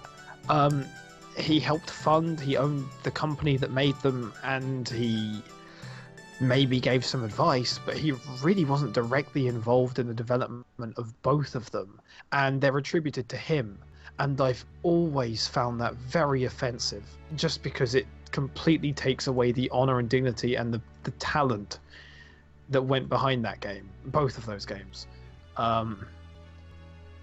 But well, the thing is though, I know it says produced by, but it still says a Hideo Kojima game, and that implies something very different to what's true. And I know it's an advertising thing. I know it's an advertising thing, but I still think it's an offensive advertising thing. The one thing. on the PS4? Yeah. It's downloaded onto the console itself. You gotta open the console and then like open the game on the console. You don't need a disc. It doesn't look through the library. Diminish how good Zone of the Enders is though. Zone of the Enders 1 and 2 are special games. Zone of the Enders 1 is an amazing combat game. It's not amazing, but it's still pretty good. Zone of the Enders 1 is like a really fast-paced for the time combat game that provides a type of combat that didn't really exist, and it was a really interesting experience. Wasn't perfect, but had some really good ideas. Zone of the Enders 2 focused those ideas into a linear action game, but did it with such grace. That game makes combat like smooth, like makes the thought of designing smooth, responsive, deep combat look effortless. It's almost one-button combat at points. It almost is. Besides, it's a one-button combo system besides grabs / items, and yet and blocks and stuff. But like fucking it, the actual like act of slashing and hitting is one button. Not heavy attacks, not light attacks, just heavy attack, just attacks, and modifiers to them. But it's so well thought out and so clever. It's brilliant. It's fucking brilliant. And like the attacks themselves have a lot of weight to them. Like everything in Zone of the Enders just feels so fine-tuned to feel like you're actually in control of a mech. Also, people, someone's saying that like Kojima might seem like a very humble man. He doesn't seem humble at all. Don't get me wrong, he talks with a wink and a smile, but he's not humble. He is incredibly egotistical, especially when it comes to games. I'm in agreement that I think MGS5 was uncomfortable to me. Because originally, when fucking they took off the Hideo Kojima game, I actually was one of those people who was like, yeah, no, you're right, it is a Hideo Kojima game. And then I started playing it, and every chapter, written directed by Hideo Kojima, Hideo Kojima, hey, do you know who this success belongs to? It's Hideo Kojima, not anyone else, just Hideo Kojima. I was just like, that is just I was getting both sick of his fucking name, sick of the style. Didn't think it was actually particularly apt to one. I know he said it's supposed to be like a TV series. You can like go back and watch an episode essentially, but it didn't feel like that, so it didn't need it. I don't know, Mike. What are your thoughts on this? But I found it quite stupid. What, the credits thing? Just Hideo, like how egocentric Hideo Kojima seems to be when it comes to having his name Do you have to, on like, sync up things. the controller What? to the, do you have to sync up the controller to the PS4 or something? Because it's not working. Aww. It's like You I put it in with the button. USB. You have to. USB. Use the Hook it USB. up. Go help them. Go help them, Michael. Yeah, help her. Fucking hack. You'll go. Like, don't call her that. It's your sister. She may be a bit of a pain in the neck, but hey. You know, she's still family. You just gotta, you know, you can hate them. Just don't kill them. Yeah, like one of my friends freaking hit his brother with a plastic dish because he broke the Wii U, but then again, his family is absolutely fucking trash. So Yeah. Who want the game to feel like a TV show? Chapter 1, Chapter 2 being like 2 seasons of a TV show, I guess. Maybe the TV show he wanted was Firefly, where it was like it just sort of got cancelled and never ended up making sense. I say that. Firefly was high quality the whole way through and didn't reuse its own. Well, I guess it technically reused the same sets, so I guess you could call it like Firefly, but it made sense sort of by the end. I don't know. Fucking MGS5 is a peculiar game, and I don't think we're going to find out what truly happened to it for several years. Whatever the truth is, it will not be put by the regular public as being Hideo Kojima's fault, which is a shame because he is definitely part of it. I think saying that that game is Okay. bad because I only just helped her. Konami- We got this. Okay, I don't know why you're talking like that now. We're talking about how we think that while revelations will come out about what happened to MGS5 in a few years, how it's sort of sad that everyone's gonna like not believe that Hideo Kojima was definitely a big part of what went wrong, when in the end, like, he's still accountable for that game being in the state it was. What, he makes Hideo good Kojima? games, but he's Yeah. sort of... Oh, So everyone's just gonna be like, "Oh, I- it's just because of Konami," but I think there's, I think fucking, if he knew, like, yeah, there are problems with the company, but like, he clearly, that game doesn't have a focused direction. Like, no, it's weird. it was his idea to make it an open world game. A huge mistake. Open world does not necessarily mean better, and I completely disagree with anyone who says that that's the case. I don't think open world means better. I think it depends on the game. I actually think that I get what he was going for, and I actually think the design of it was good. It was actually because of the maps used. It's big. Peace No, I'll tell you what Walker, it is. Peace Walker was legitimately though like that style of game. You got to go through all these unique levels and all that That was sort of cool. thing. That was cool. And it's like MGS5 could have done the same thing, where you have like these individual like unique created levels that you get to traverse, like Ground Zeroes, like a bunch of different Ground Zeroes. Fucking Like good. a bunch of different Ground Zeroes, and that would have been a great game. I don't Shall I- understand shall- why we need an shall I- open world for that. Shall I tell you what I think? I think the biggest problem was it was that it was determined it was the open world which you stay in. You know, you stay in Afghanistan for long, to stay in Africa for a long time. Africa What it and should have been- Afghanistan sucked. I'm No, like no, what it should- sorry. It was What it bad. should, what they suck as full worlds. What I'm saying is they should have been these large scale environments where you have those options of, you know, infiltrate by the truck, infiltrate from a distance, do it from the thing, where you have those options of freedom, but there should have been lots of them. You know, like sort of like the original Crisis. It should have been closer to the design of the original Crisis, where the original Crisis are these huge, large environments, but it's not an open world game at all. But there's still the freedom in how you tackle these things. But also, yeah, Ground Zeroes, there was not even a map that came close to the design of how good Ground Zeroes' design was. Ground Zeroes Shame, was so fucking good. the biggest flaw with Ground Zeroes is that it costs so much. Like it was like $40 on the consoles, right? And you know, I got it for 15, so I didn't feel that scammed by it. But yeah, I got it when the PC one came out, so I got it for less. But that was like about 15, well, about 10 quid over here, so about $15. But it really is a shame. It really It is a was the shame best because part, though, like legit of MGS5. I hold to that. I is, hold to that is it so okay firmly. to say that Ground Zeroes might be my favorite Metal Gear Solid game? I know that's maybe a little bit contentious or going too far. I don't know whether it's a bit That is well, over the 2 top. and 3 are my favorites, and Ground Zeroes is it's in top 5 or 4, but I don't know. It's like I think one's probably the one that I've. Well, one is the one I've played most. It isn't like it's.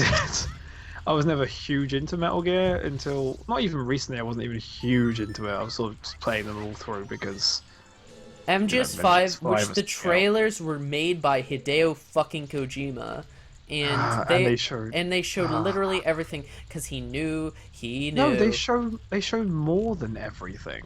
There's he fucking story showed it, it weren't even everything. that game's the thing is, marketing was totally on Kojima's shoulders, and there's no excuse. There is no fucking excuse. Okay, so now I'm gonna give you guys a quick quiz. What is the biggest lie in terms of video game marketing? What was the biggest lie game? I have a personal answer to this, but it's one that people forget about that was actually a massive lie. I have something on the tip of my tongue, but I don't know what. I'm presuming a lot of people right now are thinking the words aliens, colonial marines. That's not the answer. I was thinking of Drake of the 99 Dragons personally, but We are gonna. Okay, the biggest lie was Bioshock Infinite. Because go back and watch BioShock the Infinite was gameplay one of the demos. biggest lies. Yeah. Have you the gameplay demos? Dark Souls 2 was up there for sure, though. Holy shit. No. But Dark Souls 2, okay, graphically that stuff didn't end up in the game, but it's still But those places were in the game. It wasn't like the entire game design, character design, character interactions, way the game is done, game structure, game's world, game's thing was lied about only months before release. The gameplay demos for Bioshock Infinite. We got like this horse open sequence that world. never happened in the game. Like, do you remember that horse? Remember that horse sequence? There was that, but actually specifically the one I'm talking about is the one where he snipes that guy. I know it sounds weird, but it's the one where it was an open world. It was an open world game in which you would go from place to place doing objectives in all these fashions. Elizabeth didn't have tears. Instead, Elizabeth was a dynamic AI with abilities that would not randomly, but would in certain situations decide to help you. In those situations, you could then combine your abilities with Elizabeth's to make these abilities. But I heard from someone though, like this is the same guy who worked on the VR thing, and he actually lives in Maryland and got in contact with people from the game who developed that, and they literally said that Ken Levine had no idea what he was doing. He was constantly going over and over again, creating all these vertical slice demos that never actually. And 2K was like, "We've had enough of you spending money. You got to make a game," and he did, and it sucked. And it's like, and that was. Ken Levine is just a shitlord. But no, like I know people are saying, "Oh, like Bioshock Infinite," and that sort of thing. No, saying like Last of Us AI and that sort of thing. This isn't a case of one thing in a game being actually different. like the AI was considered frustrating. They toned it down because it was actually harder to play with and more frustrating. I don't think the RAM could have handled it. I don't think the RAM of the PS3 could have handled it. Like that was another thing that I'm pretty sure was an issue. The original demos they were showing off were in on architecture that was bigger because they hadn't optimized it and were waiting to optimize it. But no, the thing is though that people like the thing about it is that people right now are pointing to examples of where the graphics were overhyped or where the AI was overhyped. But like Bioshock Infinite, that demo was an amazing game. A brilliant looking game that actually seemed to turn the idea of the first person shooter power trip on its head, because you had all of these powerful abilities at your disposal, but what happened was that your abilities were really good at killing one person. Like the shotgun in that fucking demo kills one person at a time really effectively, but he's being chased by 100 fucking people. If you think that the lore of Last of Us was like the AI, like I'm just saying that for me at least, I think the game was successful and it was narratively successful as well. Games, It did what it wanted to with do. Stealth, games with satisfying stealth live and die off actually intentionally dumb AI, and AIs that repeat What do you passive want? control. Is What do you want? I want Thank I you. want the whole world. Thank you. Remember that song from Willy Wonka? I haven't seen Willy Wonka in forever, which is a huge mistake in general. I want it now. But I thought The Last of Us was a very satisfying game as something I got on my birthday. Like, I got the survival edition for my birthday, and it was one of the greatest experiences I've had with a PS3. yeah. Oh, by the way, those wondering, no, Peter Molyneux did not make Spore. Peter Molyneux made it was Will Wright who made Spore, and it was fucking EA deciding that the game wasn't marketable enough, so instead it should be toned down for children, that turned that game into a brilliant ode to Darwin, into a kids game that had interesting space elements but wasn't a good game. Sadly, good creature creator still though, and there's a really funny clip of it's very obviously quite sad to watch now, but there's a really funny clip of Robin Williams playing Spore during an E3 once, and he's making a creature, and it's one of the funniest fucking clips. It's just Robin Williams playing a video game. It's really funny. Why didn't he have to be taken from us? Like, honestly. He was fucking him and Bowie. Oh, hard luck, Michael. Just saw you die.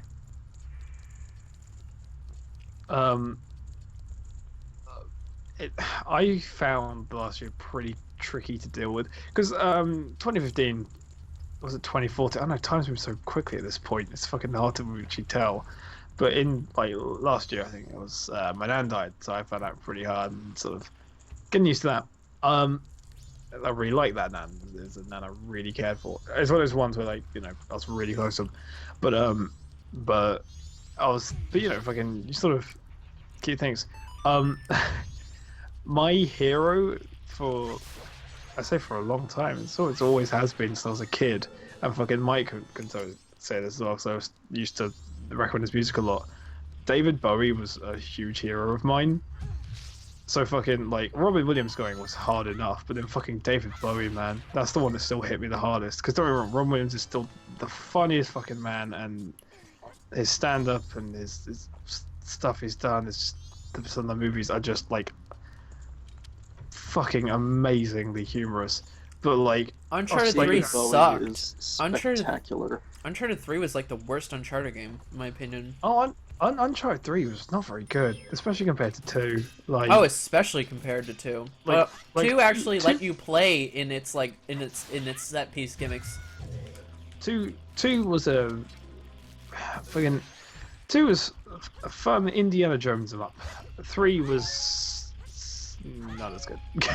I don't know. It was just the focuses on stuff was quite right. And The train sequence 2 in Uncharted 2, I totally disagree. Boring and unfun. Okay, whatever. Like there was a lot of verticality and forward motion to that set piece, and it let you actually play on it.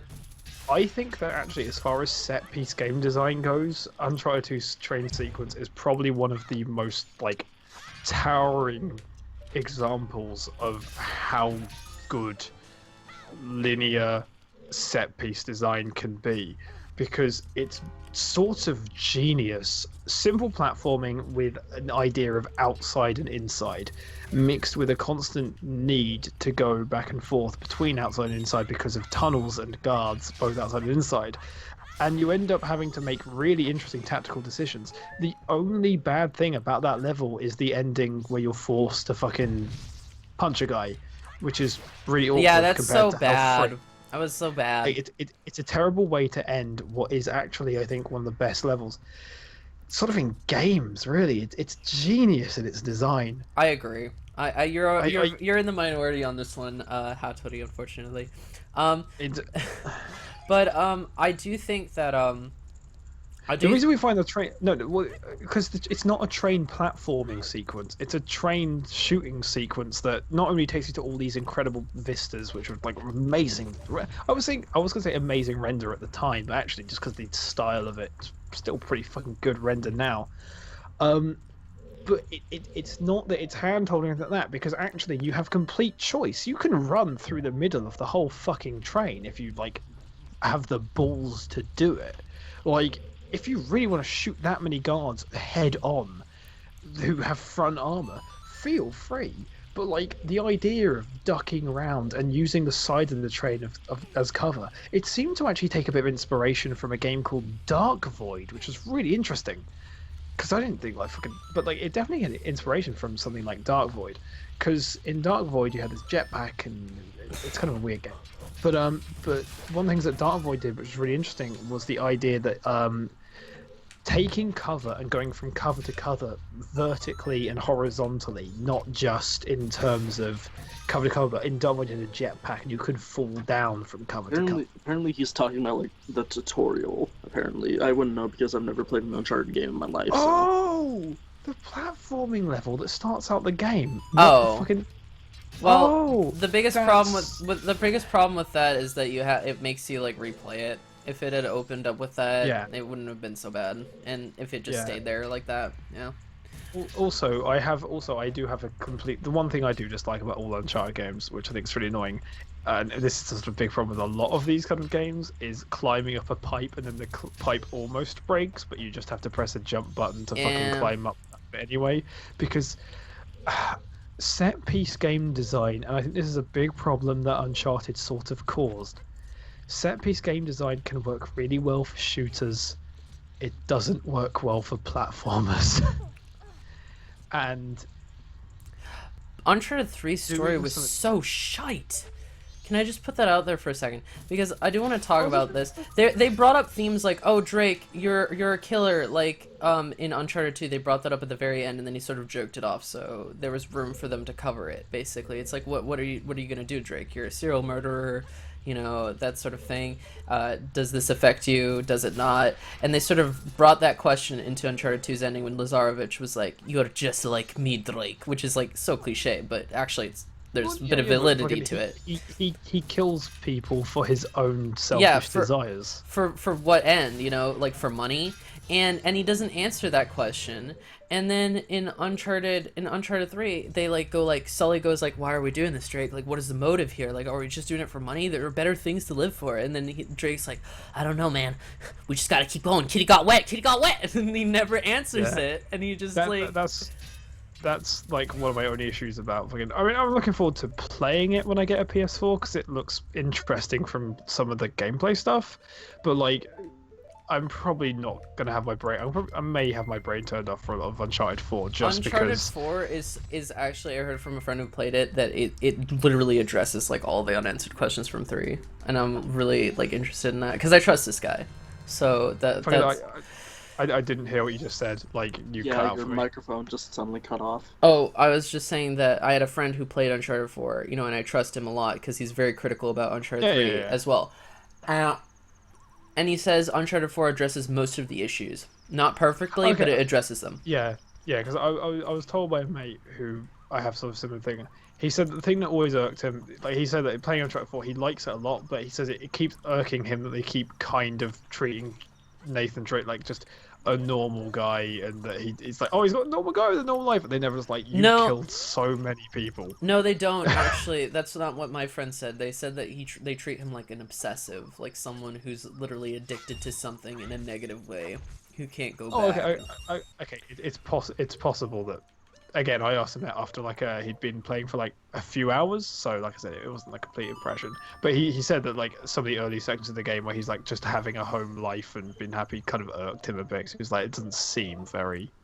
Well, that's what it's supposed to do before we realize that he's pretty crazy. That's fair. That's fair. That's fair. So- I do hope that they don't even be like, oh, but he's Nathan. I do hope they just go. By the way, this man is sort of detestable. Like he's fun, but he is a horrible human being. Like straight up a monster. Like, fucking, it almost seems not a coincidence that the same voice actor was Walker in Spec Ops: The Line.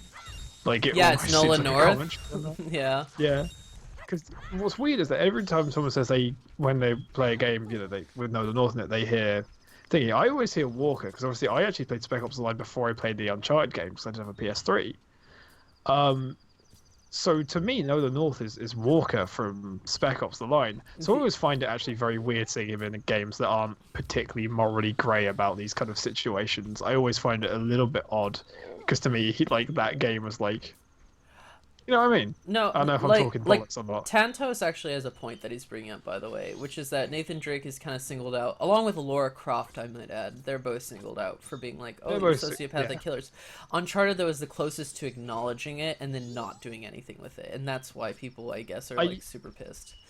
It's because they both bring it up. It's the main issue. Like Lara Croft didn't have this issue until the reboot because it was like, well, I'm innocent, bang bang, headshot. Uncharted Like 2 that. brought it up at the end, and then Uncharted 3 brought it up throughout the entire thing and never did anything with it. So that's kind of Yeah, the reason they get the criticism is because it's not because they're similar style games. It's just because the nature of their stories just happen to be that they try and point this stuff out, so they get criticized for it. Because if they're gonna fucking point it out, they've got to do it all the way. Otherwise, people will have criticisms.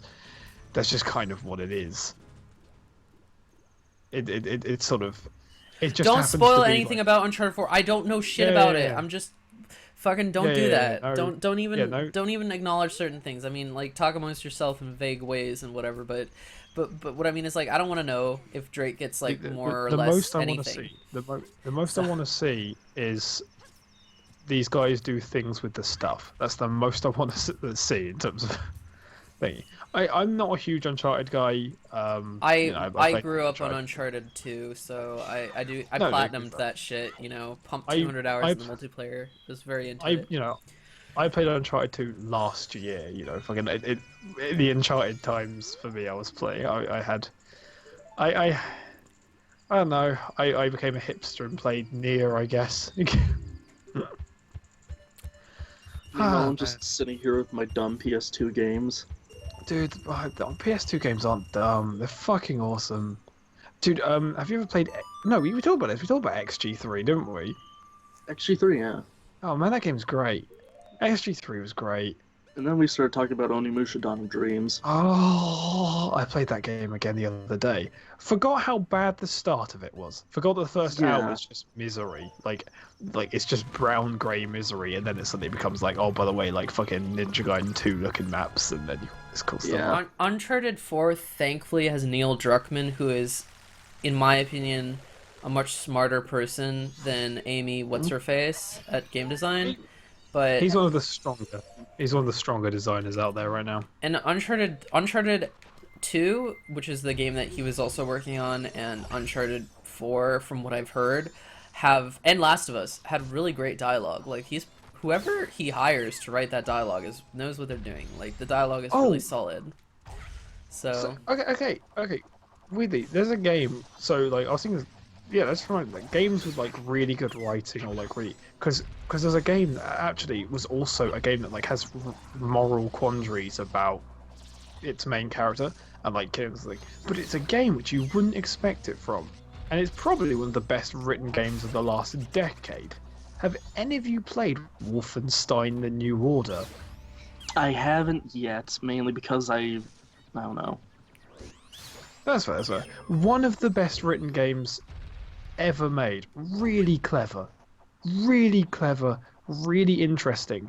From Wolfenstein, I know it's weird that Wolfenstein has an interesting story about the moral quandaries of killing Nazis, which is kind of interesting. Portal Um, has really solid writing. Absolutely, I'm Portal not going to does. deny that. Portal does. Metal Gear has. It's funny because Metal Gear has absolute trash writing and also at the same time some really clever writing. So it's like weird. Metal Gear has trash writing on an individual conversation basis, but really good broad strokes Yeah, in terms of like its stories. Kojima's got good thought behind it. So that's. Yeah. Kojima should really be an overviewer and get someone else to do the writing. But there is a corniness to the writing that is hard to deny some enjoyment from. Like, they're definitely not well written, but they're well thought out. For the As for most visual part. novels, those Maybe are they're not really well translated. case-by-case We don't actually basis. know. Also, someone asked what have my thoughts changed or updated thoughts on the Doom reboot. Multiplayer is still terrible. Fucking avoid multiplayer. Avoid the snap map because that runs on the multiplayer. So that was made by a different company. So when you say Doom to me, we're talking Doom as in a single player shooter. Ignore the story's terrible because it's Doom. No one gives a shit, and it's not made by Machine Games. It's not gonna be like Wolfenstein. This one was made by id, so the story's not very good. Sorry, it's not to you. But but the Yeah, campaign, Thank you. the campaign, the I know. fucking again, not the story of the campaign, but the gameplay and the level design and the feel of it and getting a stronger character. Holy shit, it's good. Holy fucking shit, it's good. Like, it's Doom is back. Like ignore the multiplayer shit. Fucking single player wise, Doom is fucking back. The later levels in that game are maze-like, and they're full of enemies, and they're intense, and they're completely insane. And some of the things I had qualms with, I actually found myself liking more, at least in terms of design. I still think that Glory Kills, sorry. I was thinking of Spec Ops, because they had Mercy Kills. Glory Kills, I think, are still...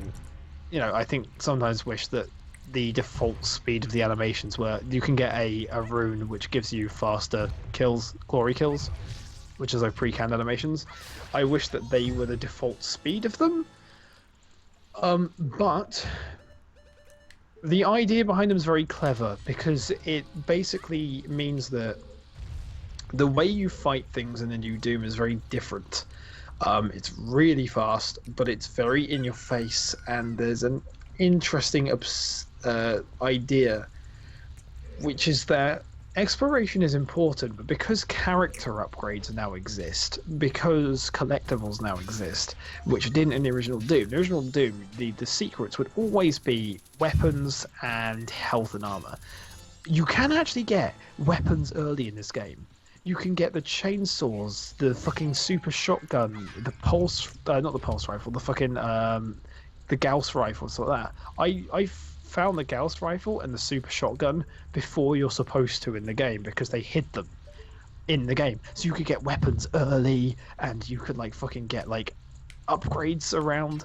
Because those exist, the design of what secrets are a bit different. So secrets are still hidden the same way they are in the Doom, but these contain things like upgrades, and even if they're just collectibles, if you find enough secrets in a level, it gives you weapon upgrades. So it's beneficial to go seeking secrets, and I didn't find a lot of them. They're definitely not all obvious. Some are really interesting. Like there are ones in which you actually have to pull a lever to open something else to do, but it always leads to an original map from the original Dooms, which are really interesting. It's really funny, like cool little secrets. But like in terms of actually what these are as like things, what it kind of does is it seems much more. They've looked at the intricacies of what combat is, and there's a rock paper shotgun article which you should read. It's like what I think of Doom single player, and that basically has my feelings exactly, where it starts off a bit slow. Not like slow, but you're just like, is that as many enemies as going to pull on me? And you realize that the game's training you for something, and you're slowly getting better and faster and better at reacting. And then when you get to the second half of the game, where it starts sending you to places like hell, which isn't a spoiler, it's a Doom game, it's going to send you to fucking hell. I go to Spoiler hell? alert, yeah. In Doom, I know, right? But make it still exist and stuff. But you realise that the game's been training you for extremely intense combat. The last few levels of that game, especially on hard, fucking hell, so many enemies everywhere, and fucking you are swarmed, and you have the shotgun, but you're thinking about it because some of your stuff's really good at taking out one person, like the Gauss rifle's amazingly damaging at one person, but the super shotgun can go through people, so you're suddenly thinking, oh, do I use that or do I use that, because that will help me kill the fucking Baron of Hell, but that will help me kill the people in front of me. And then you realize what the glory kills are. The glory kills and the chainsaw stuff, chainsaw kills give you ammo, and glory kills give you health. And you realise, reasonably early on, that the entire point of this decision is to keep you in the fight as long as possible. That yes, there are medkits strewn about sometimes, but the most beneficial way to survive is to kill. If you're low on health, your immediate thought shouldn't be, let's leave combat and find a medkit. Your immediate thought should be, where's the nearest thing to kill? And then you have to think about killing it as efficiently as possible. And yes, like the old Dooms, you can dodge bullets because they fucking fire plasma shots and stuff, so they're slow, and the fucking imps fire fireballs, which they're faster than they're fired in the original Doom, but they're dodgeable because you're fast. Well, you're not faster, but your jumping ability is way better. You could even jump in the original Doom. It was all that calculated on one axis, but you can in Brutal Doom. I'm very aware of that. Yeah. But you can double jump, and there's air control. There's a bit of air control when you double jump, but you can get a rune that gives you 100% air control, as in like it's the same as walking but in the air, and you can like change direction completely, and it's like one of the best runes in the game for later on, because suddenly like you can legit like Quake style hop around the map, which is really cool. The speeds you can get up to, the amount it encourages you to just, if it like this, just like when you get the super shotgun, it's just like, okay, here's the intense tactics: run forwards, get close, click. Congratulations, you have learnt to use a weapon, which will be the most like smile-inducing thing in the world for you. It's like a vampire drinking blood. Like you basically just become completely bloodlust. Like it's like a really good session of Bloodborne, and I mean that in the highest compliment possible. Or for a more edgy example, it's sort of like Hatred's gameplay, how you have to store health through executions. Like that's the thing I think of. It's technically closest in design to Hatred's gameplay, actually. Quite embarrassingly, yes. But seriously, the new Doom is fun, fast. If you're buying it, just buy it for a single player game. Don't sully yourself and any of the other things. But like, and I know, and again, you all know, I was in it to hate this game. Like, after that beta, after the adverts, after the design stuff that we'd heard about, all of me was ready to hate this game. And then I started hearing, interesting things when I started seeing Toll Biscuit saying, guys, this game is fun, what the fuck, like really confused as well. But I was still confused about it. And then I started playing that single player, and the amount that I just screamed, Doom is back. All of the things I said before about how, they don't understand Doom and they don't this, what they advertised and what that game is, they advertised a crap game and we got a fucking good one. that game is so special. Like the new Doom is.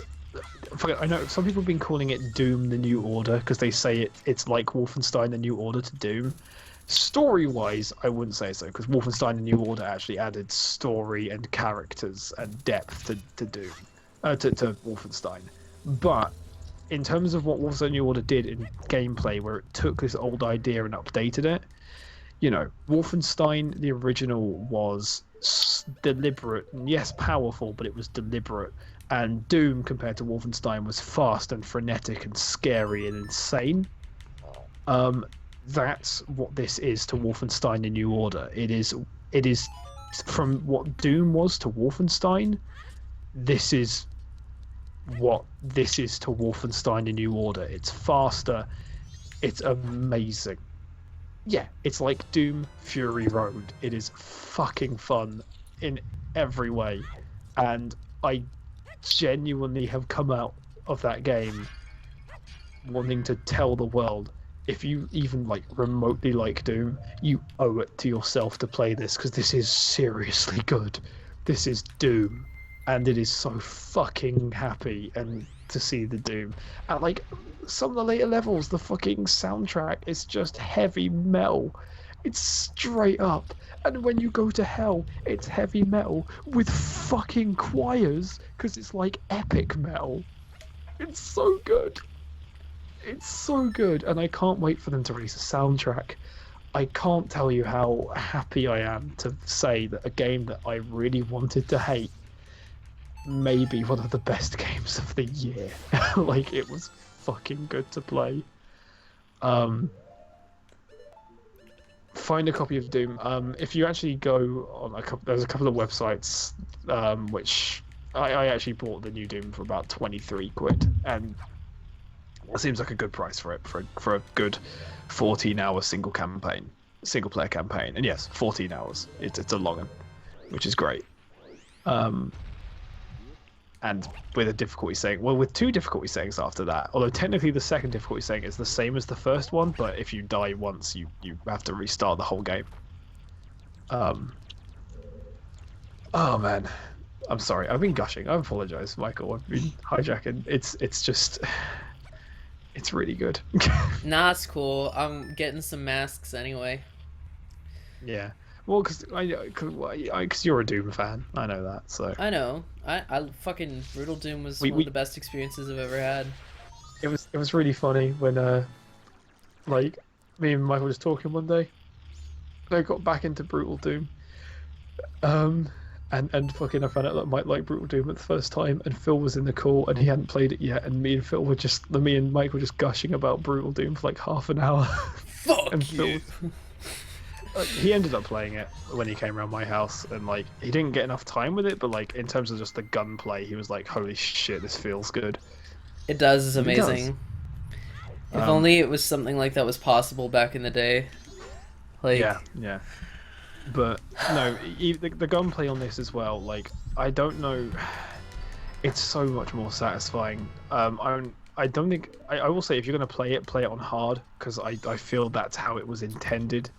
Because they add more demons depending on what difficulty you play. It's not just damage levels, it's what demons appear, where they appear, damage levels, and hard is how this game is definitely meant to be played. And then of course after that there's Nightmare, but you have to unlock that.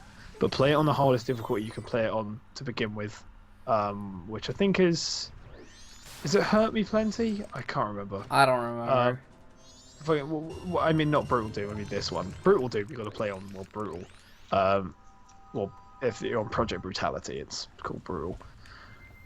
But it's like play the new Doom on hard. Get a real feel for it. Because, and do remember that at the beginning of the game you don't have to double jump. I really think it.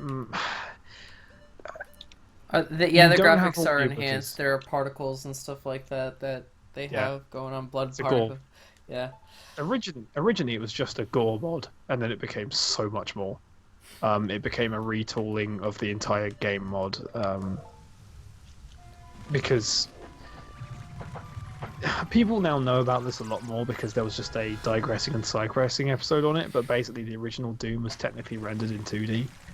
But GZ Doom, which is what Brutal Doom runs off, actually renders Doom in 3D, so they were able to use that to actually make gore hit walls and drip off and have particle effects, and that was the original idea. And then it became like a mod that changed how the game is played, and speed and damage values and headshots became a thing, and aiming up and down became a thing. Brutal Doom is fucking awesome. Like, I wouldn't necessarily say the new Doom is better than Brutal Doom. It's different. You know, few things in the world will ever replace Brutal Doom. Do not get me wrong, but the new Doom is definitely worth your money if you're looking for a good single-player campaign. Again, though, just a good single-player campaign. Nothing else in the game exists.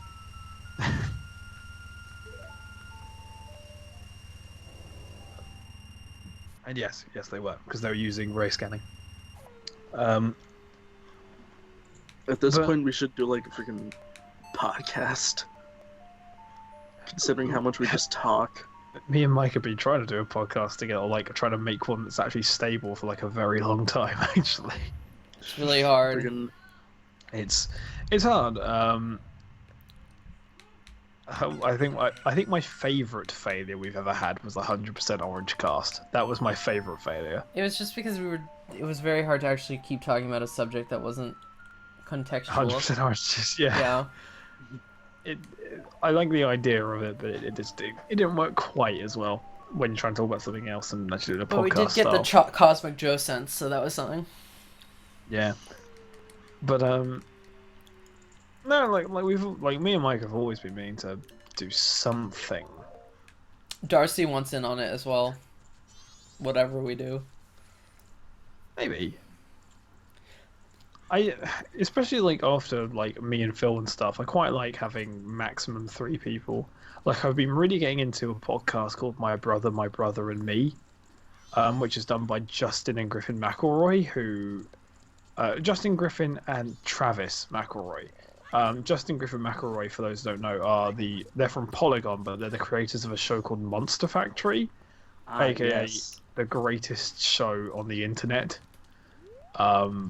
But they have a podcast called My Brother and Me, in which they basically, it's 3 brothers answer Yahoo Answer questions, and it's the funniest podcast I've ever heard in my life. I'm not normally into podcasts, but fucking hell, everyone listened to it. Hello, Coop Kate. How you doing? Ooh, Cupcake. It's cute. Cupcake with the Cupcake, K. yeah. Like Cupcake, like Cupcake. It has like a nice ring to it. No, it's not Podlast, it's Podblast. A return. Oh, what was it? The first ever Podblast? episode. Yeah, Yeah. a return. Oh man, that was. I remember. So That was. I said that first time we introduced it, but then we had to re-record that intro like over and over again. Yes, people don't realize that. We made some jokes on like a couple of episodes of that show where it's like, yes, this is all scripted, but the main joke that was poking fun at was that the first episode It wasn't sort of scripted. necessarily It wasn't scripted. but- It wasn't scripted. It's just like we were like, oh yeah, I fumbled that line. Okay, well let's just redo exactly what we just said, and it was Like the opening would always nicer. have redos. The very first few sentences would always be redone. It wasn't until later that me and like Darcy was like, I didn't say anything. Like, put these things in so I can like say things in between. And I was like, okay, since I edited the audio, That's when it started getting ridiculous. yeah. It's because there was a universal agreement that I talk too much. So like, It's true even now. It always has been, and I think that's been a cornerstone of why we're interesting friends. But it's really funny because like we'd finish recording, and we'd get we'd send all the audio files to Michael, and Michael would always send me a fucking message on Skype. Whoa. They actually someone believed Vampator was real. Oh my god. Amazing. Oh my god.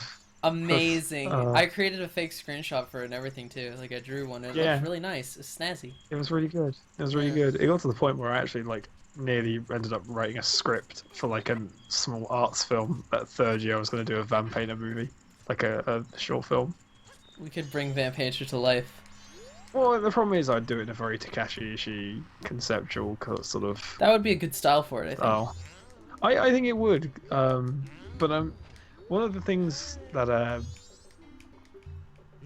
shit, I forgot what I was still. Oh yeah, that was it. So fucking, we'd finished the podcast, and we always knew that I talk a lot. You know, it's not a non-obvious thing.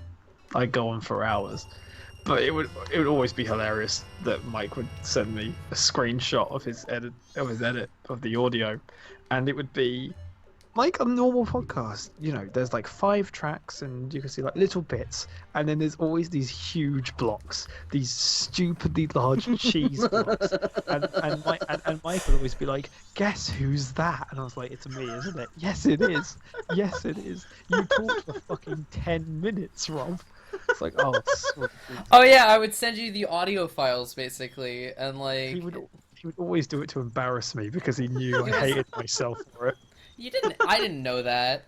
I was just like I did it because it was like it was to funny. well it was funny, but also maybe it was to be like, hey, you know, tone it down next time. So that's another thing to consider. Yes. But I mean, in a podcast, potentially you want all the people to be speaking equally, potentially. Yeah. Even when I toned it down, there were still blocks. I just don't notice. It's dumb. It was funny though. It was funny. I have a friend who likes Batman v Superman, and who likes it a lot more than Captain America Civil War. Have you seen either, Rob? No. Me neither. I don't. I'm sick of them. Yeah, I'm sick of superhero movies in general. I I've been am sick of them as for a well. bit. I mean, anybody who's anybody is kind of like. God, we couldn't sound worse if we tried, could we? No. Anybody who's anybody. Well, I'm just trying to create an elite, you know, like we're making. You know, you gotta be elitist if you want to be anybody, you know. Does this sound weird? Anytime like we sound like elitist, I always am reminded of, and this is gonna sound so weird, that Simpsons episode where Moe's bar becomes Flamin' Moe's, and he has that artwork all over the wall, and Homer's like, I don't understand it. He's like, it's Pomo, it's postmodern, get it? And everyone's just like, no, we don't. Like, Holy shit! This guy watched Animu Outsiders. That, oh my god. Holy fuck. I actually was watching Anime Outsiders Yeah. back in like a couple years ago. How did you Animu find it? Outsiders. Because a demo? I found or it something? through demo, yeah. a Yeah. lot of people got it from demo. That A was lot of sort people of found it through demo. that was kind of the plan. Well, we made fun of ourselves for it because we did jokingly say that he's only here for. I actually did Yes. enjoy the podcast before I met you. People did. People have a nice reverence for it, and again, like, you know, even though at least in terms of us lot and how we do things, it's probably not ever going to come back. Especially because, you know, I don't watch anime, and I don't think Mike really ever does that much anymore either. I'm not sure. Unfortunately, I'm just stuck talking about the stuff I've always really liked. There's there's nothing same. seasonal that has wowed me at all, and it hasn't been like that for the past like 3 or 4 years. So If we ever made a podcast, it probably wouldn't be an anime podcast, which is probably one of the reasons why we haven't like kind of made one. 'Cause actually, we know that's the closest thing to being in love with the show was Akanohana, and everyone shit oh on that. man, it Everyone. was so good. It was so good. We've always we if you want to know more about our love for Akanohana, go to the first episode of Anime House. The Pod Taco video. Yeah. Wow! um, Wow! The Ava animations? Holy fuck! Like Oh my those- god, that's That's years ago. that was OG, man. You are OG. I remember that because originally when me and Mike first met, he was showing me them, and we ended up with this weird joke that I would end up playing Ritsuko Akagi. I can't remember exactly how it happened, But there was like that's like one of the things that like when we first like meet each other, it was like a weird conversation we were talking about because it was, you know, it was me being like, oh, this guy's popular, oh, you know, fucking getting all of his shit, you know, like arseholes do. That wasn't the real reason. Fucking, it was just we're just talking about stuff. Don't and you paint just us to showed me be worse than we actually are, you know? No. Yeah. I'm joking.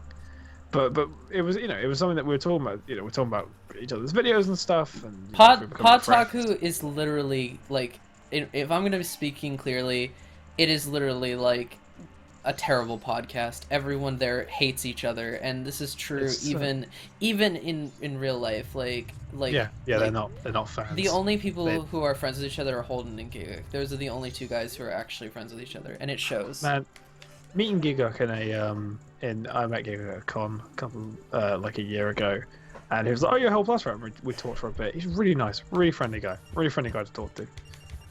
But no, everyone there really did hate each other. It's sad. Podcasts like fucking. I'm still in contact with everyone, really, like who were part of like Animo Outsiders. Yeah, we were very close. It was not friendship that killed it. It was pressure and. It was pressure and a lot of work ethic, and a lot of it was being pushed onto me. Unfortunately, I was editing the audio and the video by the end of it, and it was just too much. If you want to see any, oh yeah, I did play Curator for Gigak's video. That was interesting. That was before I started to do anime stuff, and then I was like, Gigak really liked my voice acting and my videos with fan dubs, and then once I started to get into anime reviews, it was completely like a shutdown. He completely stopped talking to me. It was insane. It was like, oh, you're competition now. I can't talk to you. That was the mentality. Like, not ironically, that was the fucking mentality. Like, there was not a lot of love between other reviewers. There was always this weird competition that was always there. It's sad. It's sad. It was never a particularly strong knit. You know, it wasn't a community that was very together about things. Sadly. Yeah, but it's not that I have a problem with those guys, even though Holden and Gigak are, they're genuinely like weird people. I remember one time when I first started, they were like, you know, we did speak maybe like 1 or 2 times or whatever before there was like a schism and stuff. And it was, you have to have a persona and a stupid voice. Otherwise you're never gonna, like, no one's ever gonna care about you, Michael. And that was like one of the first pieces of advice that they gave me. And I completely fucking disagreed. And I'm catching up to Holden now, because he doesn't make videos, and he's especially doesn't make any interesting videos these days. As much as I don't have a problem with him, like, I don't have a problem with Holden. I really don't. There's no grudge for the way that they kind of stopped talking to me and whatever. I don't care, but it is what it is.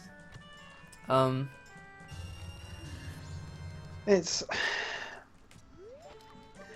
a weird, but no. In terms of podcasts and that kind of thing, I think we'll probably won't get fucking Podtaku and J-Taku, so weird. Like, I could never understand the mentality of not allowing people in. Like, it had to be exclusive or something, and they always treated things like secret drama no one cared about. Like things like, oh, Holden said that Arcada's reviews were shit and stuff like that to his face, and then Arcada got pissed, and there was a huge fucking like schism there, and then they went back together anyway because it's good for business. Bull fucking shit, man. Those two like, what phonies. Like, honestly, those 2 podcasts were just terrible. Like, the problem was that, like, Podtaku and J-Taku, this is not necessarily about how it started, but what it became. It was definitely not about friendship in the end, and, you know, fucking, don't get me wrong, I wasn't as in that community as Mike was, but I was given, I was with Darcy, so his information god that moment it came to all that stuff. But, there's behind the scenes, that podcast was a fucking mess. a complete fucking mess. And even And now, not, like, even not, now, not there's towards drama. the end. Even now, Yeah. there's drama. Like Sue and stuff totally broke away in the most dramatic way, and I have no problem with her again. I don't have any problem with any of these people.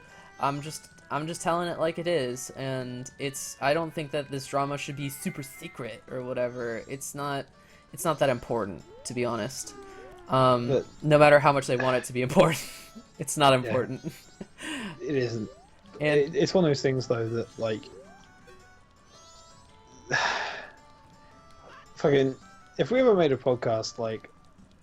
And this isn't why Anime Outsiders got cancelled at all, but, like, this is just a little thing. Like, if we ever made a podcast and it even ever came close to, like, possibly jeopardizing our friendships with each other, we'd all immediately stop it, because no one in our groups wants that. yeah, But those, even if it was making money, Podtaku and Jtaku became about profit and views, and it was about sticking together, not for a common love for anything. There was definitely not much common love for anything. There was a lot of spite towards each other in that group and in that thing. I even remember Holden saying that the only reason why you have Jean on here, and he was like, yeah, she's not actually that, like, cool. Like, we just got her because she was, like, the most competent female at the time. And that speaks so much to, like, what kind of, like, she was a token female. Like, legit. They were getting people Legit. on not because of friendship, but because of tokens and people that would fucking balance fucking bullshit. It was like a business. Like, It was sad. It was really sad. Like, and it wasn't just for money. You have to keep in mind that it was about networking subscribers between the biggest people there, which was, like, for Holden, that was Giguk, and also Arcada being there was important for their subscriber counts. I mean, also, yeah, some people saying that, like, they started and joined it, but, like, they stopped as it went on. I do think there was a quality drop, and you can kind of tell in the tones of how those people talk to each other the points where they stopped being friends and started becoming business associates. And you know they're probably gonna hear this. You know that, right? I don't care though. no, it doesn't matter. Like again, like, I think to the point that if they get offended like this, like, guys, if any of you are hearing this, and if someone sends this stuff to them for some stupid reason to try and cause something, at least keep what I'm about to say for this and what Mike will probably say afterwards for context's sake. None of this shit matters. We're just people trying to fucking make our way in the world, make entertainment for others, and have fun. Fucking. I have no ill will towards these people. No, exactly. If podcasts and reputation are all that matter to you guys, to the point where us saying criticisms about the fact that you guys just weren't friendly to each other during a time when you clearly weren't friendly to each other. Like, most of the Podtaku, it's so obvious. Like, in the later ones, they're all arguing about things, and I don't know. It's like, I always feel like Holden is arguing with Jean about something in a vicious way, or Arcada. You know, it's just. It's like, yeah, no, I didn't enjoy listening to it, and I think... No. But I don't have a problem with anybody on board, or the fact that it turned into a business. Some things just happen that way. I don't care. But- it's like, it just happens. But, like, You were successful. Who cares? but basically, in the end, guys, fucking, whether you think you're above it because you're subscribed, fucking, this drama shit doesn't matter. And fucking, especially to all the guys in Podtaku, if it was never about friendship, please never join a podcast again unless it's about friends, because no one wants to listen to it if it's not about friends. And more importantly, it's not fun to hear the stories about you guys, and no one wants to hear in the future people like me and Mike, but a new equivalent of that, talk about the drama behind the scenes that you guys were causing for everyone because you were not making something out of love anymore. Because fucking the point of you guys, and it's not about the fact that you're an anime podcast or anything like that, it's the point of you guys being an anime podcast was that you did it out of a passion and out of a love. And the moment you stop making art, entertainment out of love, please stop, because none of us are going to want it. The quality will drop, the reasoning behind it will drop, and you will not be happy people for it. You'll be successful, but you know that you won't be happy about it. So fucking, if this is enough to cause you guys drama, which I'm sure it won't be, because I hope you all are above Well, that. this is so. I mean, for them getting angry at this, because this sort of thing has happened before. It has, that's yes. that's like so 2000 like fucking 12, like seriously. So We're older now. All of us are older now. Fucking. just look at it as a past Stop. thing, you know? Exactly. Yeah. It And also, was in the guys, past. like, also, some of you guys used to be super tight, so maybe now that you guys aren't working together, well, yeah, if like you did have a friendship that you guys missed, we can maybe Holden was try and legit rekindle friends it. with Gigak, right? So that was still like Yeah, a just thing. forget Yeah. those days and just try and rekindle it, because fucking. I remember some of you guys been really good friends, and you guys seemed like nicer and happier with each other back then. So do that shit, please. Thank you. But again, I remember, and this isn't like in some boasting way. Like I'm not saying this in some boasting way. I'm saying this because it was something that was at the time. I remember some people saying when we started Anime Outsiders and stuff, they're like, "Oh, this felt fresh," and I was, and some people were like, "Well, yeah, but it's sort of the same format as these other shows." And I think just the reason was quite simple. It was because it was made pretty exclusively out of friendship.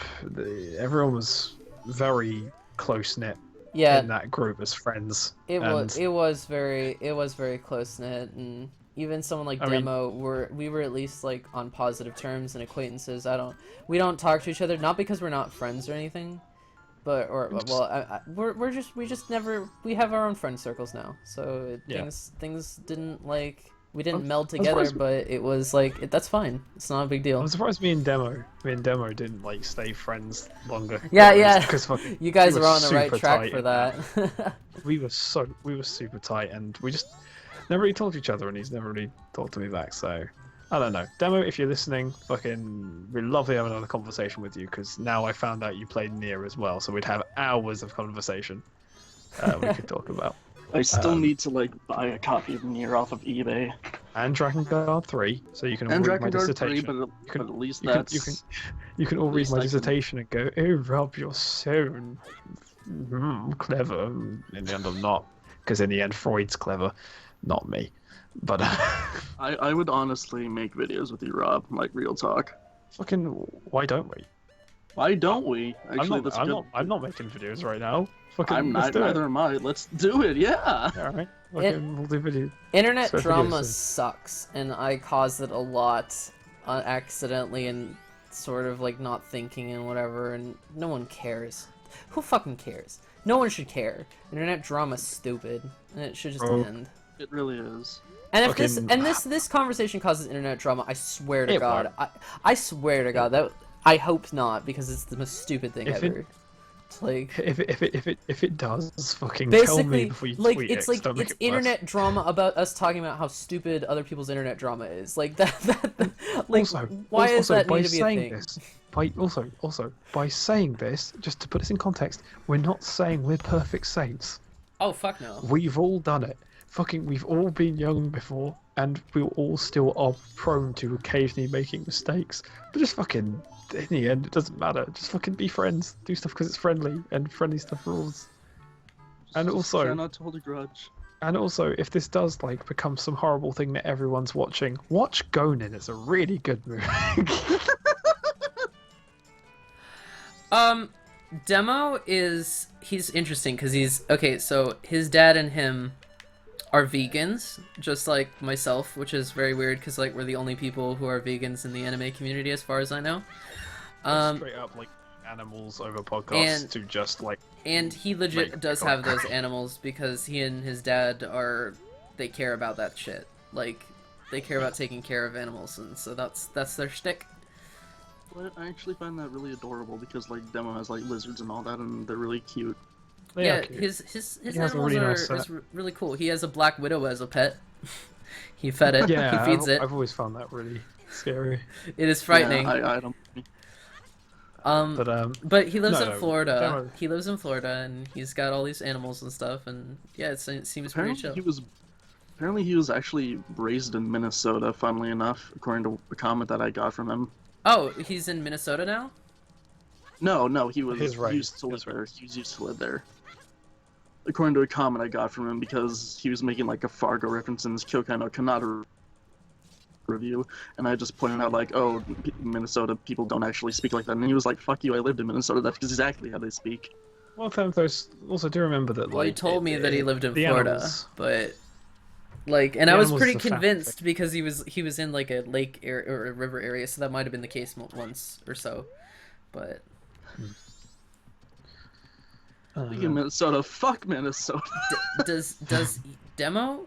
He's gotten big enough with YouTube that he doesn't need to work, but He works on YouTube, obviously, but But no, he works as a writer actually for real talk. He writes yeah, reviews and he like reviews of products basically. He's paid to write reviews for products essentially and to write advertisements and that's what he does and he makes a decent living off of it and he's got a respectable job unlike, you know, some other of us So weebs. So yeah, we're learning, we're training. well, yeah, no, I'm in school and you're in school, so we're not neats. And I'm not anymore. I'm Digibro, a month he away makes from like being... $1,000 per video. He makes enough money from it that he can financially support himself. So, the problem the problem with Patreon though, and the reason why I'm so fucking hesitant to do it, is because once you start making videos like out of quota, then you start turning out videos of lesser quality because you're trying to fulfill Look a at certain day and time, right?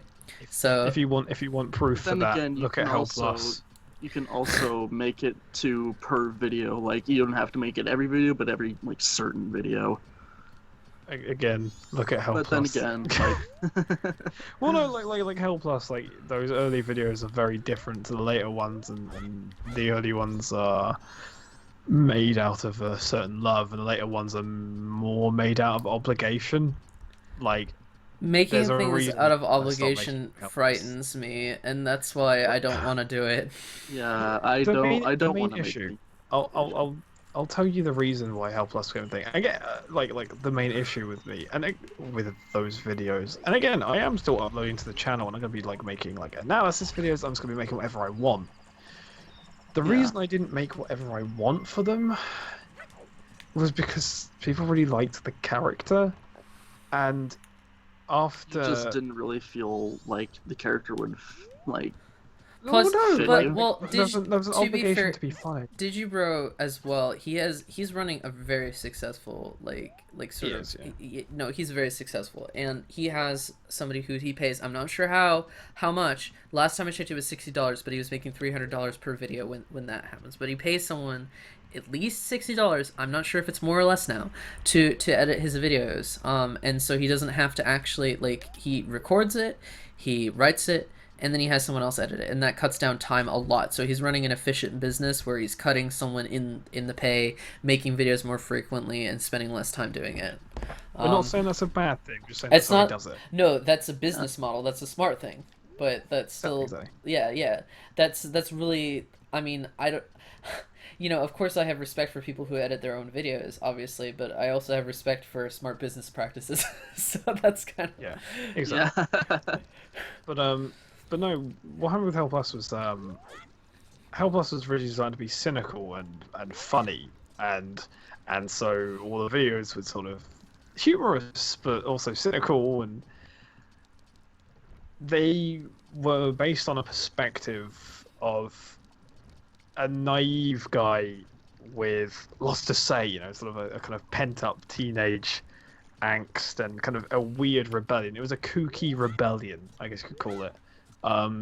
Second year when I got depression and that kind of thing, and as I grew up and became more of an artist and more of a sort of someone who made more serious films, you know, fucking, and tried to actually take art more seriously. It wasn't because of art, but it was also with the depression who I was as a person. The guy who made Hell Plus was a very different, more naive and less aware guy than the me that was making it a year later. And people really liked the character and they liked the style, but like not only had the person creating it changed, like it might as well have been like past owners. but like it was a problem because I mean, and Michael can attest to this as well. I have changed pretty immensely in the last couple of years, um, as a person and as a as a thinker and as a creator. Um, I make very different films. I have very different opinions and styles. Um,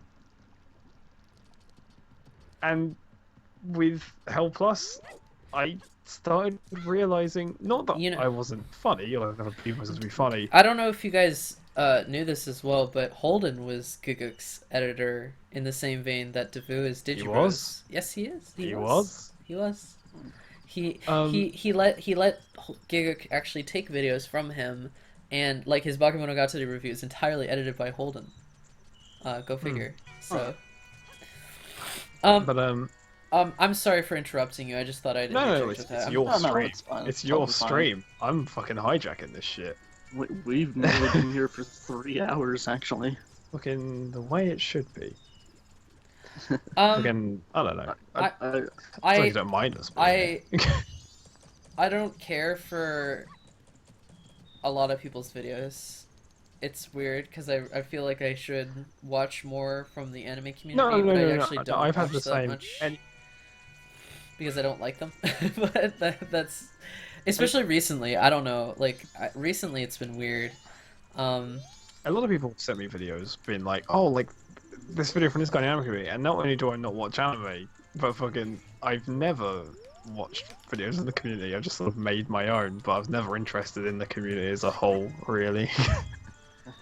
well, the community is more into pseudo-intellectual analysis without much of a thesis statement, and Yeah, myself with included. thesis guys.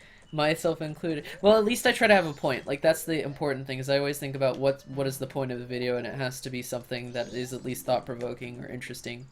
Um, Well, yeah, but also we're not people who like go. oh man, I sound so elitist again. We No, gotta no, have no, no, a no. thesis. No. But what I mean is that one of the differences that at least like I was gonna say you and me, but I say you because I was just more in the background when all this stuff was happening. But brought to the table was that a lot of people were saying, "Well, I know this because I studied it," and for us, there was an opinion where it's not just enough to study it and to say that you studied it and therefore you're an intelligent intellectual supposedly. If you studied it, you have to treat it like a study. You have to treat it like your essays, with points, with explanations and examples, with theories and thesis, with thought-out arguments based on the intellectuals that came before and by application of theory.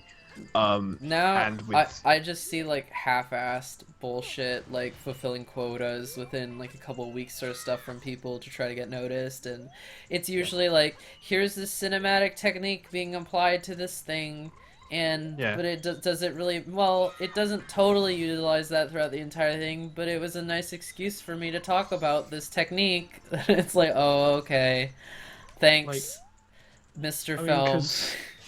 Well, for example, like my next series of videos is most likely going to be my Dragon Guard 3 ones, and they're literally video conversions of a dissertation. So they'll be well thought out things that have actually technically, because of the nature of dissertation marking, technically these are peer reviewed as well. So that's kind of cool. Technically, you could say these are peer reviewed videos. But what's important to know about this is that like if I was able to do analysis videos, and I occasionally helped out with a few that kind of thing. I hate the word pretentious. Fuck that word. Yeah, it's a pretty piece of shit word. It's one of those. Yeah. It's one of those. I don't need to talk about anything important. I just get to call it this, and it's like, but I don't get to have a point, and you don't specify why you think someone is not great. Like when I say, Yeah. or why you think something isn't great. Pretentious is a terrible word, and when I see it used, it makes me groan because it's never specific. no. it's not. It's it's a fucking it's a buzzword. It is more a than Yeah. an actual- buzzword. It's like analysis. It It's a is. buzzword. Analysis is Yeah. a buzzword now. It is, yeah. But like you know, for me, dissertation and that kind of thing, convert that to a video. I was someone who said, well, if you do a similar video afterwards, are you worried it's going to eclipse it? Like, no, because that's how I do it anyway. Like, if I was going to do a series of videos about something, I just write a dissertation. And I remember when Mike was getting into his analysis stuff early, fucking he'd have me occasionally look over some of the scripts and stuff because he was worried. Fucking Mike was always worried about something. That's true. I remember when he was doing the change, there was sort of jokes because we've been talking. Oh, about you him the for a the while. switch between review to analysis and stuff like that I did. Yeah, that was before Yeah, yeah. everyone did it. Oh my god. That was because that came out originally because obviously of a desire of Mike to move away and stuff, but also when he was getting into the uni stuff and that kind of thing. Me and Mike would talk a lot about it, and I was just like, for me, again, I was too busy being wound up in my character, and I thought it would be an out of character move, which again was a stupid thing. I should have just from the start said, you know what, this isn't working. I think Helpless was kept alive by stubbornness, and I do apologize to people for that. But with Michael, it was just like, hey, fucking, you're good at this stuff, and fucking, I can always, look over it if you're worried. So fucking, do you just start doing these analysis videos? Yeah, no, I really And respected. they were just essays. I really They respected. were just essays. I remember doing Sex and Death, which was I really wanted to do an Evangelion overview of End of Sex and Death, Evangelion. that was And that I was got, Cobra, wasn't it? Well, you looked over it with Bits of me. Yeah. That was one thing that was really important, was that you knew a lot about Freud, and I had taken some psychology classes, and I was like, That was a really I good was night. just getting I out of Psychology 1, essentially, like the introduction to psychology stuff, and so I was thinking about Ava constantly when doing that. And I wrote up a script, and I sent it your way, and we looked over it together, and then it was made into a video, and that was the start of it. And that was the start of the transition. So Not a lot of people other than Mike know this, but I have an adoration and a reverence for Freud that is kind of bordering on obsessive, I think. I mean, you guys will find out in the latest videos, like when for those wondering what I'm planning on doing on the Helpless video wise, what I'm planning to do video wise, those who don't know, myself and Phil we're doing virtual reality review channels. Well, a channel. We're going to do a Vive review channel specifically for that, but for actual other stuff, I'm going to be using Helpless, just no more Helpless characters. As I said, when I said Helpless is cancelled, I meant the character, not the character is not the no channel. more. The channel The exists. channel is fine, but the character Yeah, is just sort exactly. of Yeah, exactly. But the next few videos I'm doing one's the thing of the dissertation, but after that as well, I'm personally going to be doing video overviews essentially of my weird Takashi Ishii marathon obsession, and whether Mike becomes involved with that or whether he doesn't or not will just depend how much he enjoys the later movies. But well, whoever wants to get involved can feel free. But because it's just an overview of the weird marathon I've been having recently when it comes to that man's films.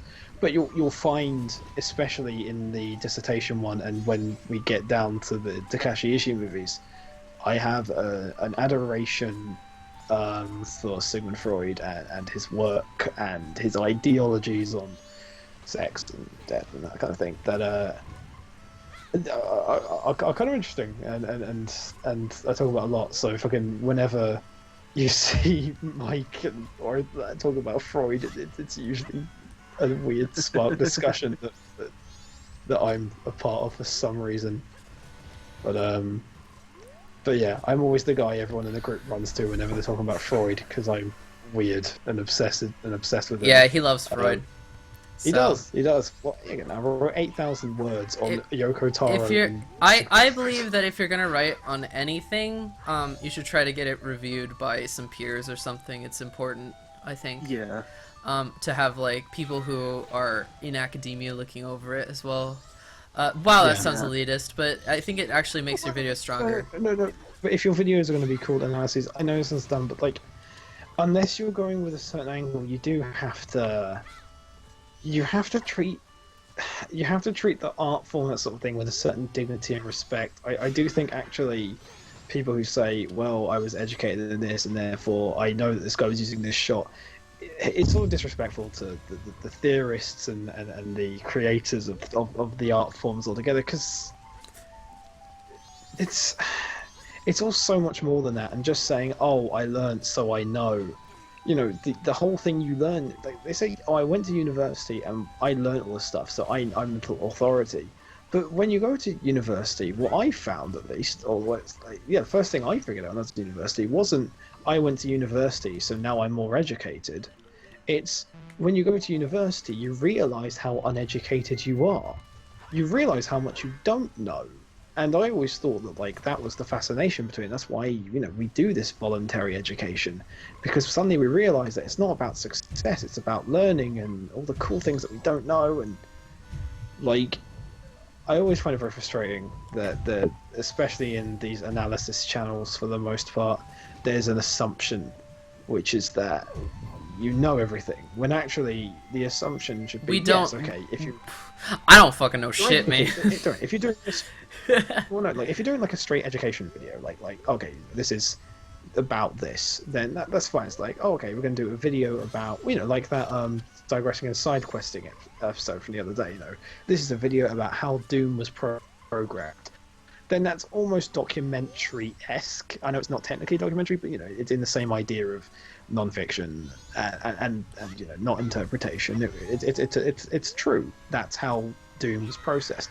So that's fine. But when you're dealing with theory and psychology and art, then you need to take the approach and understanding of uncertainties and theoretical things that have happened and have a dignified sense of those that came before, because you're not on top.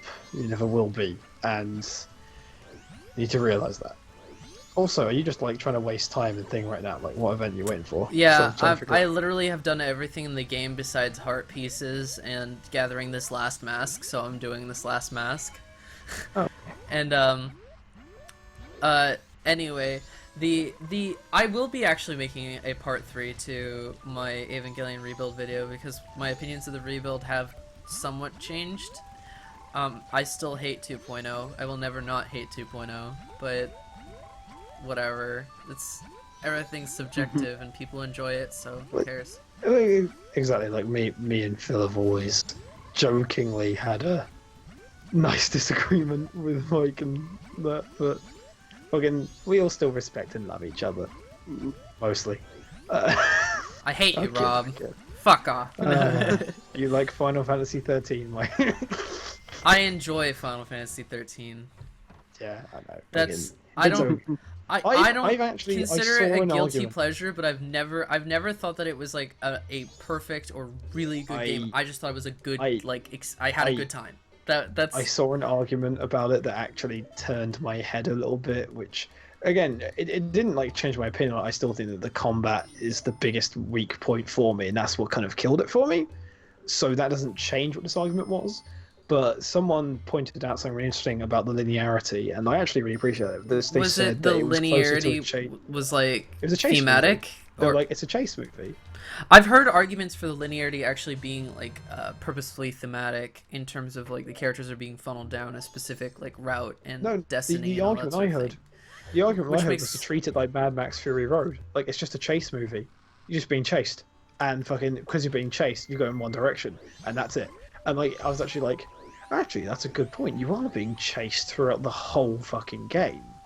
And I was like, that's kind of nice. And I sort of had not an appreciation for it, but I was like, actually, I can see where the differences was. The most annoying part about 13, in my opinion, was the length that it would take to complete some of the battles, but that was like, and some of the character drama was really forced and hammy. But we're talking about JRPG, Holmes, you know. Yeah, that's not new. Like even in like my much revered Yoko Taro games, there are bits where it's just like, yeah, that's a bit melodramatic, even by Yeah.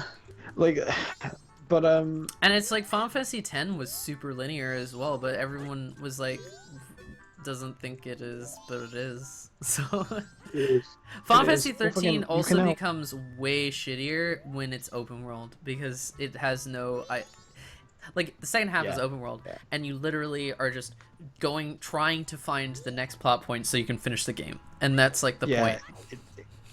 I'd say that like FF13,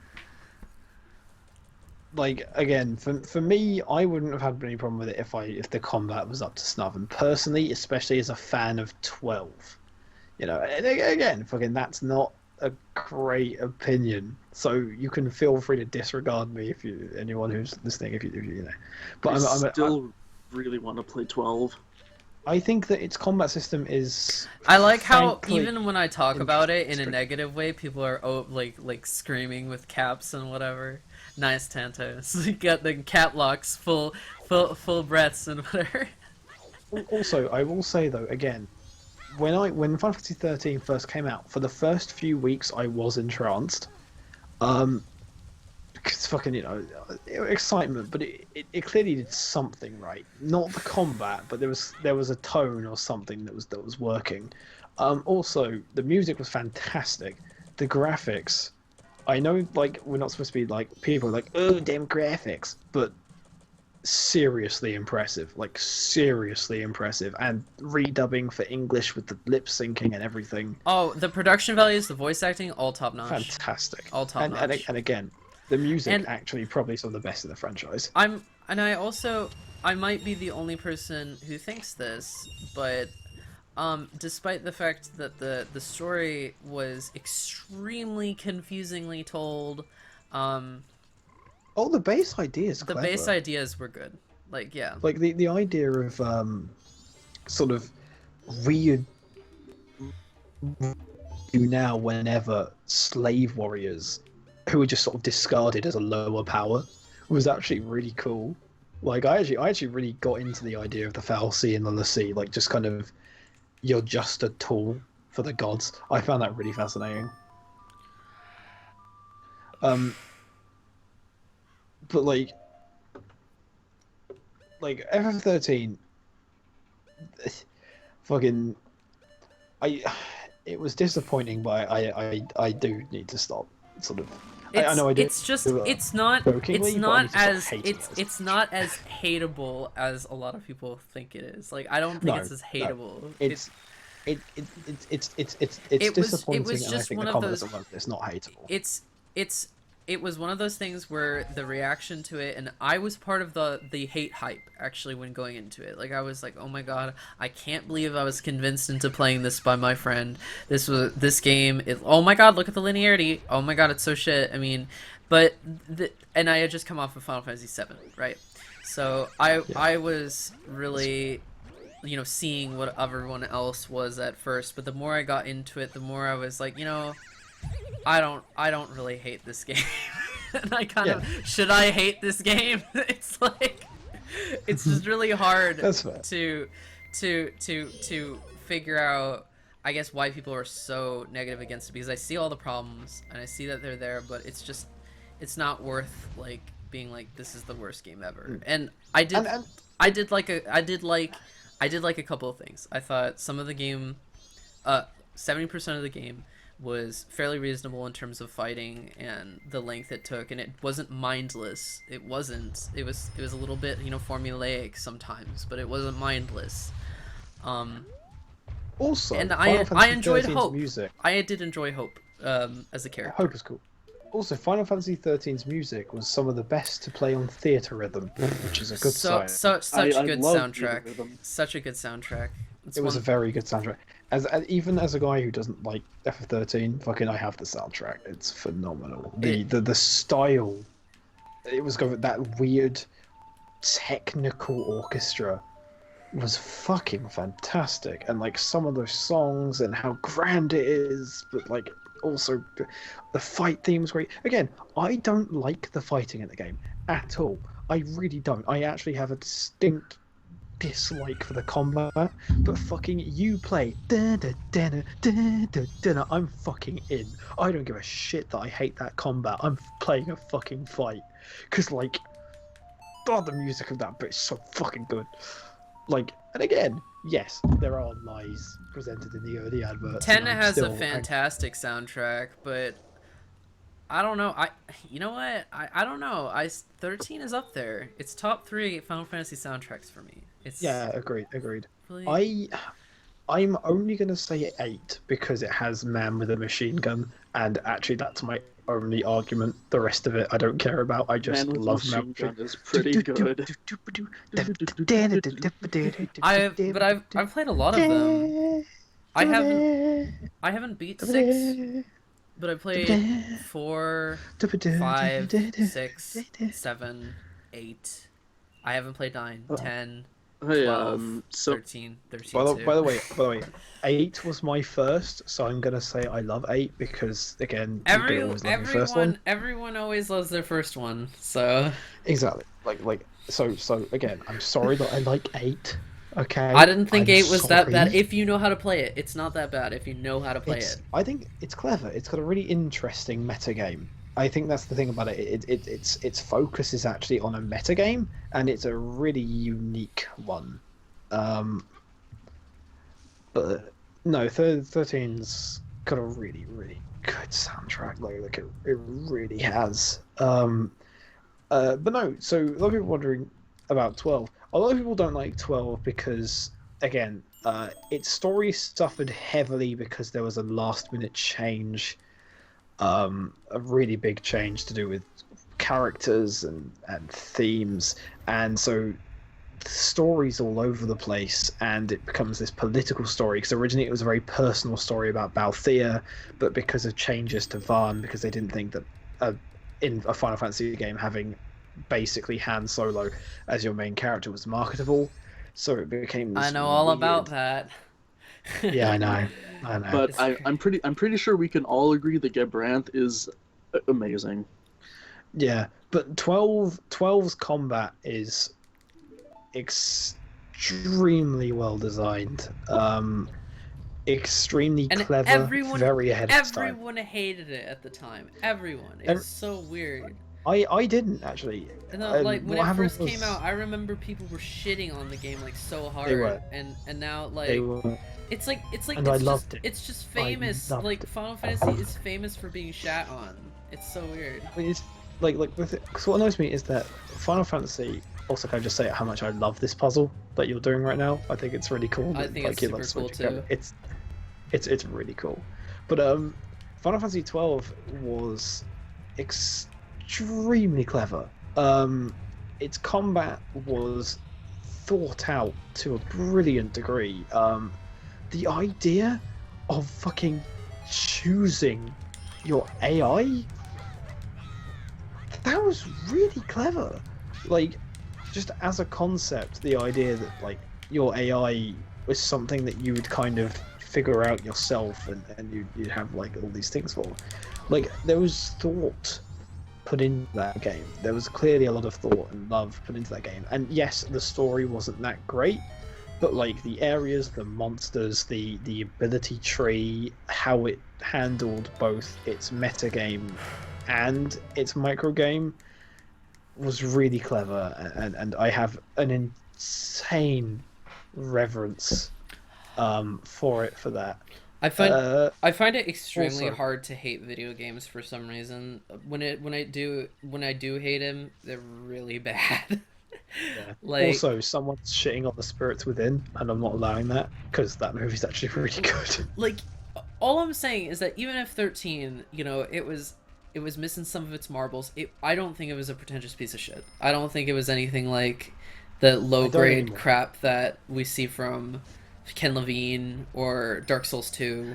The me that hated FF13 was a disappointed me like 2 years ago that made Hell Plus. it's it's just But it's But- like but- I but just I- don't think that 13. I think 13 is you know it's a dumb child. It's like it's just like oh 13. You tried so Yeah. hard, and it's like but fucking like I can't think that with something like BioShock Infinite or like Dark Souls 2. I can only think of how like or MGS5. Like those games are so up themselves. They're so fucking up themselves. Yeah, like, I mean, as far as disappoint, I don't know. FF13 though was interesting as well as that FF13, like I can't hate it because I didn't have all my time with it wasn't bad because fucking when I first got it, maybe whether it was just pure excitement that Final Fantasy was back or whatever it was, fucking when I first got my hands on it and fucking started playing it and that kind of thing. Despite my issues with some of the systems, I was having fun and fucking like when Snow, you know, I was younger and I was more impressionable, but when fucking Snow ran on the beach to you know give his fucking wedding ring to what's her face, like Sarah. I actually teared up like because I thought the beach and stuff that you ran across I thought was absolutely beautiful. There was a beautiful scene and the lighting was brilliant. And I teared up. How do you? Someone on Wii just said that they don't like Shadow of the Colossus. What? I know quite a few people who don't like Shadow of the Colossus I don't- because No, they... I know I people. don't I know people understand like that. It's like one of the most purest like artistic games like out there. It's so pure. It's because It can it's also because they it can don't depend like on the padding for like getting health items and stuff, What? and it's like But that's like They- 2 seconds. You can't get. There aren't health items. I are mean, there? there Not- are not health fruits items, and but geckos, the right? fruits and the geckos. Yeah. They don't like Yeah. that. They just feel like the entire game is just like one big boss rush. Which that's what makes it good. technically is. I know, and it's like I respect their opinions, but I it doesn't think mean I agree it with might them. it might also be when they played it. I know it sounds weird, but like, don't get me wrong. I don't think any game has ever done big monsters that are fucking scary like close to how well Shadow of the Colossus does it.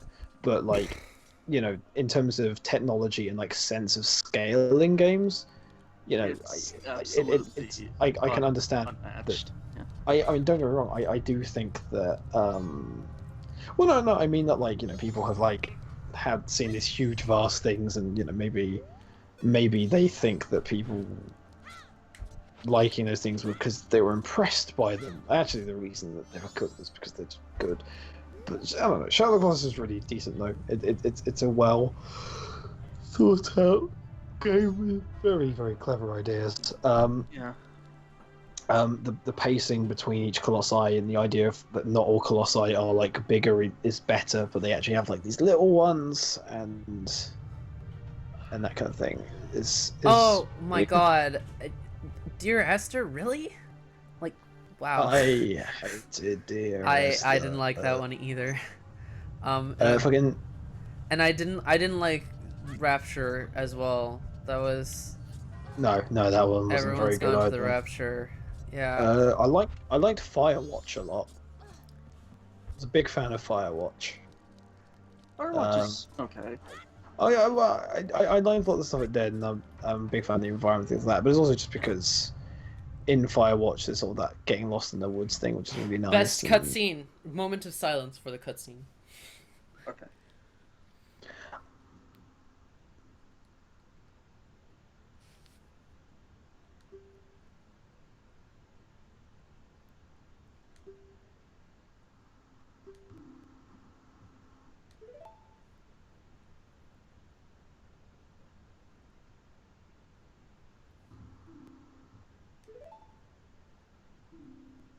What's really annoying is that because Pamela call recorder isn't working, I was going to play E1M1 from Doom during this to like ruin the mood, but I can't. Like literally, while this was happening, it was just going to be blasting da da da da da da da, you know, classic.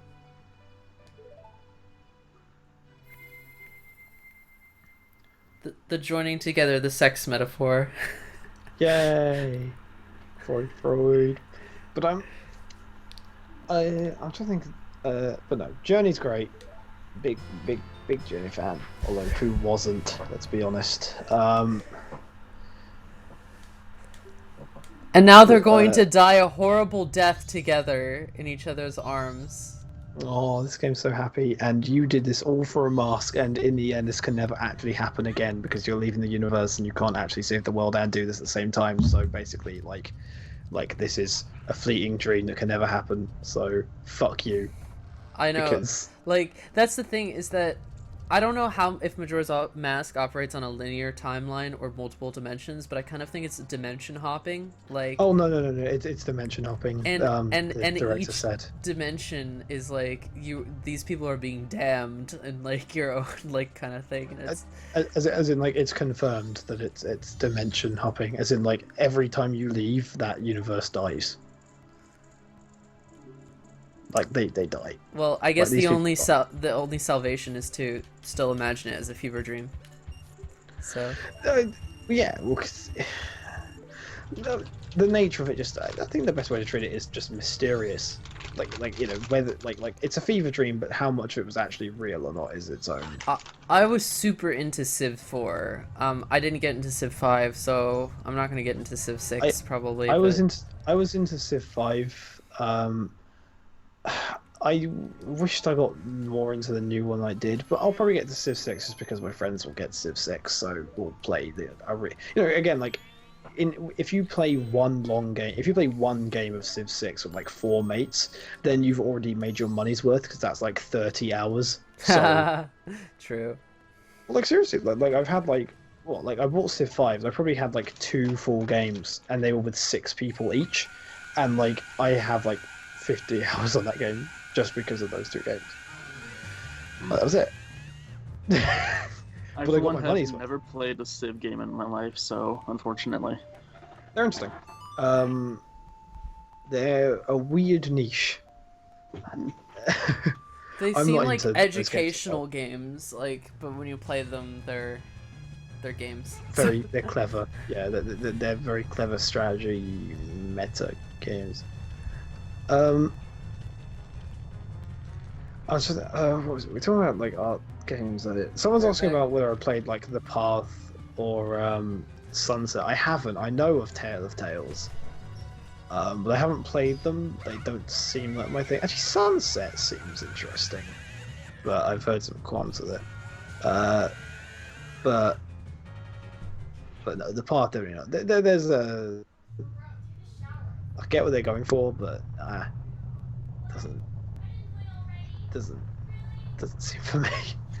I like playing games for fun for the most part. You know, fucking sometimes there'll be games like Firewatch or. Well, actually, I don't really like playing it. I like playing games for new experiences. Shut up. Yes, shut up. I find new experiences fun, so you know, even Spec Ops: The Line, I found fun in a way because it's like really fun to find this game that was like weird but like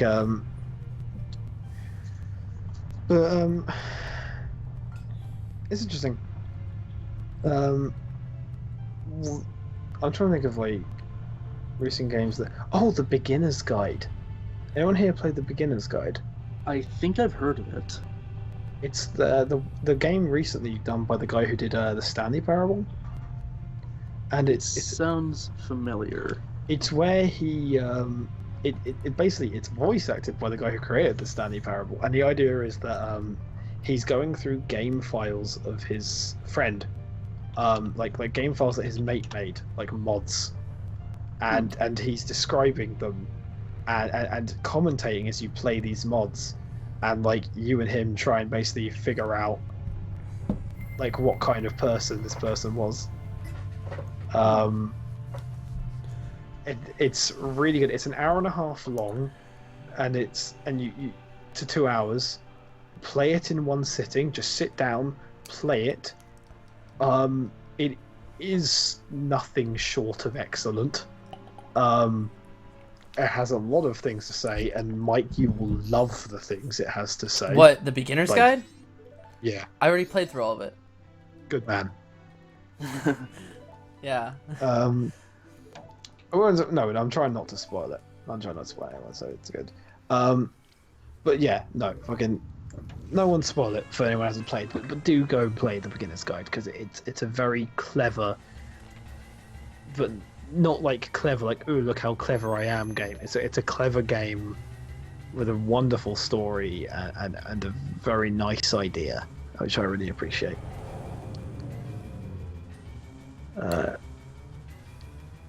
It's good. It's good. There's no "so" in the lyrics, so Zero Snake. It's just peanut butter on my balls. Let the dog lick it. That's how the song goes. Yay. Oh man.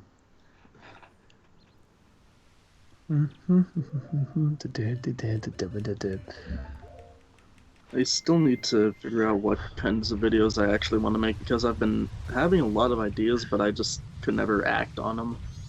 Oh, one sec. On We On Me, what do you mean you'll never be able to play it? Because if Possibly you're... because of price or something? No, it's cheap. It's not an expensive game. And PC-wise, it runs on the Source engine, and laptops can play it with ease, and it requires no reactions at all. Because there's no shooting elements. I think he there's literally doesn't have a computer. I think he's running off of like cell phone or iPad or something. Yeah. You.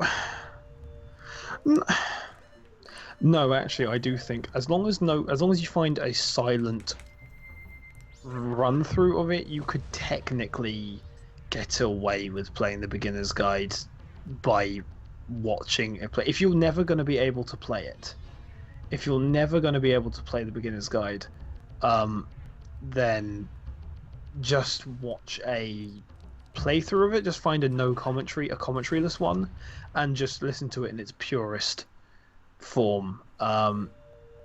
It's not got any crazy interactive stuff that, bar like one puzzle maybe later on. It's not like Brothers: A Tale of Two Sons where you actually need to play it to get the emotional stuff. It's done through like Brothers: A Tale of Two Sons fucking emotional side is done through gameplay, but the emotional stuff in the beginner's guide is done through commentary and story. So it's basically a movie. It's a good movie, and it's cleverly designed to be a movie, but it is a movie. Mm-hmm.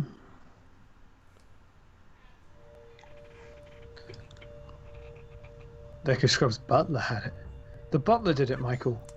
Well, the thing is that Majora's Mask gives you clues as to where to find all the masks if you don't have them already. Quick question, Hattori. Like, did you play Brothers in one sitting? Because I found that people who don't play Brothers in one sitting have a harder time, because it's definitely designed for 1 3-hour sitting. But play it like if you played it in one sitting with a controller, then maybe it just didn't resonate with you quite so much. That could just happen, you know. Games can't be made for everyone, and they can't be perfect for everyone. So, that's fair. That's fair. I don't know why you didn't enjoy it. Maybe just certain aspects, or maybe parts of it maybe felt predictable or something. I don't know. Maybe it's because it was also just a lot of people saying certain things about it can do it. I don't know, but Did they not like Beginner's Guide? no, Brothers. No, Tale of Two Brothers. Sons. Killed. I haven't played it yet though. I have it though. Brothers Tale of Two Sons. The clever things it does, even if it doesn't resonate with you necessarily, I think at least try and appreciate the fact that it's trying to be storytelling through gameplay and controls. It's clever. It integrally melds the idea of controls and story in one, and I think that's a very nice, clever thing. I think it's a very, very interesting thing, and it's not weird because it's nothing like Journey.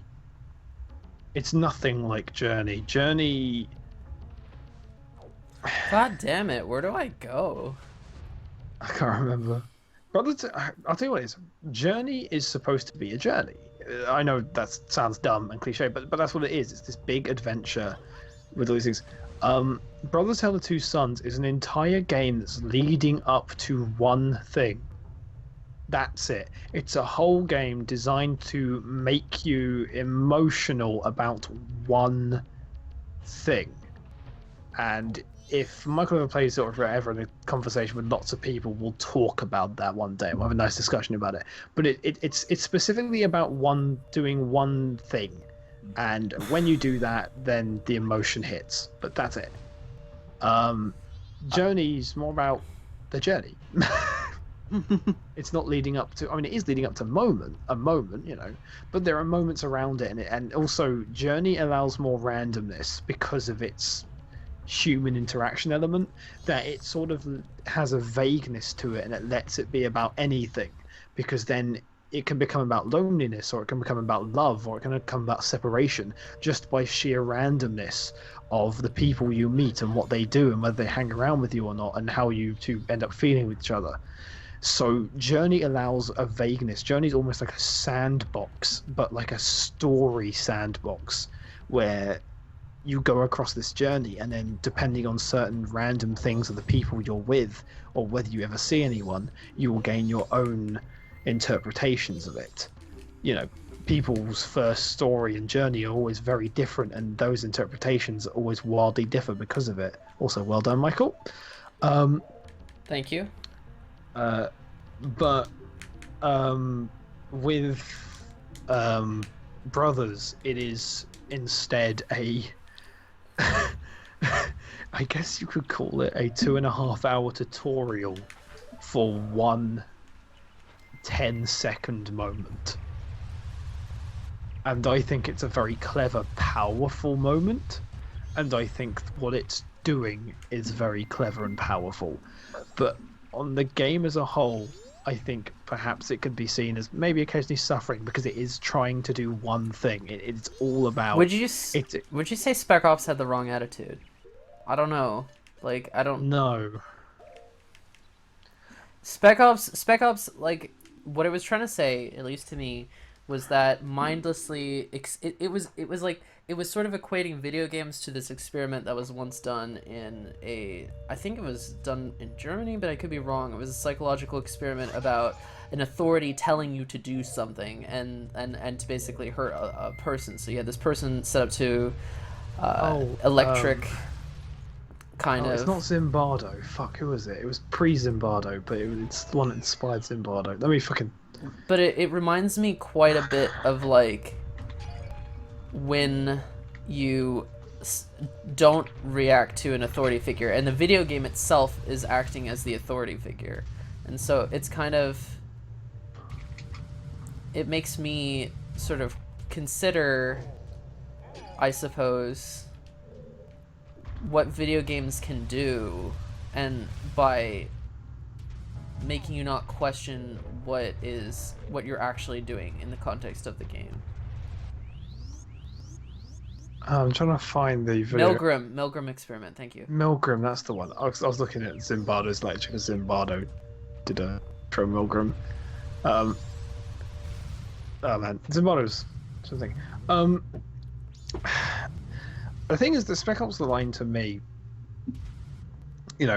regardless of video games have a certain authority, though. Like, I think that well it was interesting because what made it interesting was that it was about the idea of choice in games, and like there were choices in Spec Ops The Line, but how, like, what I found really interesting about it was that there's this constant thing of people saying that, like, oh, we have a choice, but then it's like, actually we don't.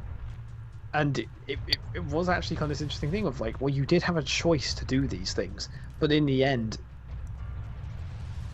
your choice really, and it sort of almost has this weird thing where it's like, you chose you chose to keep playing the game and to keep making things worse. And it's just like, they had this interesting thing. It was just like, actually, to be the hero of this land, you should have realized that everything you did was bad and that it wasn't going to go any better. So your choice was to not stop playing.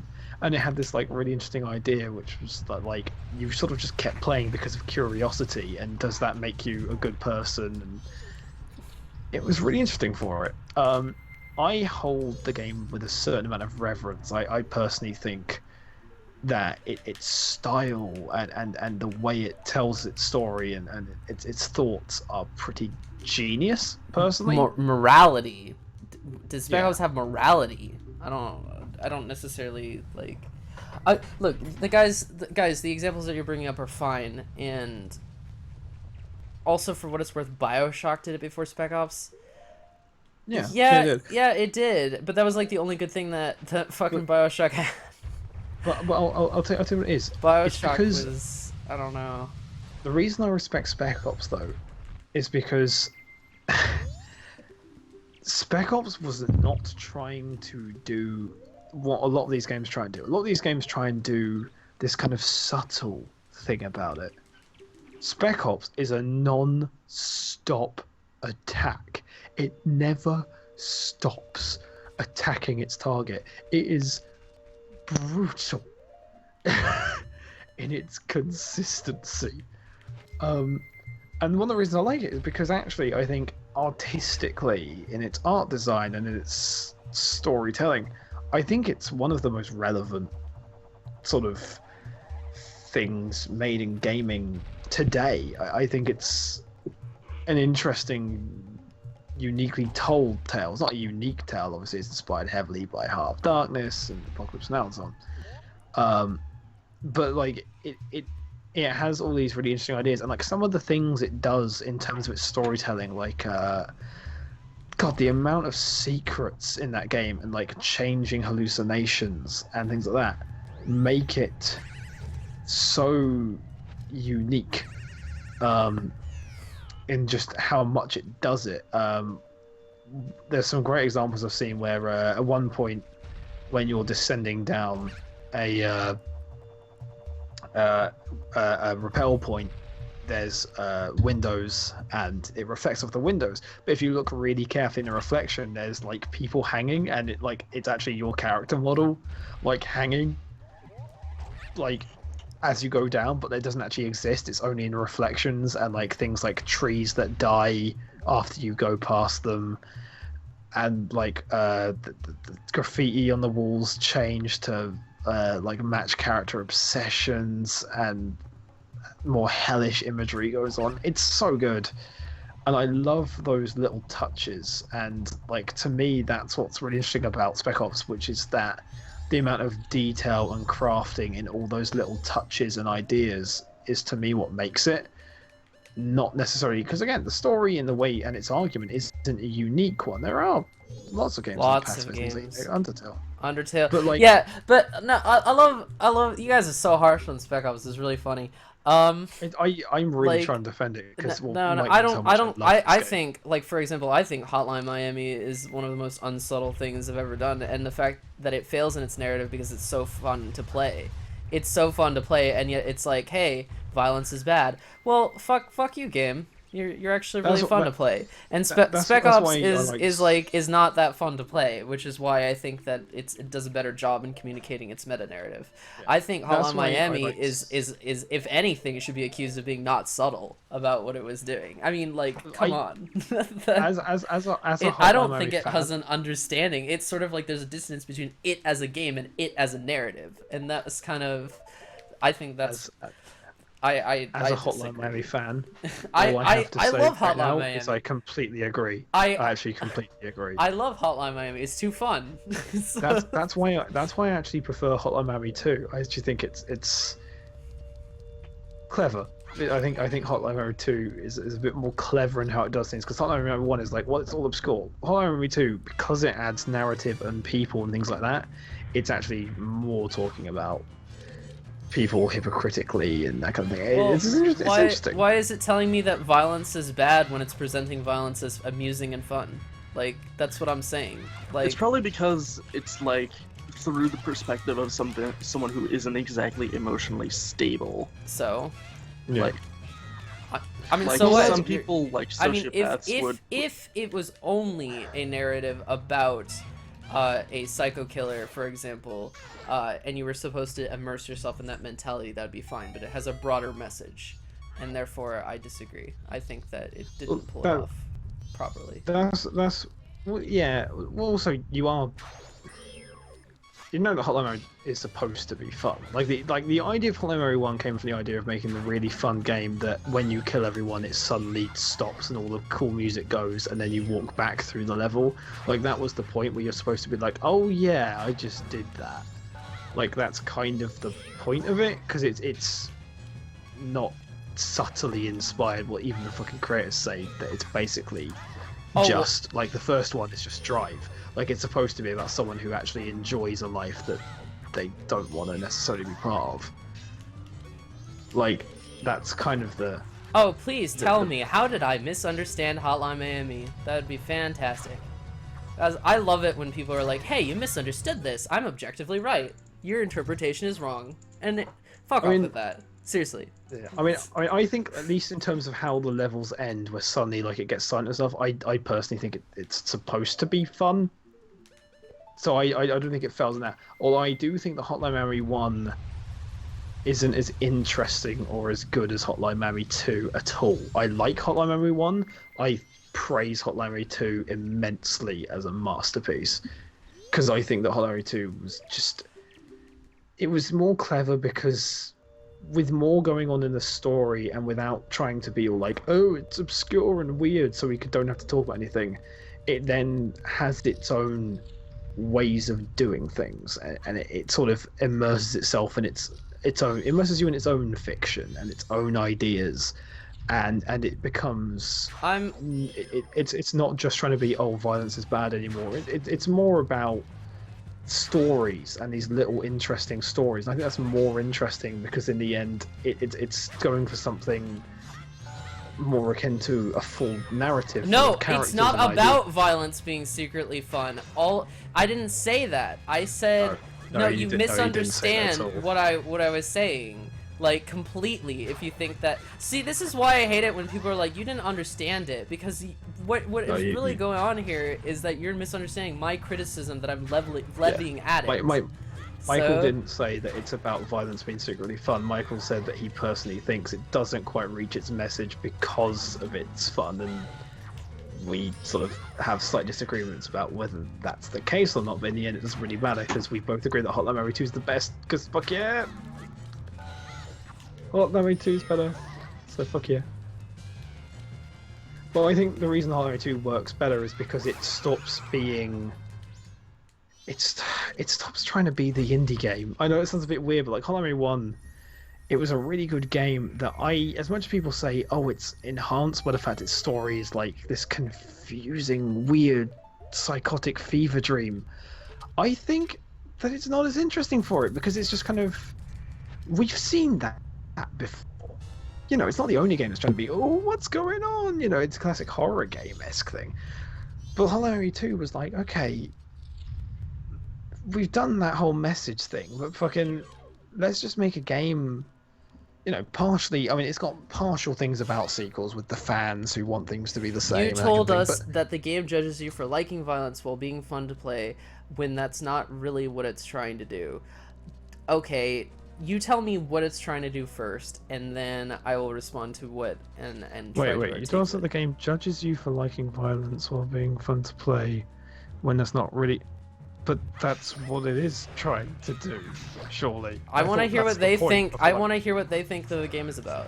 So. But isn't that what the point of Hotline Miami 1 was? Was that it's fun to play, but then it's suddenly like that's like the point of why the levels stop, just suddenly. Like I thought that was the point of it. And it's not trying to have the same messages. Spec Ops, no, you're correct, Thanatos.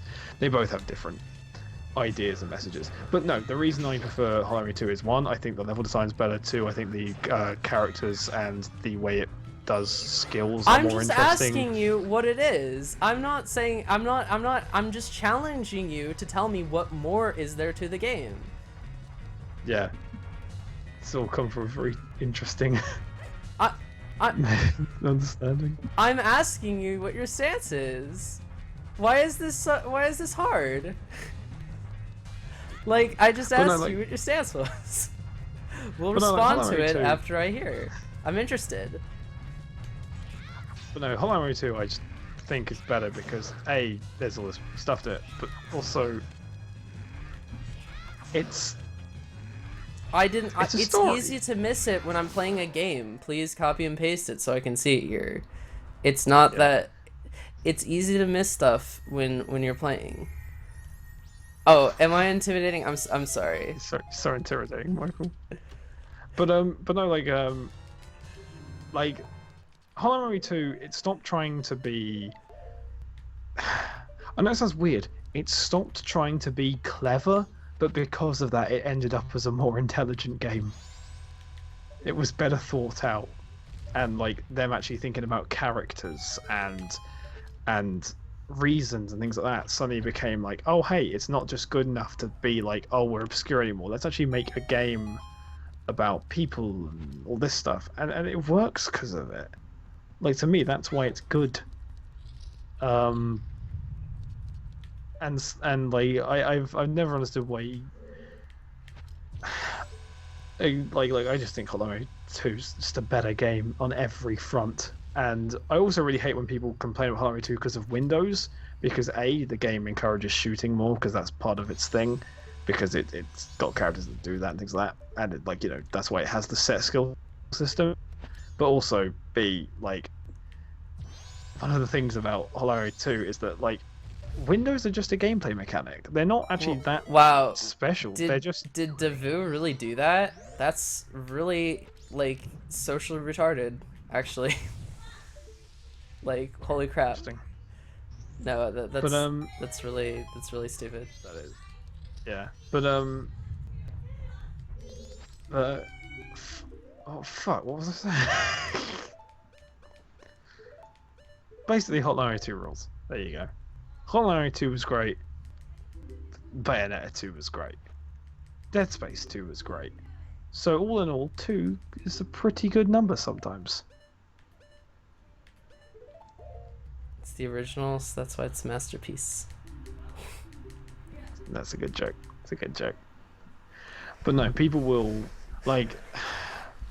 That's one of the things I really like about Hollow Knight 2 as well, is that it has the fans. Like, I find it really funny that like how many people all the bad reviews on Hotline Miami 2 like fell into a trap, which I always find really funny that they did, and like especially with like the PC game review and that kind of thing, where Hotline Miami 2 has the fans, and the idea is that they're people who love Hotline Miami 1. That's the joke. That all they talk about is how great Hotline Miami 1 was, essentially, and they do exactly the same things. They go out, get pizza, after killing everyone, and like they gotta kill everyone in the room, then they leave. You have fun killing people. You don't have fun when not killing people. So the story doesn't really matter. I thought it was more trying to say that the violence doesn't always have a greater meaning, but I haven't played the sequel, so I don't know if they go against that. Oh, okay. The sequel does say that violence can be necessary, but it's kind of the sequel's less about grand statements, and it's more about people, and it works better because it's about people. But no, yeah. In Hollow Knight 2, there's the fans, and this is why I really like it. In the fans, they're characters that wear masks, and what's interesting is actually they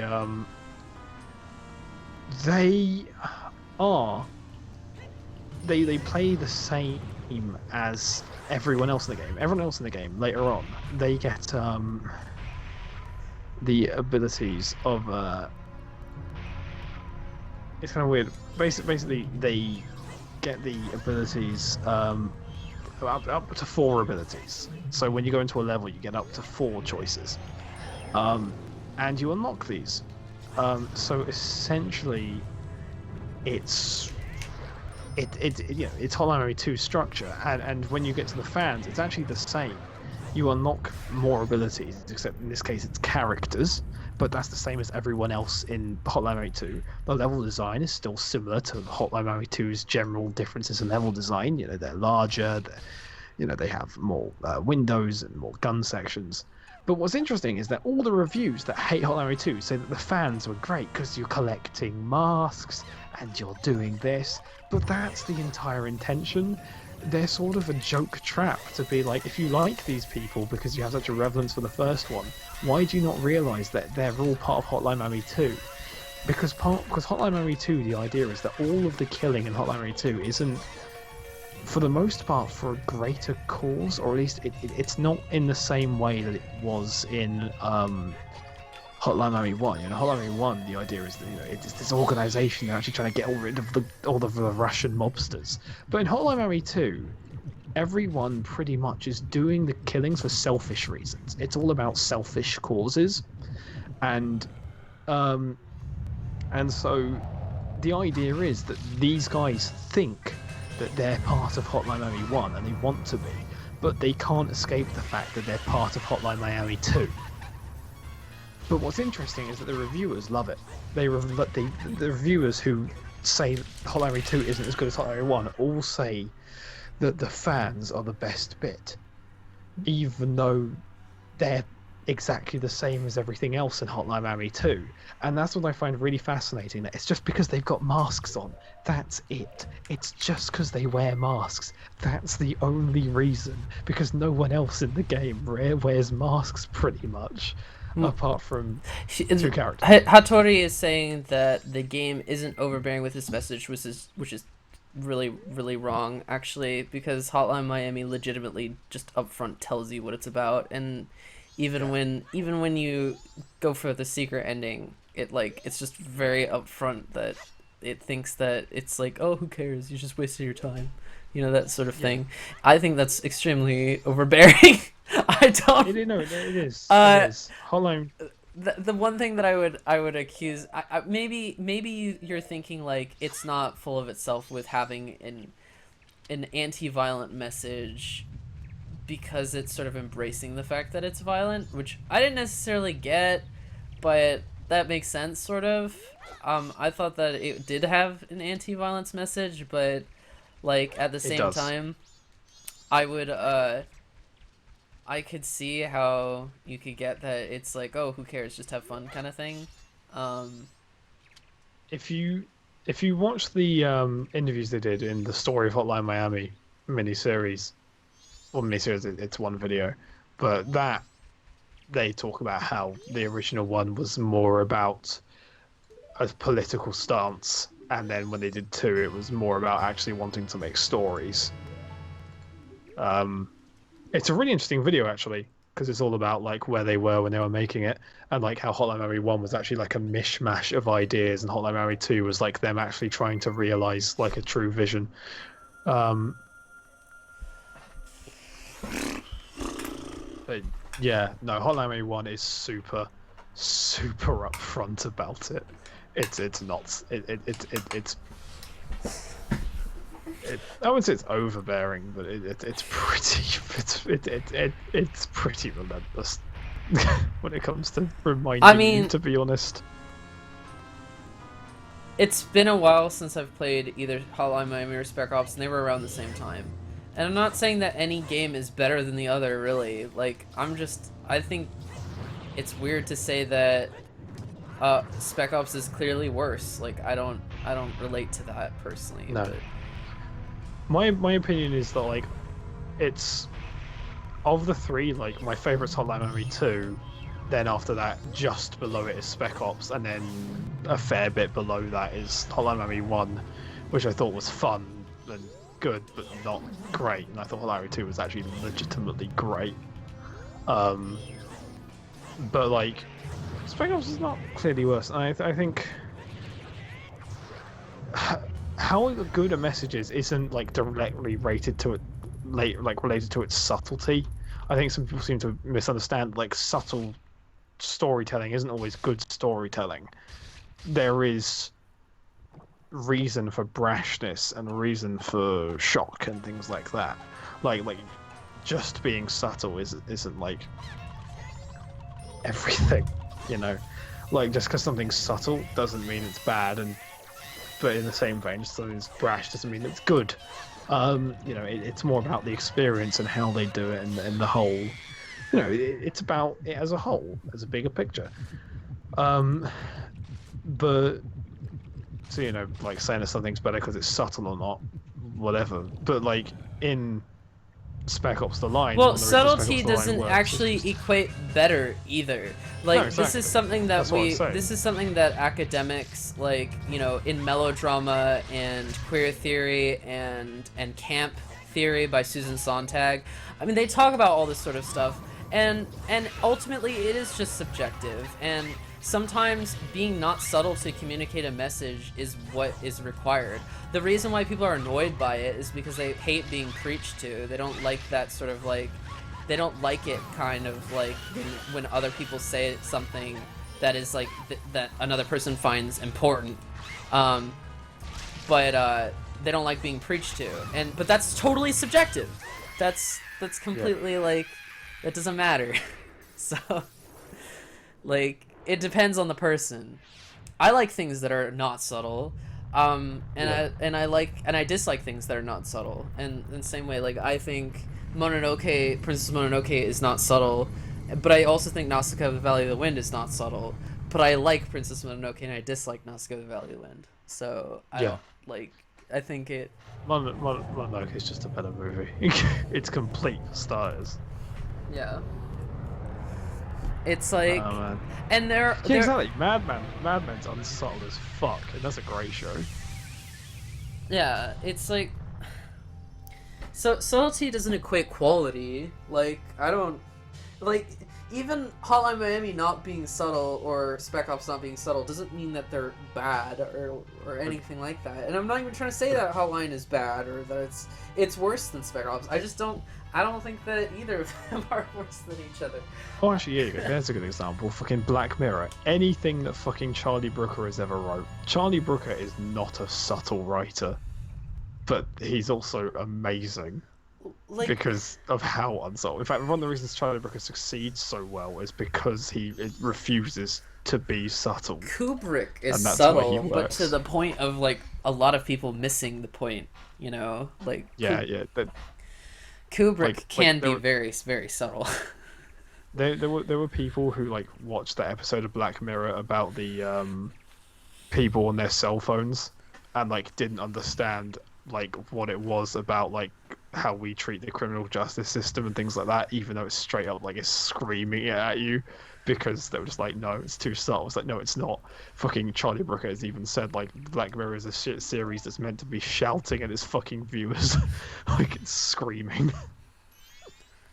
Is Clockwork Orange subtle? Well, for No, example, some of the kinda. things that it says about politics is extremely subtle, but it in itself is like based on a not subtle structure. The story itself, it's the same with Shining. It's the same with The Shining. Clockwork Orange is subtle layers of message and In a subtle not ideas subtle narrative. expressed in a non-subtle narrative. yeah. Exactly. Like, Exactly. You know, That it's basically just like violence and ultra violence. Look at this ultra violence. It's like, oh my god, this is about violence. It's just like, yes, it is. It's like, oh, but it's also about political systems and judgment.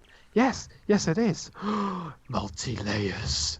You know. And when I'm talking about like subtle things, when I was thinking about that, I was thinking about like Kubrick's The Killing, or like even something like Paths of Glory, or you know, those kinds of films. I wasn't thinking about Clockwork Orange necessarily, but I would argue that that Clockwork Orange is half and half. So Yeah, it is. Oh man. fuck off, Skull Kid. Who thinks Alex? Well,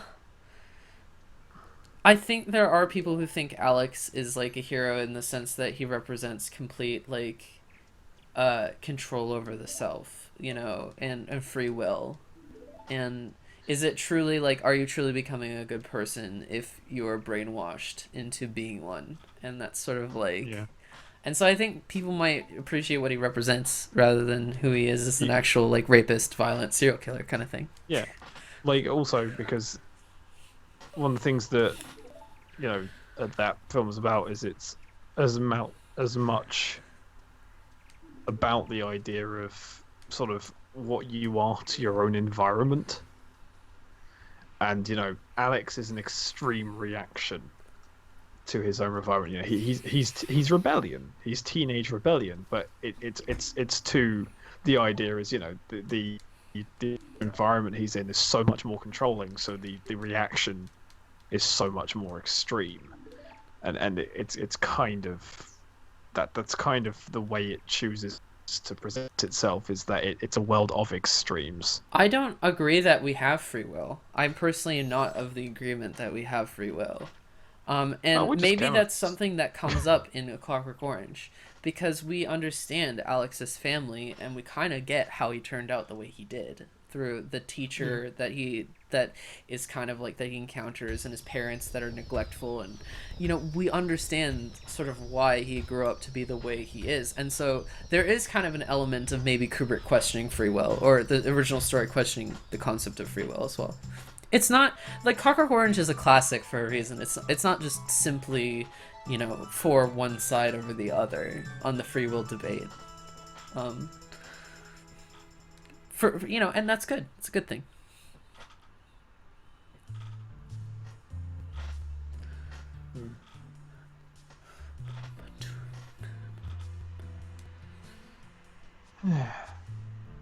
Credits.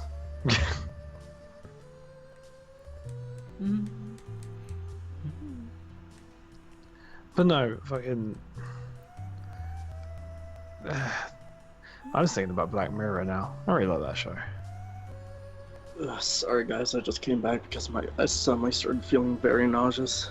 That's alright, man. That's cool. You okay? I just took some Pepto-Bismol and hopefully I'll be fine. Please don't. I agree with Relax. Ennui. I think every thought and action you make comes from an outside influence. So, But I just think. but I just think it comes from Clockwork- an extremely detailed formula. that's true. But it's like it's evolution. It's a mixture but we have of chemicals. but and we every have single memes bunch of and chemicals. genes that cause us to behave the way that we do. Yeah.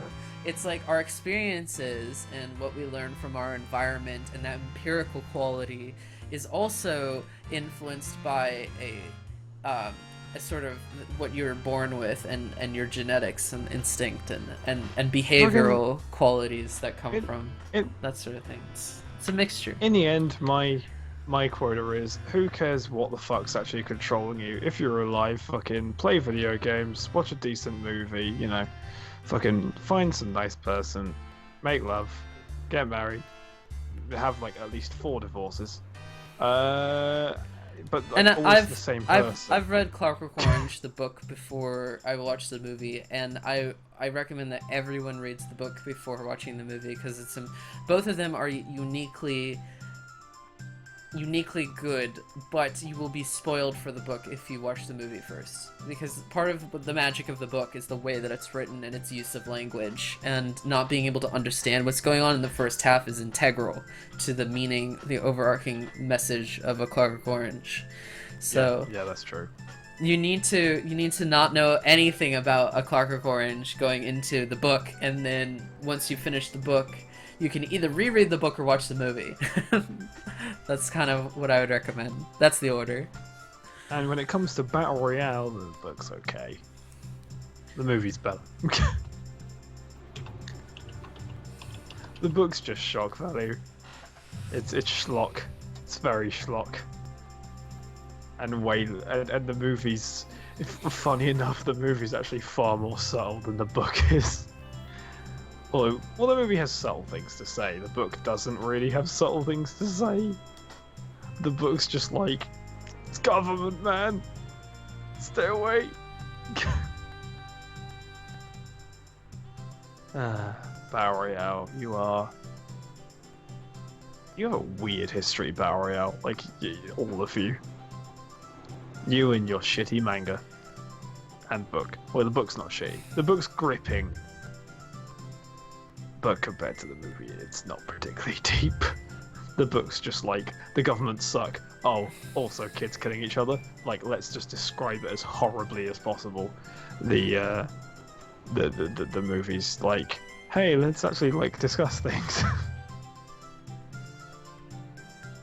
And the movie was subtle.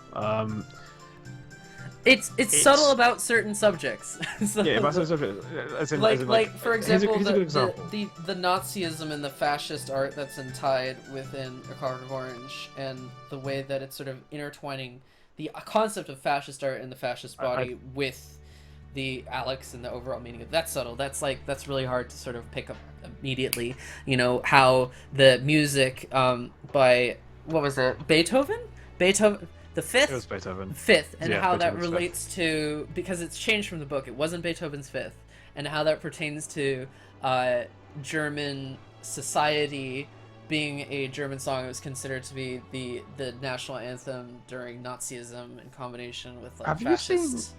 Have you seen Anton Zizek's A Pervert's Guide to Ideology? No. Okay, interesting, because you'll like that. Actually, you'll like Anton Zizek. He's actually a lot of the reason why I'm a Freudian fan myself. But he's a Freudian theorist, and he's a Freudian film critic, and he did 2 movies: A Pervert's Guide to Film and A Pervert's Guide to Ideology. And in the ideology one, he talks about in the film one, he talks about the piano teacher, which is really interesting. But in the ideology one, he talks about A Clockwork Orange and Beethoven's Fifth, and how like they're both like integral to each other. It's really interesting. Yeah, it's fascinating. 2001 is not 2001 is a completely original film. It's not an adaptation. It's not an adaptation. They were both written at the same time, but they are very different to each other. Oh, is it Slavoj Zizek? Oh, shit, I forgot it was... I remember hearing it's Anton, I don't remember why. No, it's Slavoj, sorry, you're correct. Yep, you're right, it's been a while since I saw his film, so I forgot Slavoj. Slavoj is a weird name to remember.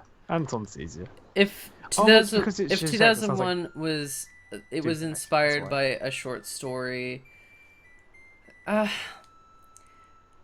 haven't read the short story. I knew that the book. I've read the book and I've seen the movie. I didn't know that there was a short story involved, and if it's an adaptation of that, I doubt it's extremely accurate. So that's Kubrick was, yeah. He would always do his own thing. So. Kubrick. And as I can't stop talking about him, if you want unsubtle, watch any Takashi Ishii movie. Some of them are pretty fucking unsubtle. Just, Jesus Christ. They're just relentless. Depends on the one.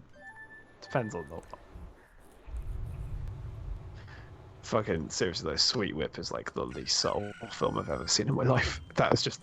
Actually, no, Flower and Snake is. Flower and Snake is just like, by the way, rape is bad, so here's an hour and a half of it. I'm just like, wow, it's interesting. It's actually an interesting movie, but Sweet Whip is basically a better version of Flower and Snake, because it sort of goes. Yes, over some things. Nabokov did say something about Lolita. Let me tell you about it. Vladimir Nabokov, the author of Lolita, wrote a screenplay for Lolita originally, and he published that. And Kubrick said that it was the greatest screenplay he'd ever written, but it was impossible to actually make it into a film. So he decided to throw that out and go for a rewritten screenplay with a collaborative screenwriter, and I forget his name. Vladimir Nabokov was disappointed with the outcome of the final Lolita film, but I don't think he was ever begrudging. From what I've read, it didn't feel like he hated it quite as much as King or the Clockwork Orange guy, fucking Anthony Burgess? I can't remember what the Clockwork Orange guy's name is. Anthony Burgess. Yeah, so Vladimir Nabokov, he was disappointed. He thought that they should have gotten a midget to play Lolita. So that's what he said in his own words. He's like, she's too old. It ruins everything. They should have gotten a midget. Very funny. Very funny stuff.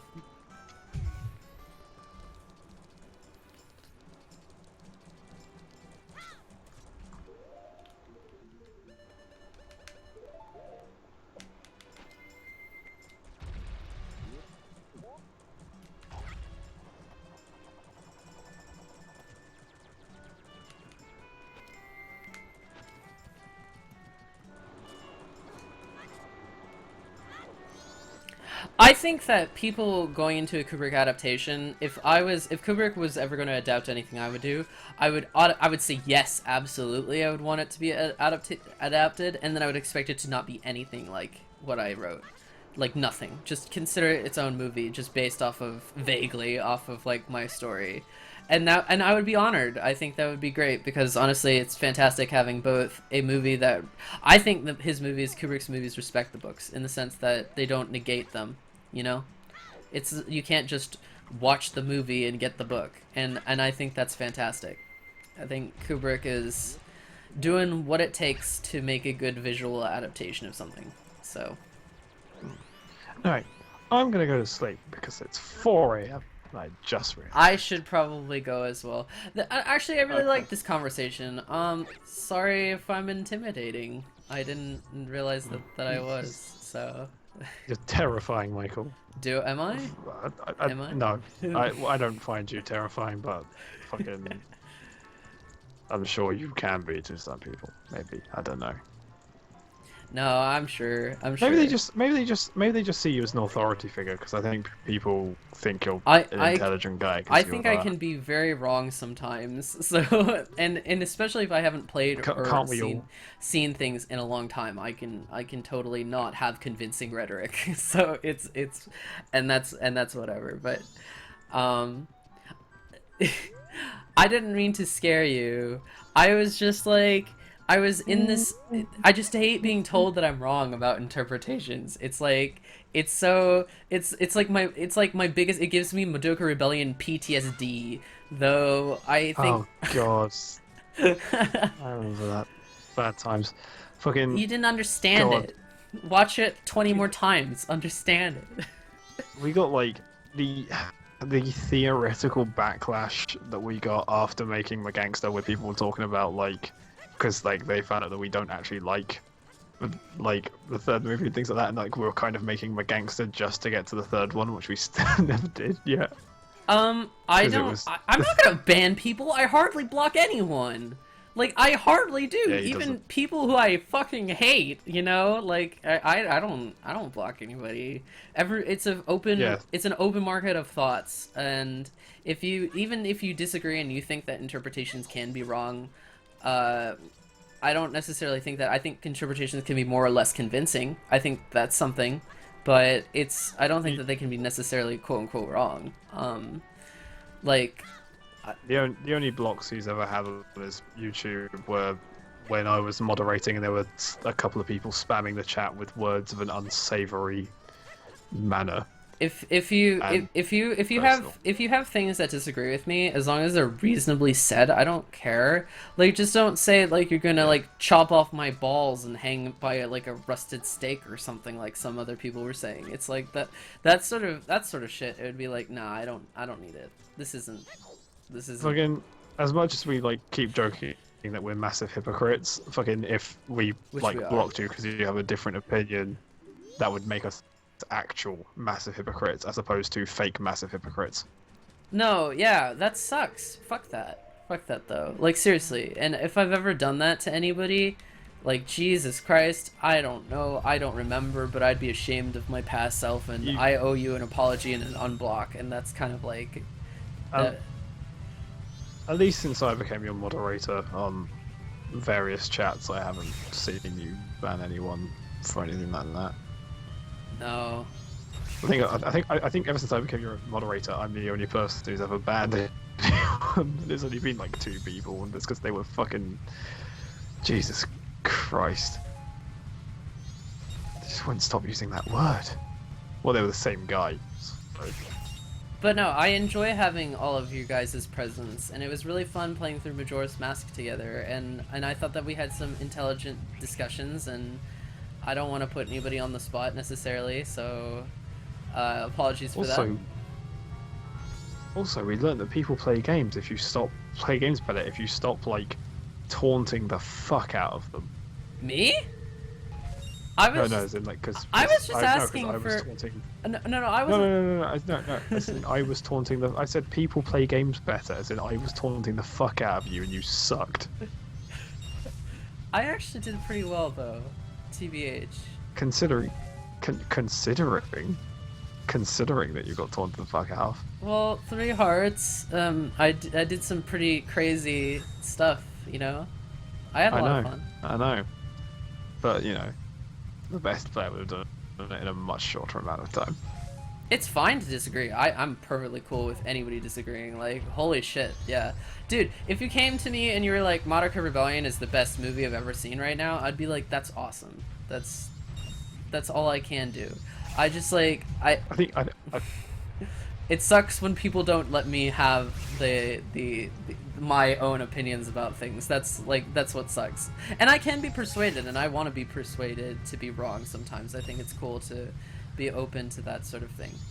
Alright, I'm like this close to collapsing, so I'm gonna say goodbye now. Good Close to night. Love you guys. I'll Good be on night. the next stream probably to discuss more things, but first, a collapsing moment. Hey. So it's probably just me on this call now. I think he hung up on Andrew, but Andrew wasn't saying anything. I'm gonna be going here in a sec, but I just want to say that seriously, if Hotline Miami was like that, like, you know, and whatever, and you were like, here's a quote that said that, then I'd be like, yeah, no, I'm wrong, or like, I think I'm wrong, even, you know, it's whatever. It's been a while since I've played that game. I remember getting certain messages out of it, but was whatevs. So. Well, the small audiences in these streams are so much better because then you can respond to them. Like, I can actually respond to you guys for most of the time, and I don't like it when it's just like for example, hey Sparrow Power, you should rewatch some of the parts of this stream because some of them were really entertaining, but the I might feel differently if I played Hotline Miami. And I haven't played 2 yet, and I want to play 2 because 1 was a lot of fucking fun. Like, it was so good. Yeah, no, holy shit, this has been going on for a very long time, but thank you all for being here. And I'm like, I'm sick of streams where people can't respond to each other. Like, watching DSP is so boring because all he does is fucking complain about games and not respond to anybody and not have any conversations about the games he's playing. It's never really about that. It's just like, meh, this game is so glitchy. So, but no, I had a great time, and thanks for spending the day with me. This is awesome. So, I'll catch you all next time, and have a great evening. I'll see you all later. Thank you so much for joining. Goodbye.